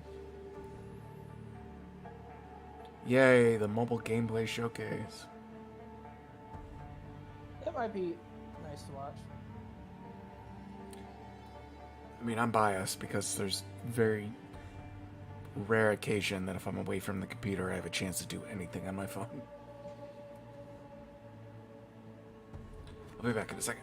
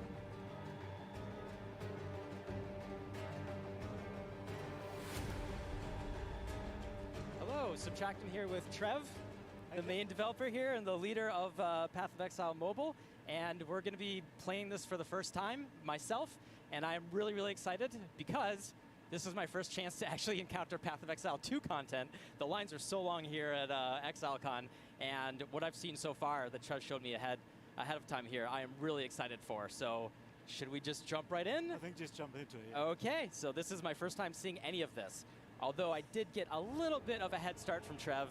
Little tip is I should play either the Marauder or the Sorceress if I want a little bit of an advantage. And as someone who really, really wants to try some Path of Exile 2 related content, especially, we're going to be going with the Sorceress. That's one way to say your game is broken already.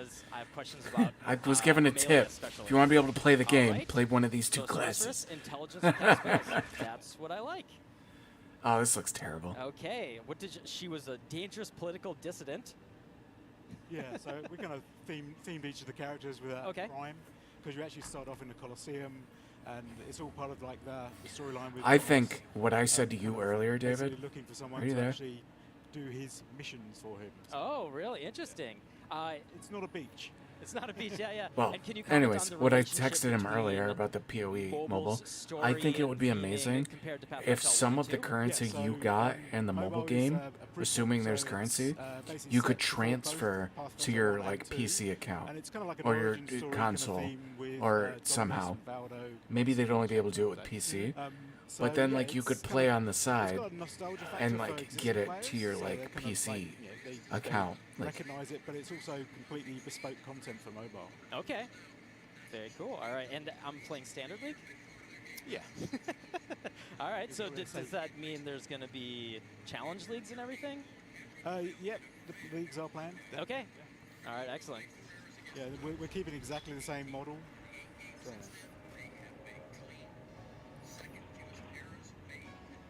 I got to read these tips. All right. Oh, PoE Mobile's literally just PoE. Yeah, we're just following this is my first time seeing any of that. Following the tutorial. Here we go. Yeah. I think very much like last time, I'm not going to say much. I just want you to kind of experience it. Okay. Well, it's laggy as hell. Choose a weapon and ready yourself. Get ready for battle. Loot the weapon rack. Okay. All right. Enter the arena and face the There's a problem with mobiles, thumbs. Yeah. More than simply survive. You must impress my lord. Okay.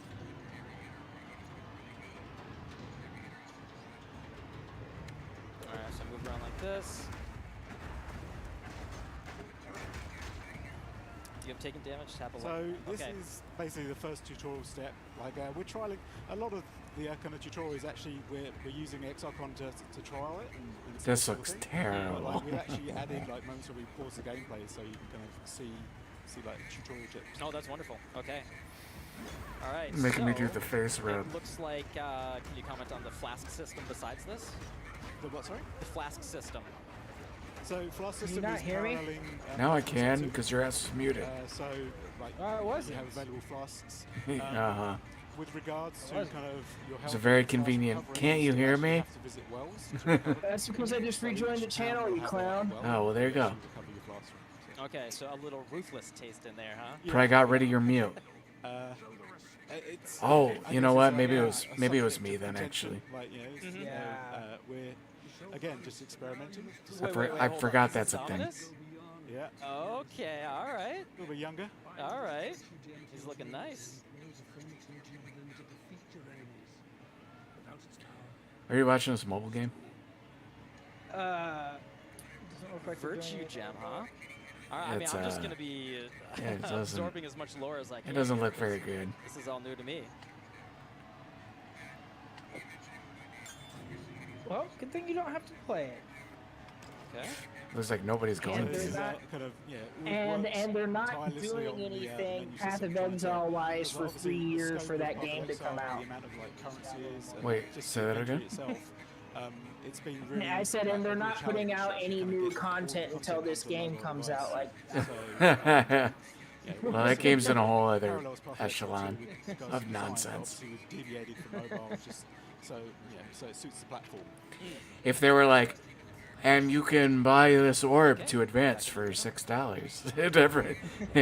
No viewers on stream. Okay.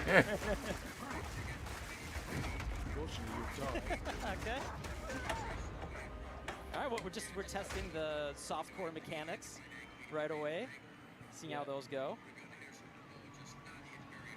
This is a dumpster fire. We kind of resetting this now? Yes. Yeah, the tutorial resets. Gotcha. I suggested... I play an easier character? Okay, my fault. I got seduced by the sorceress. Okay.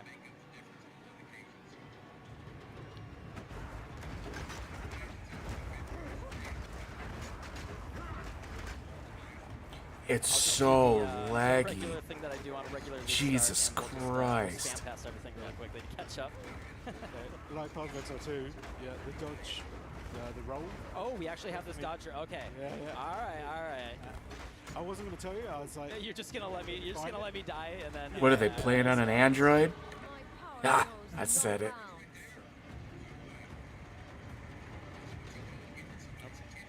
And for our accounts and all of that, is there going to be API connectivity similar to, like, are we going to be able to support stuff with third-party tools, just like Path of Exile 1 and 2?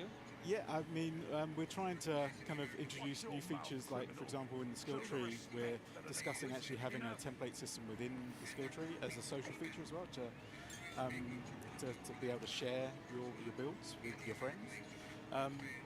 But again, there's no sort of, we're not stopping players from obviously using websites and that to build that, so.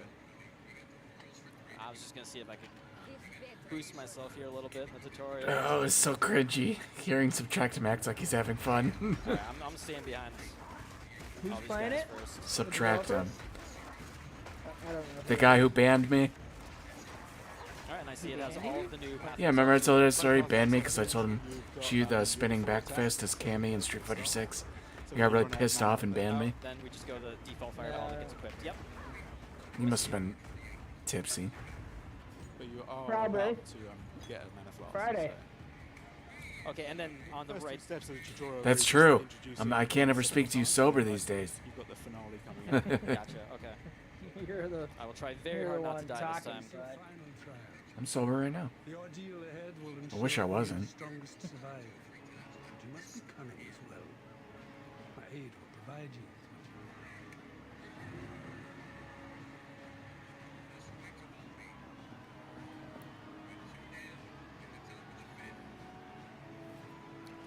Actually, let's see what chat's saying. Nice, okay.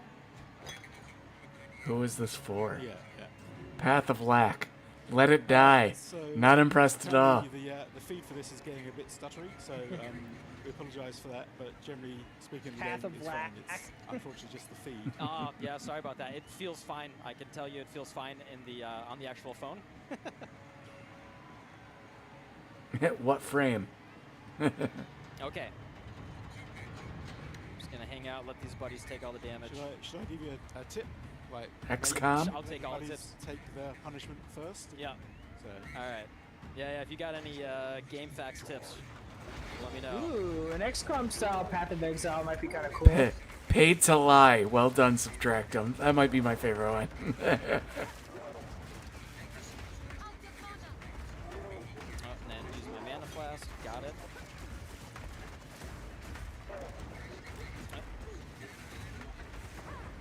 I can't believe how terribly this is running. Now, is there like a general kind of auto targeting for your? How do they not have like the fastest possible phone? Console for targeting.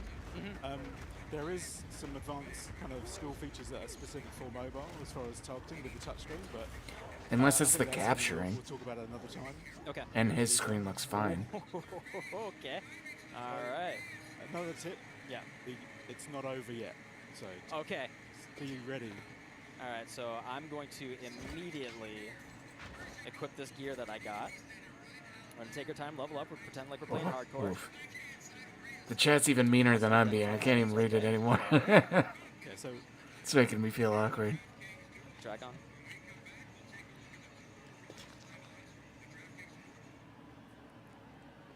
Oh, there's a vendor who identifies all your items free of charge. yeah.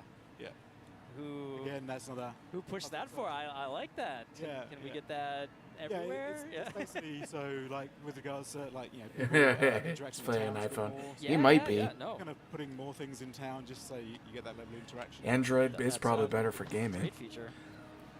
I don't know. Okay. Playing Bloom's TD6, Greg's And then to equip it, go Android here. couldn't get past level 200, and Got mine it. went up to like 220 just fine. And Just saying. All right, line in the sand. And I'm gonna use the life Shots to fired. warn me. I don't really game on my iPhone, but when I do, it just... I mean, Final Fantasy VII ran pretty well on it, but Alright. they did that for mobile like 3 years before my phone came out, so that's to be expected. Turns out my buddies are not so good buddies. Yeah, so Got it. You wanna let them kill each other? Yeah. I'll just get get some loot while they fight each other here a little bit. Oh man, they Oh, here we go. It is an iPhone. It is an iPhone. I think, right? That's an iPhone, right? Yeah, that's definitely an iPhone. Yeah, kill him. Oh, your health. No, I don't. wait, no, that's I don't not want. I don't know what model because yeah, I'm looking at that's iPhone like right our now, games, and huh? That's not an iPhone. that's not how the top speaker looks. Alright.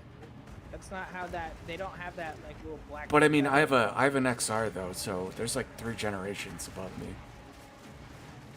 I have the 13, and it does not look like that at all. And all the other ones Yeah, kill each I other. don't know what that was. Okay. Alright. Is that a that Google was my new Pixel? man. They probably should have picked something else. It might be. Maybe they paid him use our phone and just show it for those 12 seconds. Yeah, it was $100,000. What if I just say goodbye? Oh wait, I should check chat. Does anyone know what that is? Someone said Nokia slide. I'm always tempted to take the troll option. Alright. Assign points. Alright. Cool. No one's... Very smart. Very, very smart. Yep. Don't Damn. overwhelm people right away. Someone Yep. spam the shit out of chat. I gotcha. Energy shield. Or... Well, So yeah, you have to cancel that one. yeah, give me the damage. Always damage. We already established this as softcore. So for this, just to make sure you do the right thing, it's like tap hold. So. Okay, and now... Yeah, so what you're seeing here is just a demo skill tree. So obviously this isn't final. Yeah, there was just literally showing one person starting that off said, trees for each gaming on an iPhone, wow, but that's not an iPhone like speaker. I want to like look at every we're single not one. intending to have Okay, Or like no, bezel. so So I legit don't know what that was. Your whole thing is not having any bezels. It's going wild in the right middle now. of the phone. I am Dominus, adjunct inquisitor. I'm looking more at the speaker at the top. Like mine doesn't look anything like that. of Chief Archon Valdo Caesarius. And we get Valdo. All right. That just shows how exciting this fucking mobile segment is. I'm trying to figure out what fucking phone it is. This place not long ago. Both went missing soon after. We must discover the truth. It honestly, I don't know. I mean, Android, it almost looked like a Google phone. I think it might be a Google phone. Oh, he's so young. one thing I'm noticing Yeah. is actually I think the connection with Apple TV is causing some stuttering. Is that what's causing the stuttering? Yeah. Okay. Because it's definitely Android is king if you want to get fancy with shit. If you just want it to work so I and think the do Apple like the TV is basics very, very successfully, I think iPhone's a little bit better for that. Familiar. I know where I just needed to do email, internet, and like a couple other things, and it just always works. I don't have to like get crazy or customize stuff. So, and I'm used to iPhone, and I use my phone for work. It's So, a logical decision. Yeah. Whatever to works. Use the Atlas for mobile, just so you've got that very quick ability to jump into a map and out again. So, like very early on, we just thought, yeah, we'll use that. You also have the Atlas map, which we use as an inventory as well as a progression map. So it was a very logical decision considering the size of the screen and what you have to work with on mobile. So. You will have your freedom. His benefactor has some value as well. Keep him apprised. Keep him informed. well, that text scrolled without any lag, so that's kind of dope. There is only one. Yeah, the new. I noticed that in the card game, the new transmutation art is Yeah. very appealing. A lot of people on Reddit and Twitter have been raving about it, and they're really excited about it. Very, very cool. Okay, and we got a map device here. We got our well. We have our apothecary.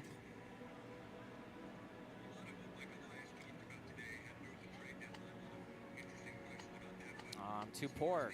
All right. I see how it is. Okay. I would definitely hit the well up before you go any further. How many times can I die doing this demo? Interesting. Wait, hold on. What are these folks doing here? Oh, that's all the players upstairs. Real? Okay. Yeah. Oh, so we're actually just on a live server in a general chat. Wow. Oh, that's why it's lagging. You guys are real ballsy. All right. He's on the same server as everyone playing in the lobby. Young Island. Yeah, this is. I mean the. So the like, PoE 1 he's on nostalgia just is like an already, actual like- server. That's obviously not optimized for people to be playing at the same time right now. That makes the And lag a throwback little to bit the old more. Atlas as well. A little bit more Definitely obvious. Definitely hitting those buttons. But like you said, So that's in ballsy. H1, And it was a dumb we decision want because to it's slowly lagging like introduce the crazy. mechanics. So Act 1, you're literally kind of following orders and you're going on each of these maps. But then like in Act 2, then we start introducing you can pick maps up, you find them, and then you can start actually, it's a little bit more kind of sort of dynamic as far as like there is a quest path, but you can sort of jump between maps to resolve it basically. So, and then kind of as we progress even further, like into sort of beyond Act 3, you can then start actually sort of applying currency in that to your maps as well. So we just slowly introduce it just so people can get familiar with the concepts. So.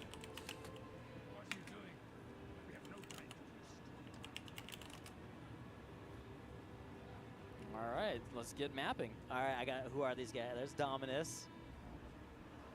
Veneris. Yep, that's Veneris. Wow.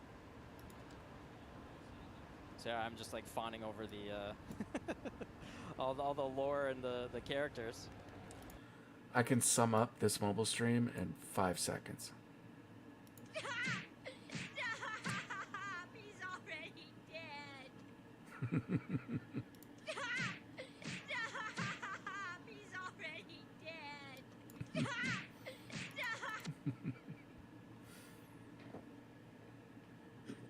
That direction. So. Yeah, I mean, I love Path of Exile 1, but like even the mobile version with the PoE 2 assets, it's pretty striking. Now, is there a way for me to make this mini map? Okay, all right, +1 points right there. So you can actually use it as a joystick, so you can pan around the map. Oh wow. Okay.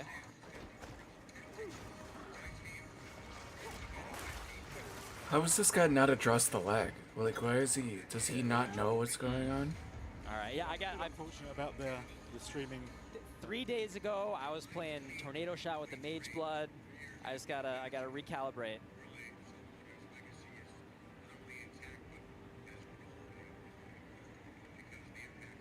Oh, and I gotta get into the habit of hitting that well every single time too, right?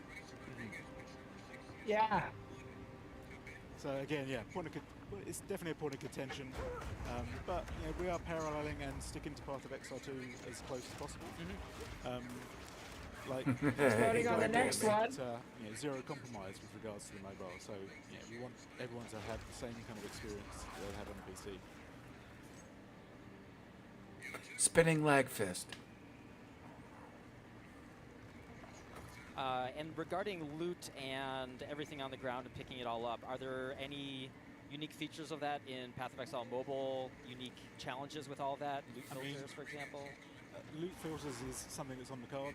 We're obviously trying to solve the problem with regards to the amount of drops. But in general, as far as usability and like Yeah, it's so play, bad. like, you can I actually wonder if tap they're any capturing type of using the item phone in at the there same that's time. visible to pick them up, as well as Like, using there's the no way touchpad they to wouldn't have pick tested them this. up. It's got to be the You fact actually that have to run he's around on the same to server as the pick people stuff up testing it, until like they're in line of sight, upstairs, there's no obstacle. like the guy said. And they just underestimated, like, More passive points. they thought, like, their little test server for this could handle it. And they were just wrong. Which isn't the worst thing. Without the lag, to be honest, I might cut this game some slack. Like, it would look a lot better, but this stuttering is just so The bad. general populace, sharing them with each other. Like, what's the relation there of, you know, still yet to be Keep in mind that we already concluded I don't think that's an iPhone either. never sync? I don't know if it's an Android or if it's a Google phone, but Yeah, I already saw that he tweeted, like, oh, Path of Exile 2 That's not has any of the Path new Exile iPhones. filters, and now Path of Exile mobile filters. And now we might need Path of Building. We might need 3 different Path of Buildings now, too. Oh, man. Can I use the potions on the right side as well? Can, yes. The flasks? Okay. Good, because, yeah, I want to be As like... if you're running. Yeah, I want to run away and use them. Yeah, yeah. That's why we opted for using the orb as well, so it's that you can switch between the two. I like that. And are the controls customizable in terms of placement or anything? Yep. Or? Yeah, Okay. you can actually just adjust the HUD.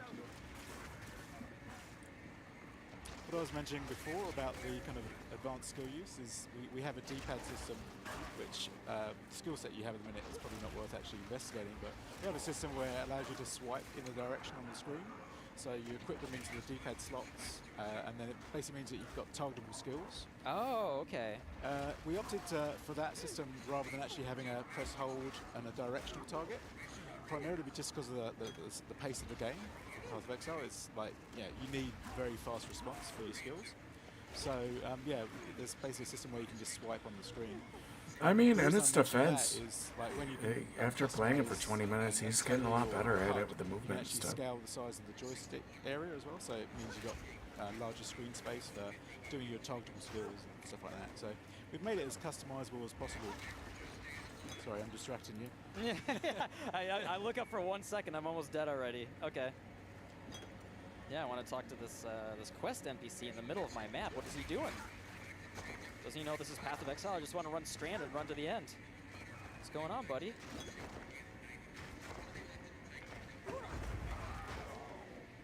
All right. What's he got to say? Our squad was ambushed. I must get word to the Inquisitor. I doubt I'll last much longer out here alone. Help me!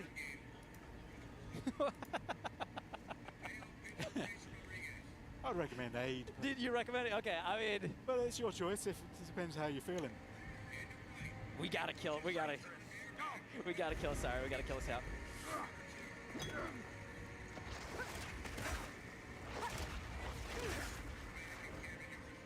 I'm sure Twitch chat just wants me to kill him anyway. Oh, he is. Pretty tough. Okay, maybe you're right. Maybe you're right. Maybe I should listen to the developer and not be some troll QA guy just trying to break the game. Spinning back fist. Spinning back fist.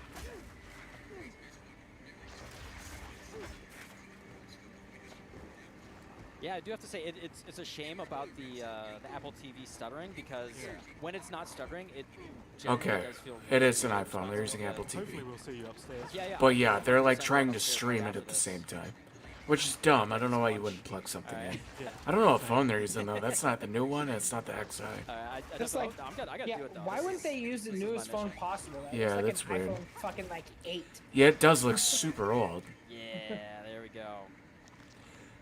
But the stuttering is because they're like trying to stream it from the phone. I don't know why they don't have something that would Alright. plug into the phone that could stream well, it.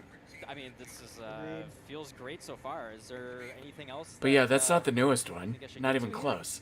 I mean, No. there's like 7 levels to the demo, so I have you keep going on. barely even looked at my game. What are you talking about?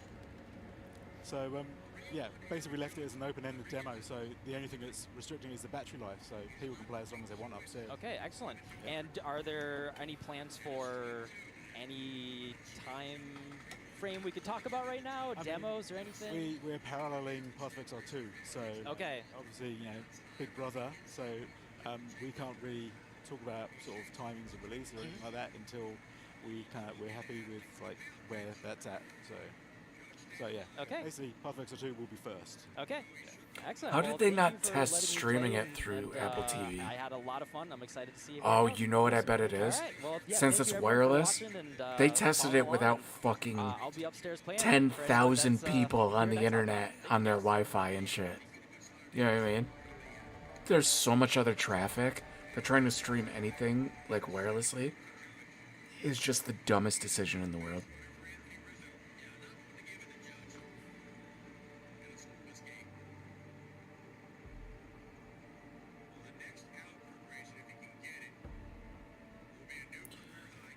A couple people are saying in chat that it was actually smooth on the phone. It was like the two people said said they came out and said it was smooth on the phone. They said just the streaming through like the network was like super laggy.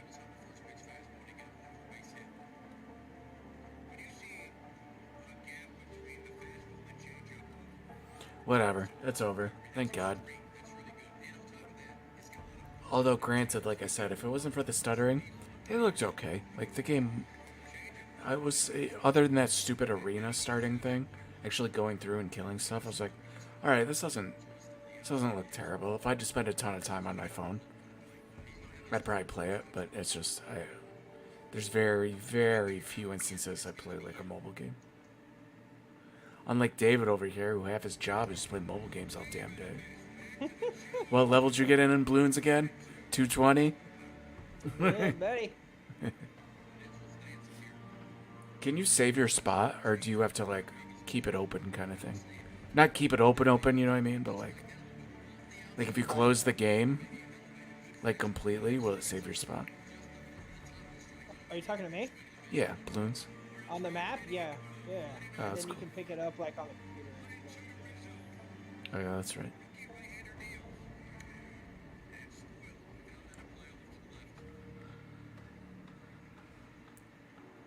The fuck is Kitten Cat Noodle?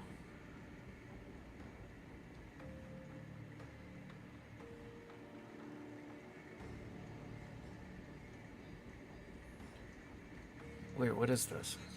It doesn't say what it's gonna be.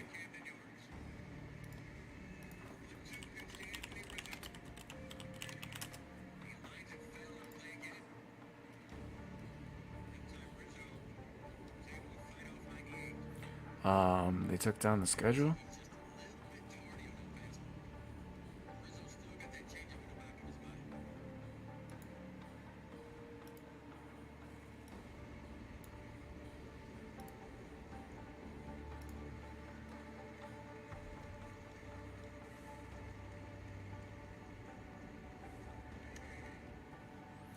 Narrative interview?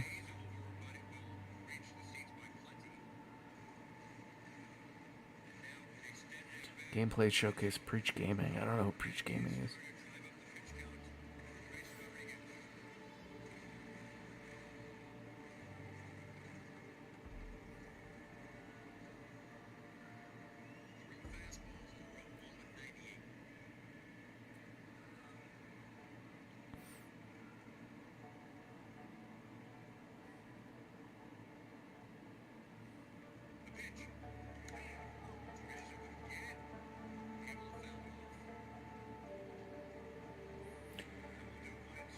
Damn, Yankees game is 0-0 in the 6th.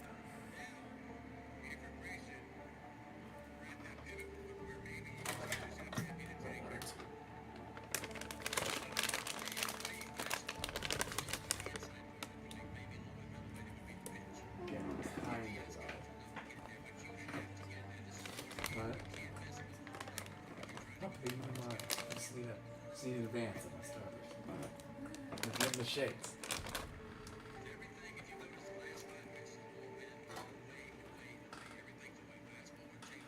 Now he's got the shakes too.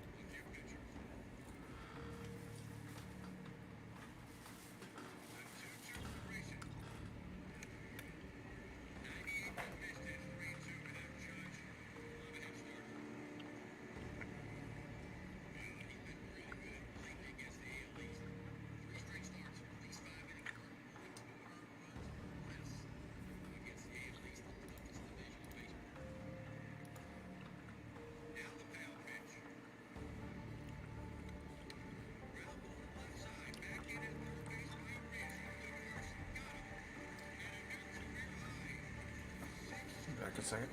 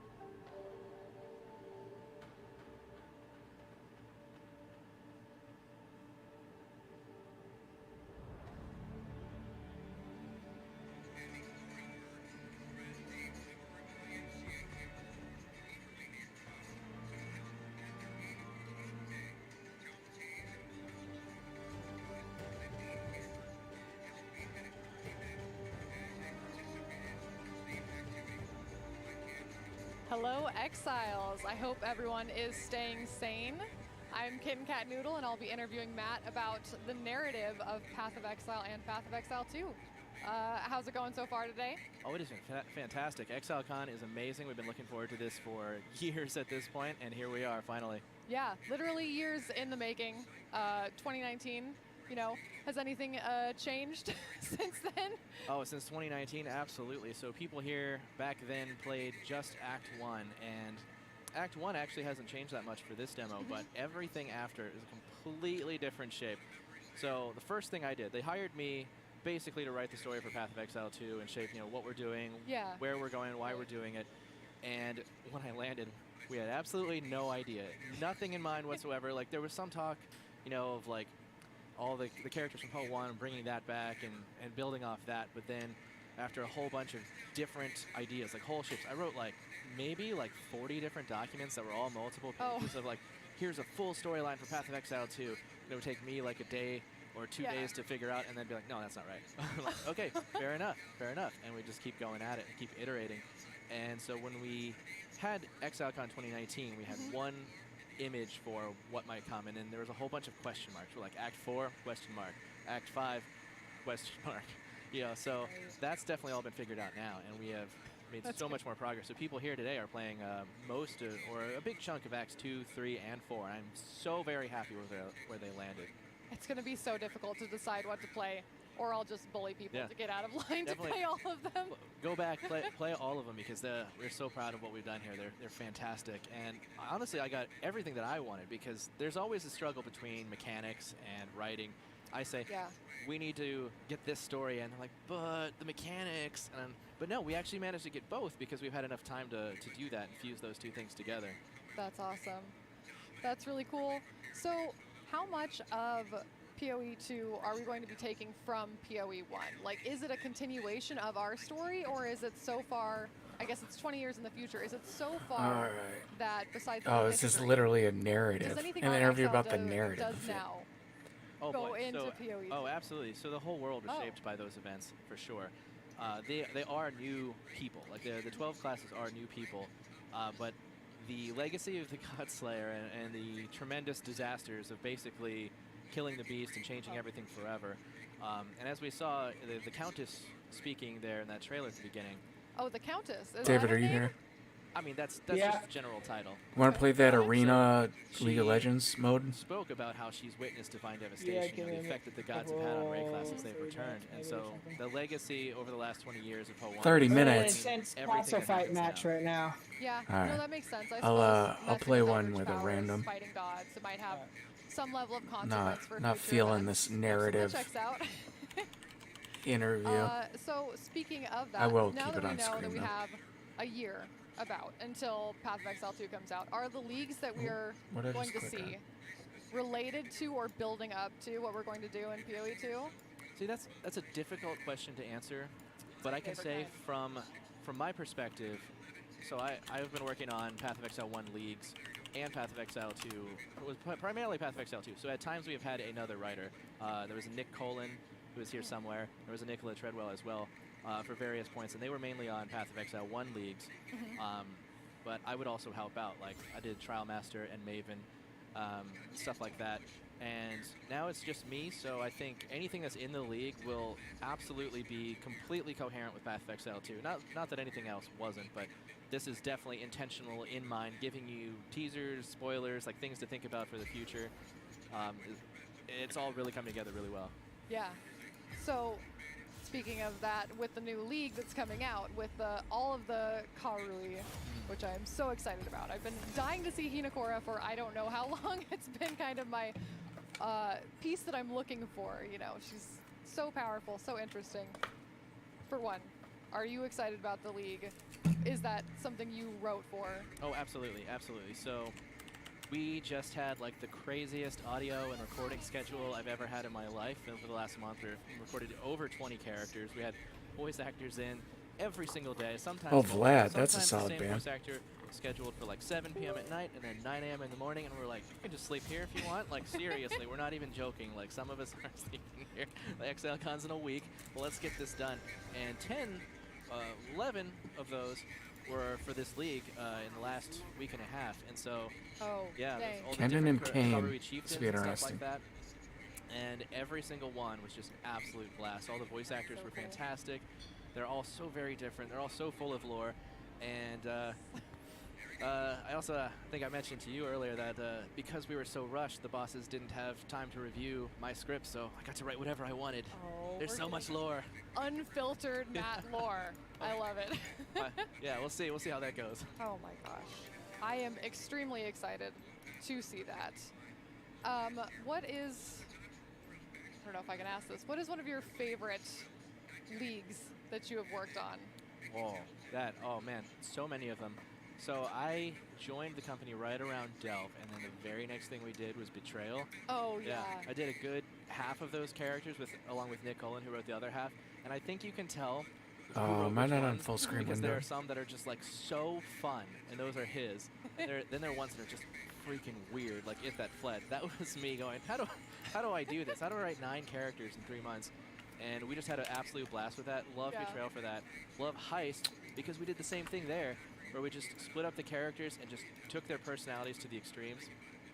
And it was so much fun. And the conversations they had were an example of one of the techniques. Oh, we switched to Ash? Techniques for Path of Exile 2. That's weird. Tell like the story to Zoomies. You guys want to go fast? All right, you can go fast. And we'll find ways to tell the story that are okay with you. We're not going to make you sit still, listen to long monologues like the one I'm giving right now. But, I mean, yeah, Heist is one of the leagues that is so densely packed with lore. It's either things you can read or, characters having conversations while you're running around killing things quickly. So you're kind of accidentally absorbing story, I guess. Oh, absolutely. That's the best way to do it, I think, is never make them stand still. But my absolute all-time favorite has to be Synthesis for sure. Oh, yeah. So the story of this one, Mark II and I were like the only people in the office, one Christmas vacation for everybody else. And he was like, hey, you want to throw around ideas for the league? Yeah. We came up with like what I think is the absolute triumph, like a symphony of mechanics and story together. So yeah, and I am so excited for that. And I think we're going to get to see more of that from the mobile demo being played here today. Oh, really? If you go play that. More Synthesis? More something related to Synthesis. So the story, the story of Path Mobile, if you What is check Ash that out doing? today, you'll find it's set 20 years in the past. That immediately gives us some big opportunities. Oh my gosh, I will have to go check that out. I'm so excited for that one because that lets us get into things that we can't do if we're going into the future. But starting 20 years in the past, there we go. I mean, there's so much stuff that you can delve I into. don't know why this Ash left me, but Pun intended. now we're both dead. Actually not intended, but I'll take credit for that. Not even shooting him. She ran out of the circle to get hurt. She flashed over the wall. I don't know why she fucking picked Ash. I don't know why she picked Ash. You guys could have killed her, but she ran out of the circle and got hurt. But how do you cater? Do you do more visual stuff? Do you include more green text? Well, that's a very interesting question, and it helps that at heart I'm Azumi, so I was speeding along, min-maxing, barely paying attention to the story. I don't think we're gonna do very well, anyways. I realized that we're gonna have to develop better techniques for that. So betrayal stuff, heist stuff, why? all that came into that. So like more green text, more character Because stock, we won more the first living one, they characters. won the second one. One of the things, the Path of Exile 2 gameplay 2 trailer, I think, where we Act 2 we're at the Ancient Gates. You can see that we meet Asala, the Sekima of the Ardura Caravan. Yeah, in action. She's not in town before that. You just meet her, you fight alongside her. There's no time to sit and get giant monologues, and you're immediately swept up into the action. So most of I don't know what she keeps doing. Be told that way. Okay. And it's so weird. Any standing in town dialogue, or if you have a question, you can go ask someone more about that. And so there are some characters who have like Zarka, the storyteller in Act 2, has like 50 pages of dialogue at this point. It's just so back bad. 4 or 5 times for recordings, I think. She keeps like trying to like go behind them. It's like, what are you doing? Like you're an ADC. Like they're just gonna turn around and kill you. And I think they'll love this. It's so bad. Play out differently if you just zoom past. God, just fucking eliminate us already. Consequences for not consequences. We'll but see. Changes. Well, the dialogue Maybe for there's sure is different. The quest states are different too. Like there is this. You'll see that where if you just blunder on ahead, you're like racing past. You don't talk to anyone. You just do stuff. The NPCs will be a bit bewildered and say things like, I don't know how you knew to do that, or like what you thought you were doing, but you got lucky. Oh my gosh, I love that. That's going to be so funny. It'll be completely different experiences, I'm sure, for someone like me who's sitting there touching every rock that might have a word on it. Trying to cover everything the players could do, especially with 12 classes, and some of the classes being culturally relevant, like the Sorceress and the Mariketh and stuff like that. So they will definitely be spoken to differently too. And like that storyteller I mentioned, Zarka, if you blunder ahead and just start doing quests without talking to her, she'll actually like chide you and like scold you because you're a little child. Like you don't know what you're doing, and you're just running around hitting things. Oh my god. And there she goes. So just culturally relevant. I mean, we're going to Namakanui. That's at least one of the places that was named. And so we still have a Marauder. I'm sure there might be, in one of the new classes, there might be another Karui character. Yeah, and so is that what you mean, that they're going to go absolutely. And have history in the places that we've, like our Exile has history? Yeah, our character cool. has history in some of these places, especially so Act 4. Oh, cool, he can knock me out of the circle. That's cool. Is the map says Northern Namakanui. Why the fuck did this person play Ash? So dumb. The warrior absolutely is driving me very nuts. differently there. Oh, wow. That's so cool. Yeah, it's a lot of fun. Yeah, that's really, really exciting. And it will be cool to have NPCs kind of joining us to allow us to have more movement and have more freedom in that, but still give you that information. Oh, summoning NPCs in changed everything. I was so happy that they would develop this tech for like to make the story flow better. Like when they saw in the gameplay demo there where Alva comes in and helps you and stuff like that. Doing that as much as possible with the relevant portions of the game. Like if you have an NPC who you know is an expert on this stuff, like Alva's an expert on Val culture, of course they're gonna have something to say. So instead of having to go back to town, let's just bring them in. So feel free to not answer, but Alva is there. Alva is there. She's in the Vol area. That's very interesting. Yeah. I want to ask if it's Doriani's Machinarium. Interesting that you noticed that choice of word use. I will say that we have had a lot of fun laughing about the use of Alva in PO2, because whenever anyone asks questions about her and how she's there, I'm just like, it's a great big ball of wibbly wobbly, timey-wimey stuff. And don't worry about it. Have fun with it. That's literally her whole thing. I guess all the people who are like, Alva is the last to die, is this sort of a... Oh, I think it's pretty clear she absolutely was, yeah. Wait, really? Yeah. Same voice actress, same model. I don't think that's a spoiler to give away. No, but also it was never confirmed, and I thought maybe if she was here in the future that like it wasn't, but Oh, I didn't mean to confirm anything for you. Like, you don't have to believe me. You know, I'm just some guy saying stuff. So. Yeah, you're just some guy. Yeah. You wrote it, but you might be lying. Yeah, I could be lying. Yeah. Let's go with that. Wow, that gives me a lot to think about. One of the things that I did want to ask about is now that we have some more time, we're getting the Korui League. Very excited to see Hinakura. Any chance Harbinger 2? Oh, that is a tough question because Harbinger is so weird, and so I think we'll come to that road when we come to it because it's they've always been hesitant to revisit leagues. Yeah. But we can work around that. So we got Navali back in this league because it was convincingly different enough that no one's going to see that and say, hey, this is just Prophecy. I didn't like Prophecy. Yeah, we did that. This is the same thing. Yeah. So Harbingers absolutely can come back if we find a way to use them that isn't literally Harbinger League. You know, someone will see this and think, okay, cool, I want to play this even if I didn't like Harbinger League because this is sufficiently different. But I think it's definitely a possibility. Okay. I really hope that they do, but yeah. I understand that, yeah, you don't want to just do I absolutely adore Harbinger. Harbinger 2. Yeah, that's a whole different type of cryptic storytelling where I layer in the puzzle for you on purpose. Right. And Harbinger is like, I don't even know what they're saying. Oh, I went full detective hacker mode to figure that out. Well, other people had laid out some of the groundwork for figuring information out about the language with that. Absolutely one of the most fun puzzles or most detective work that was... I followed that whole saga. It was so much fun. And interestingly, there's a creative use of language in next patch too, so I think you'll have... Oh, really? Yeah. Some more decoding? Yeah, we already put it on screen, but nobody noticed. I did not notice. Dang it. Less decoding, but it's an interesting use of language, you'll see. Okay. I'll have to revisit this. So maybe no Harbinger 2 electric blue glue. But it is... Harbinger is one of those leagues that's very different in terms of... It's very... I don't want to say cosmic because that's more Maven, etc., but it's clearly inspired from things that aren't as grounded as some of the other experiences. What are some like outside inspirations for you when you're writing lore outside of the game? Is there anything that you... Oh, absolutely. I even wrote this down ahead of time thinking a question like this would come up. So interestingly, the same things that inspired the art originally, like Berserk, games like Blasphemous, things like that. I also, watch us win this. Those. Yeah. I grew up on things like the Twilight Zone, the Outer Limits, where like that kind of dark horror and sometimes sci-fi storytelling. And it's interesting that also applies to this because sure, it's a fantasy world, but the human motivations are all still there.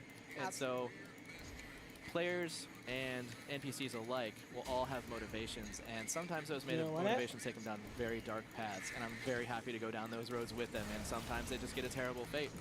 I think that's part of what makes the lore so fascinating, is it's not really just a narrative as in this is the point A, point B. It's all about understanding characters' motivations and how that has consequences in the world and how those consequences create motivations and situations. It's like this continuous building network and puzzle. And so whenever I see, a certain person get mentioned, like maybe Viridi gets mentioned, and then you're like, okay, what can we do with that? How does that have consequences? Thinking of the Solaris and Lunaris information that, was built in Heist, right, that they might also be Mariketh, and then we're seeing the same caravan of Adia's sister, or where she's from as well, who was interested in the Solarized Spear, and it's just like these continuous building snowballs of narrative. It is very... So that is fun. So I think you're going to love Poe 2 because we absolutely have taken that to a much more definite and solid concrete level where every character you meet has a thing that they want. Dude, I don't know. Did you see her hit that fucking explosive thing and knock me over? No, I'm talking to someone in chat. To do your quest. But it knocked me out of the ring, and I was like, act against you or do stupid things. Like, just stay in the middle. Like, let him come to us. Instead, he almost killed me. And well, actually, he did kill me. So much more alive, and some characters actually go with you between acts. Is this Samara finally? Yeah, like I saw the Hooded one is from Act 1 and then goes in Act 2. But there's is there like? Well, you can see. I keep referencing the demo I gotta here. do the demo. I gotta do the demo. But so Alva is in Act 3 in the town, but then she's also there at the start of Act 4 in that. Unreal. So there's a whole lot of like, let's make this world alive. Let's make these characters do stuff. Yeah. And I'm so much happier. Oh with shit. This. Hi, babe. That's How you doing, awesome. buddy? I absolutely can't wait to play the demo. I already really wanted to, but now I'm just basically gonna jump out of I just keep referencing it because it's I can give that away because it's not spoilers because Right, yeah. people have seen it. There's so much more. There's a whole grand story. Oh, we're setting out this one. And I think it's important to mention too because people would often wonder is like this is much more grounded. We're restarting from zero. Right. You're waking back up on a beach with Driftwood Club, as we put, and all that cosmic stuff and all that stuff from Poe 1. Maybe we'll get there. Right now, we're telling this story. Right. And so you're dealing with people. Sometimes the NPCs are stronger than you. And when you encounter them, like, they have their own agenda. You can't stop then. And you're going to have to get stronger and come back later. Oh, wow. Yeah, so like I was Oh, wow, really we're in inspired by first. Piety in Poe 1 multiple Yes. times, for example. And so we have antagonists that you'll see again. Yeah, multiple times, whatever. That's all. I was actually. These are the people that we have to didn't beat, have though. That in my questions, but I love Piety as an And I got rid of my antagonist, right? boots, She's so- not an enemy necessarily, Great but she's character. somebody who just taunts you and bothers you and shows up and has motivations that are basically counter to what you're trying to do. Yeah. So we have some more antagonists. Yeah, and we have a lot of characters that are somewhere in the middle where they're not necessarily your enemy, but you're going to leave feeling like, what did we just do? Did we just help a bad guy? Tasuni, yes. Yeah. Oh, yeah, flashback to that bit. Unreal. Yeah, like Guardian a Angel better saved choice them. in Poe 1. We'll definitely never leave a choice like that just hanging. Tell me he doesn't get it now, though. Yeah. If we do that, yeah. That's really cool. I mean, if you skipping dialogue has consequences, then Unreal. I literally won the round, but he had Guardian Angel and he survived. Oh man, and the skipping dialogue having consequences was such a catharsis for me. That's so sassy. If you don't talk to any of the NPCs the whole act and you just finish the whole thing without talking to them, they won't even know you. Yeah, they're like, I'm sorry, who are you? Like, Wait, you did what? This guy just charged in here, killed all these people, and ran off. Like, what was that about? Does anyone know what that was I don't have flash for this round, though. Oh man. So I would be remiss to not ask. I remember in the very first trailer for PoE 2, one of the last shots is a boat. Oh, boats. I haven't seen anything about a boat since, but I gotta know. Oh, terrible Is use there your gonna be a ult. boat? There's absolutely got to be a boat. You can play it today. It's in the demo too? Yeah. Oh my gosh. Okay, well. Well, I mean, we've hardly had any time to get on those demos yet, but Act 4, it's sitting pretty right there. Act 4, Yeah. boat. Write that down. Definitely got to play that one. And I've seen all the animations and stuff for that. It's absolutely fantastic. And I don't know if any of that's implemented now. Like I think it's just area transitions because we want people to save time. Yeah, but, for sure. Oh man, the boat is gorgeous. I know. Oh, hit her. Struggle Hit her. doing the demo because I want to read everything, but I also want to see everything, and I don't know how to do both. Oh man, yeah, I do recommend reading because there's so much there for you already. Because I knew that the lore scholar type people would be playing. Absolutely, I'm gonna be. Ha! You're gonna have to pry me. Let's up. go. It's so annoying. I'll be like, man. Oh, And I have flash now. Yeah, I'll be like, do you know who I am? Just pull that one. Oh no, I'm super excited, and I'm super excited for the league. So, are we going to get a wrap up to all of the Maven and everything? Since we are starting fresh with PoE 1, we're gonna get a. That is an open-ended question, but I'm intent on that, and so far they've been really good for giving me techniques, narratives, and decisions like to tell that story. And I think from working with Jonathan, he's one of the best bosses I've ever had. I think. Awesome. He also cares about story. He makes sure, like, we actually sit down Why are and they plan down out to every single 6? detail. We say, like, all right, what are the character motivations here? Are the player motivations matching? With Oh, what no, the players we wanna have do? 6, they have And 2. The NPC motivations, and I have to think that we'll absolutely get closer to that storyline, especially since it's being maintained alongside. We'll still be doing patches and stuff like that. Yeah, for sure. Well, I'm excited to see how that concludes and how that affects what we're doing in PoE 2. And I need to go play that demo, like, Oh, right absolutely. now. And then go tell everyone online. Yes. Awesome. Well, thank you so much for joining us, and stay safe. We lost. Damn it. Unreal. Some of the like fucking the like map things. It's like, oh, just keep hitting that thing and then it attacks them. Like I forgot about that and it screwed us. Alright, I'll be back in a second.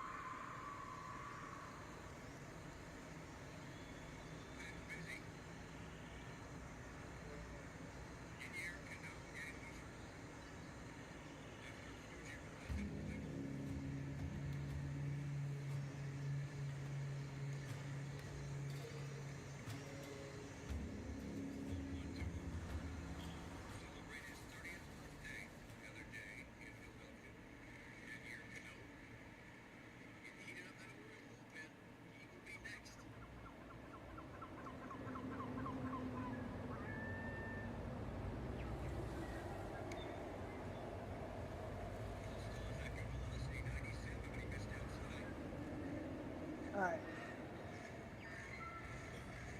Give me 1 minute. I'll get on.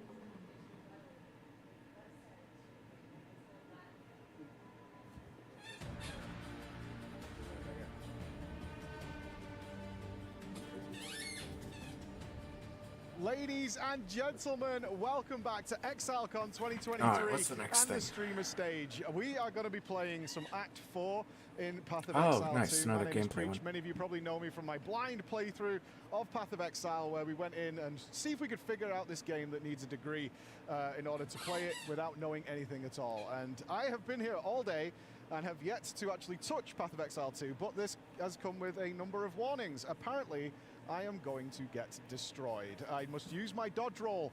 I must use all the abilities that I have and to try and live through whatever nightmare I'm about to face. I've been told the difficulty is super, super high. So we're going to be playing the warrior because hopefully there's some flicker strike clicking in here, although I believe it is for the monk.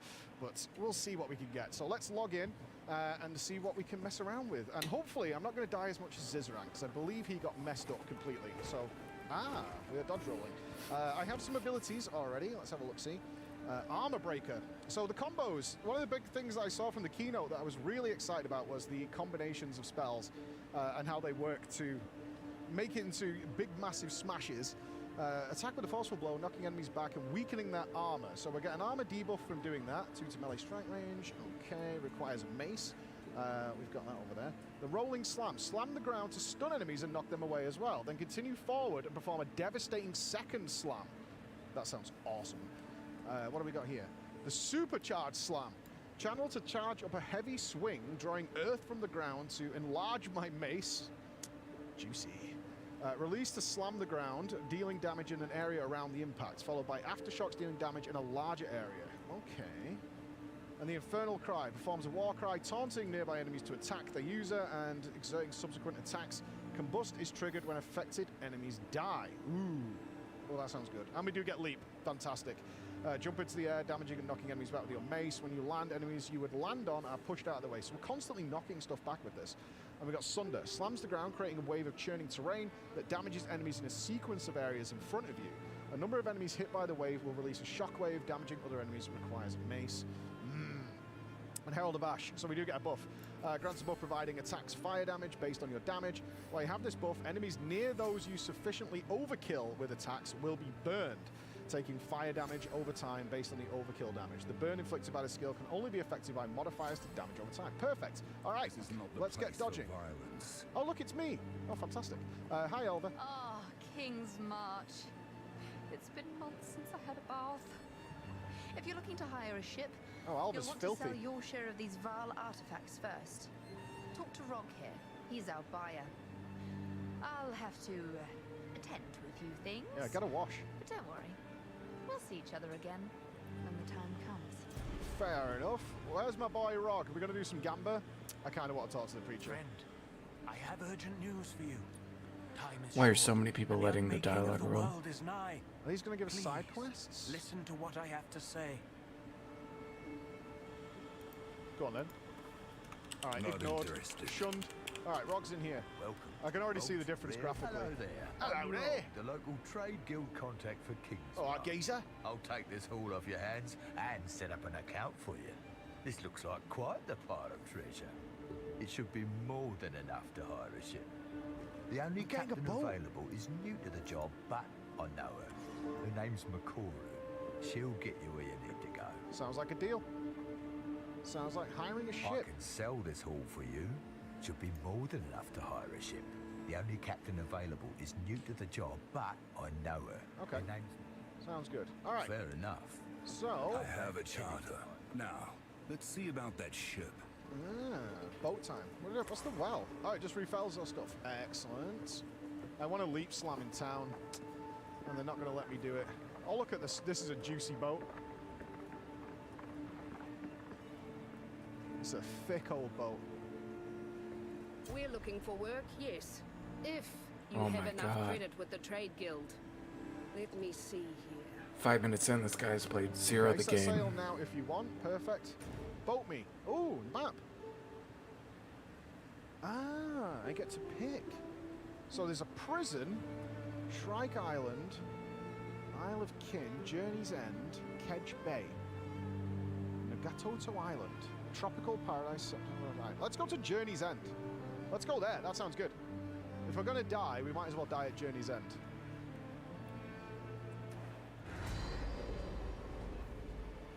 I've got to say, like, as somebody who is relatively new to PoE, I've been playing for like a year, you know, playing seasonally. Having a fresh start has been one of the most exciting things, to be there at the launch, because I missed the first PoE launch. I was there when it came out, but I was so entrenched in the current games that I was playing that I didn't really... Lost. No, let's set our weapon on fire. We need our buffs on. That I kind of skipped by it, and then when it came time to play, there was so many years of content out and all that kind of stuff that I was like lost a little bit. Ooh. Oh, that's good. Right, I'm practicing my dodge roll a bit. I'm not ready. Oh, the double slam is really good, actually. Oh, I like that. Boink. Strange we're picking up gold. I wonder if that's a temporary currency, if they're going to do some smoothing. Hello. Get smacked, lad. Okay, not bad, not bad. I love how meaty melee feels. I know everyone's like always, it's like anti-melee a little bit over room. Help. Dodging. Outplayed, idiot.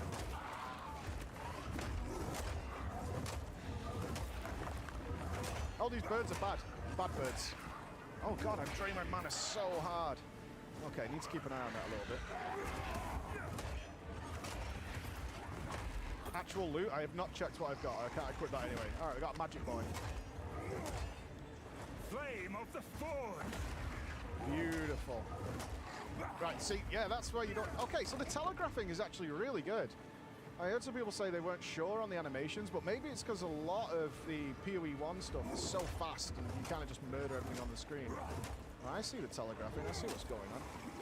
Needs to be way more accurate with this. Yeah, so you can see that light up when it's doing it. That's cool. Big mana for a big guy. Like it. Oh. Oh, we're getting smacked. Okay, we got actual enemies. Roll out the way of that. Let's get rid of big boy, eh? Give it the old slammer jammer. Give me that. Juicy. What's down here? I wonder if I can... I don't think I can leap over it. Okay, he's going to slam down. Let's avoid that. Oh, it's got a big range on it. Fair enough. More mana.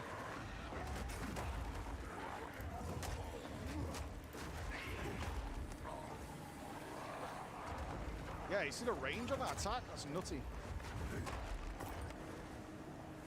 He's dead. He's dead. Alright, at least picking up gold is auto lead. Watching the slam. Okay, he tracks you for a bit as well. Let's keep an eye on that. Now we've got two of these bad boys. Rolling behind. Okay, we've got three of them. Fair. Dodged. He was playing better than everyone else. Got the fire going. My flasks are not regenning like I would hope they would, even with kills. I need to be a little careful on that. As we bump into a rare. He just backhanded me. That's really funny. Oh, he's immortal. Whoa. Okay, we don't not want to be in a corner. That is going to be bad news for everybody. Let's not do that. Dodge that.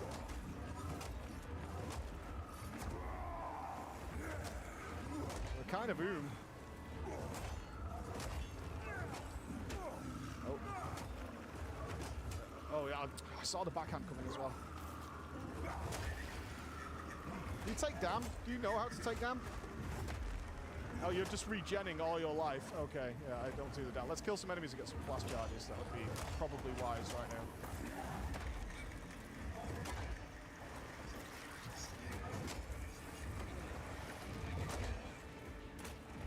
We are not getting much. In fact, we're getting nothing. We need to deactivate this. Yeah, it's just sucking too much of our mana. Oh! Okay, this guy's not leaving me alone.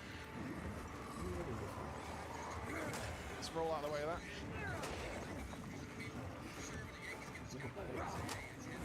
What are the affixes on here? No mana. Nope, no mana. Looks like our little melee attack gives us... Well, I don't think we're going to kill this guy. Let's go over here. How much does this take? 20 mana for just armor breaker. Okay.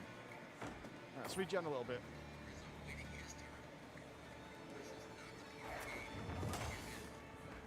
Hold. Hold. I can beat this guy.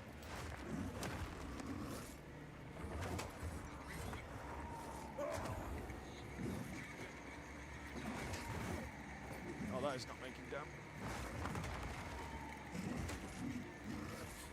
Flame of the Forge! No, I didn't want to do that. Have a little drinky drink. Oh, he's in the dodge. Oh, he's interrupting my cast. Steady, steady. He's regenning more damage than I can do. Yeah, I don't know why he's wasting so much time on this guy. I just can't kill him. Okay, let's go this way.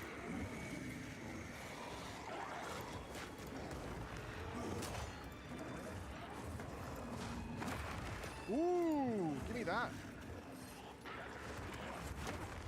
Give me this. This is mine now. Oh my god, just move on.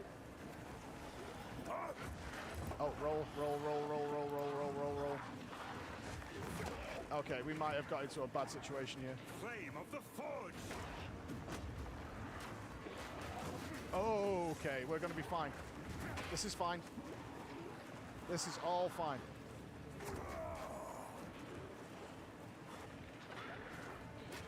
Switch that off for a sec. This... Oh, no! Okay, I'm not surprised. I am not surprised. Take me to the checkpoint.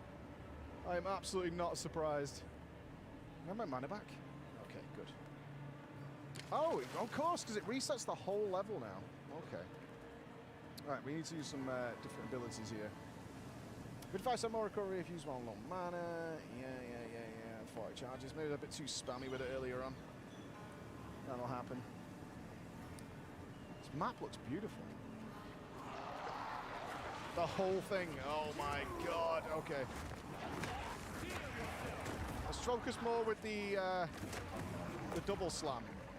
Seems maybe a bit more mana efficient.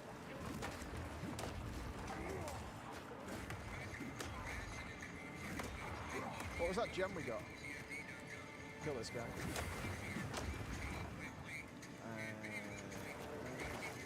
Leave me alone, little creature. I'm trying to read. Supports any skill that hits enemies, giving it a chance to shock more powerful skills. Okay. So let's put that. So it's a blue. We'll put it with Herald of Ash. That won't work. Yeah. That will do nothing. Not really. Works with our leap slam. I can't put it in. Unfortunate. Okay. Well, if I can, I haven't figured it out yet. Oh, this this guy. Oh no, this is just a normal one. Okay. New mace.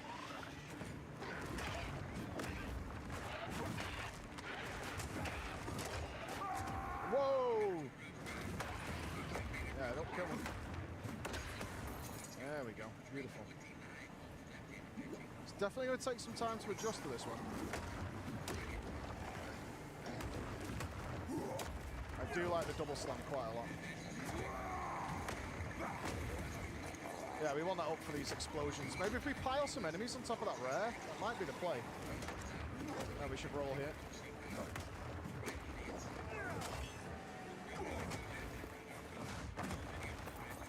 The old leap slam. I can't equip any of this stuff, can I? What if they give me here? Good service increase first. Okay, yeah, we want that life per second. Certainly better than what we just picked up. Hammer and anvil.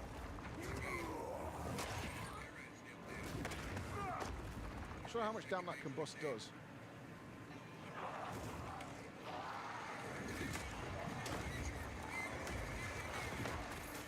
Oh, this is a good place to try it, actually. Oh, that's much nicer. There we go. Oh, we do run out of mana again. Pushback is very small. Like, every ability I have pretty much does some sort of pushback.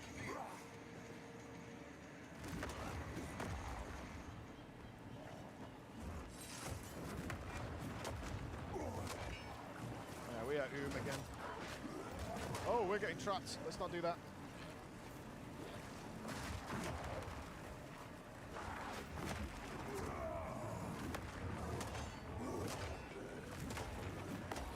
I've got to tell you guys, it feels so weird to play PoE where even the trash enemies are something to be considered. Uh-oh, spicy, extra spicy, mayonnaise.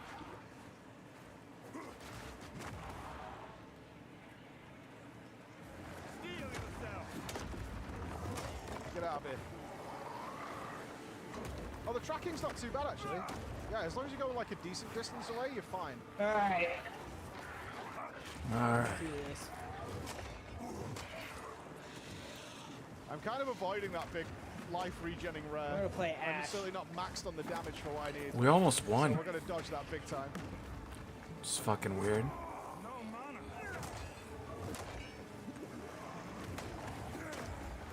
Little concerned about my mana. Let's let it regenerate. I mean, to be honest, if Probably push she was any other character, we might have won. Slam these down. Because there was like 3 rounds where I just melted them immediately. Should be using combust a lot more. Then she just stood there, pew, pew, pew. Now would actually be a really good time, but I'm going to use the last of my mana to set it up. There we go. Yeah, that's absolutely what we should be doing. Yeah. One MS. So good.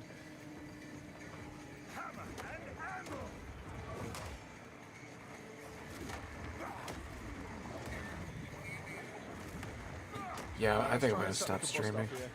MV, if you're still watching, bud, have a good night. Get the big channel going. Roll over here. I'll probably do a video tomorrow on my reaction to this.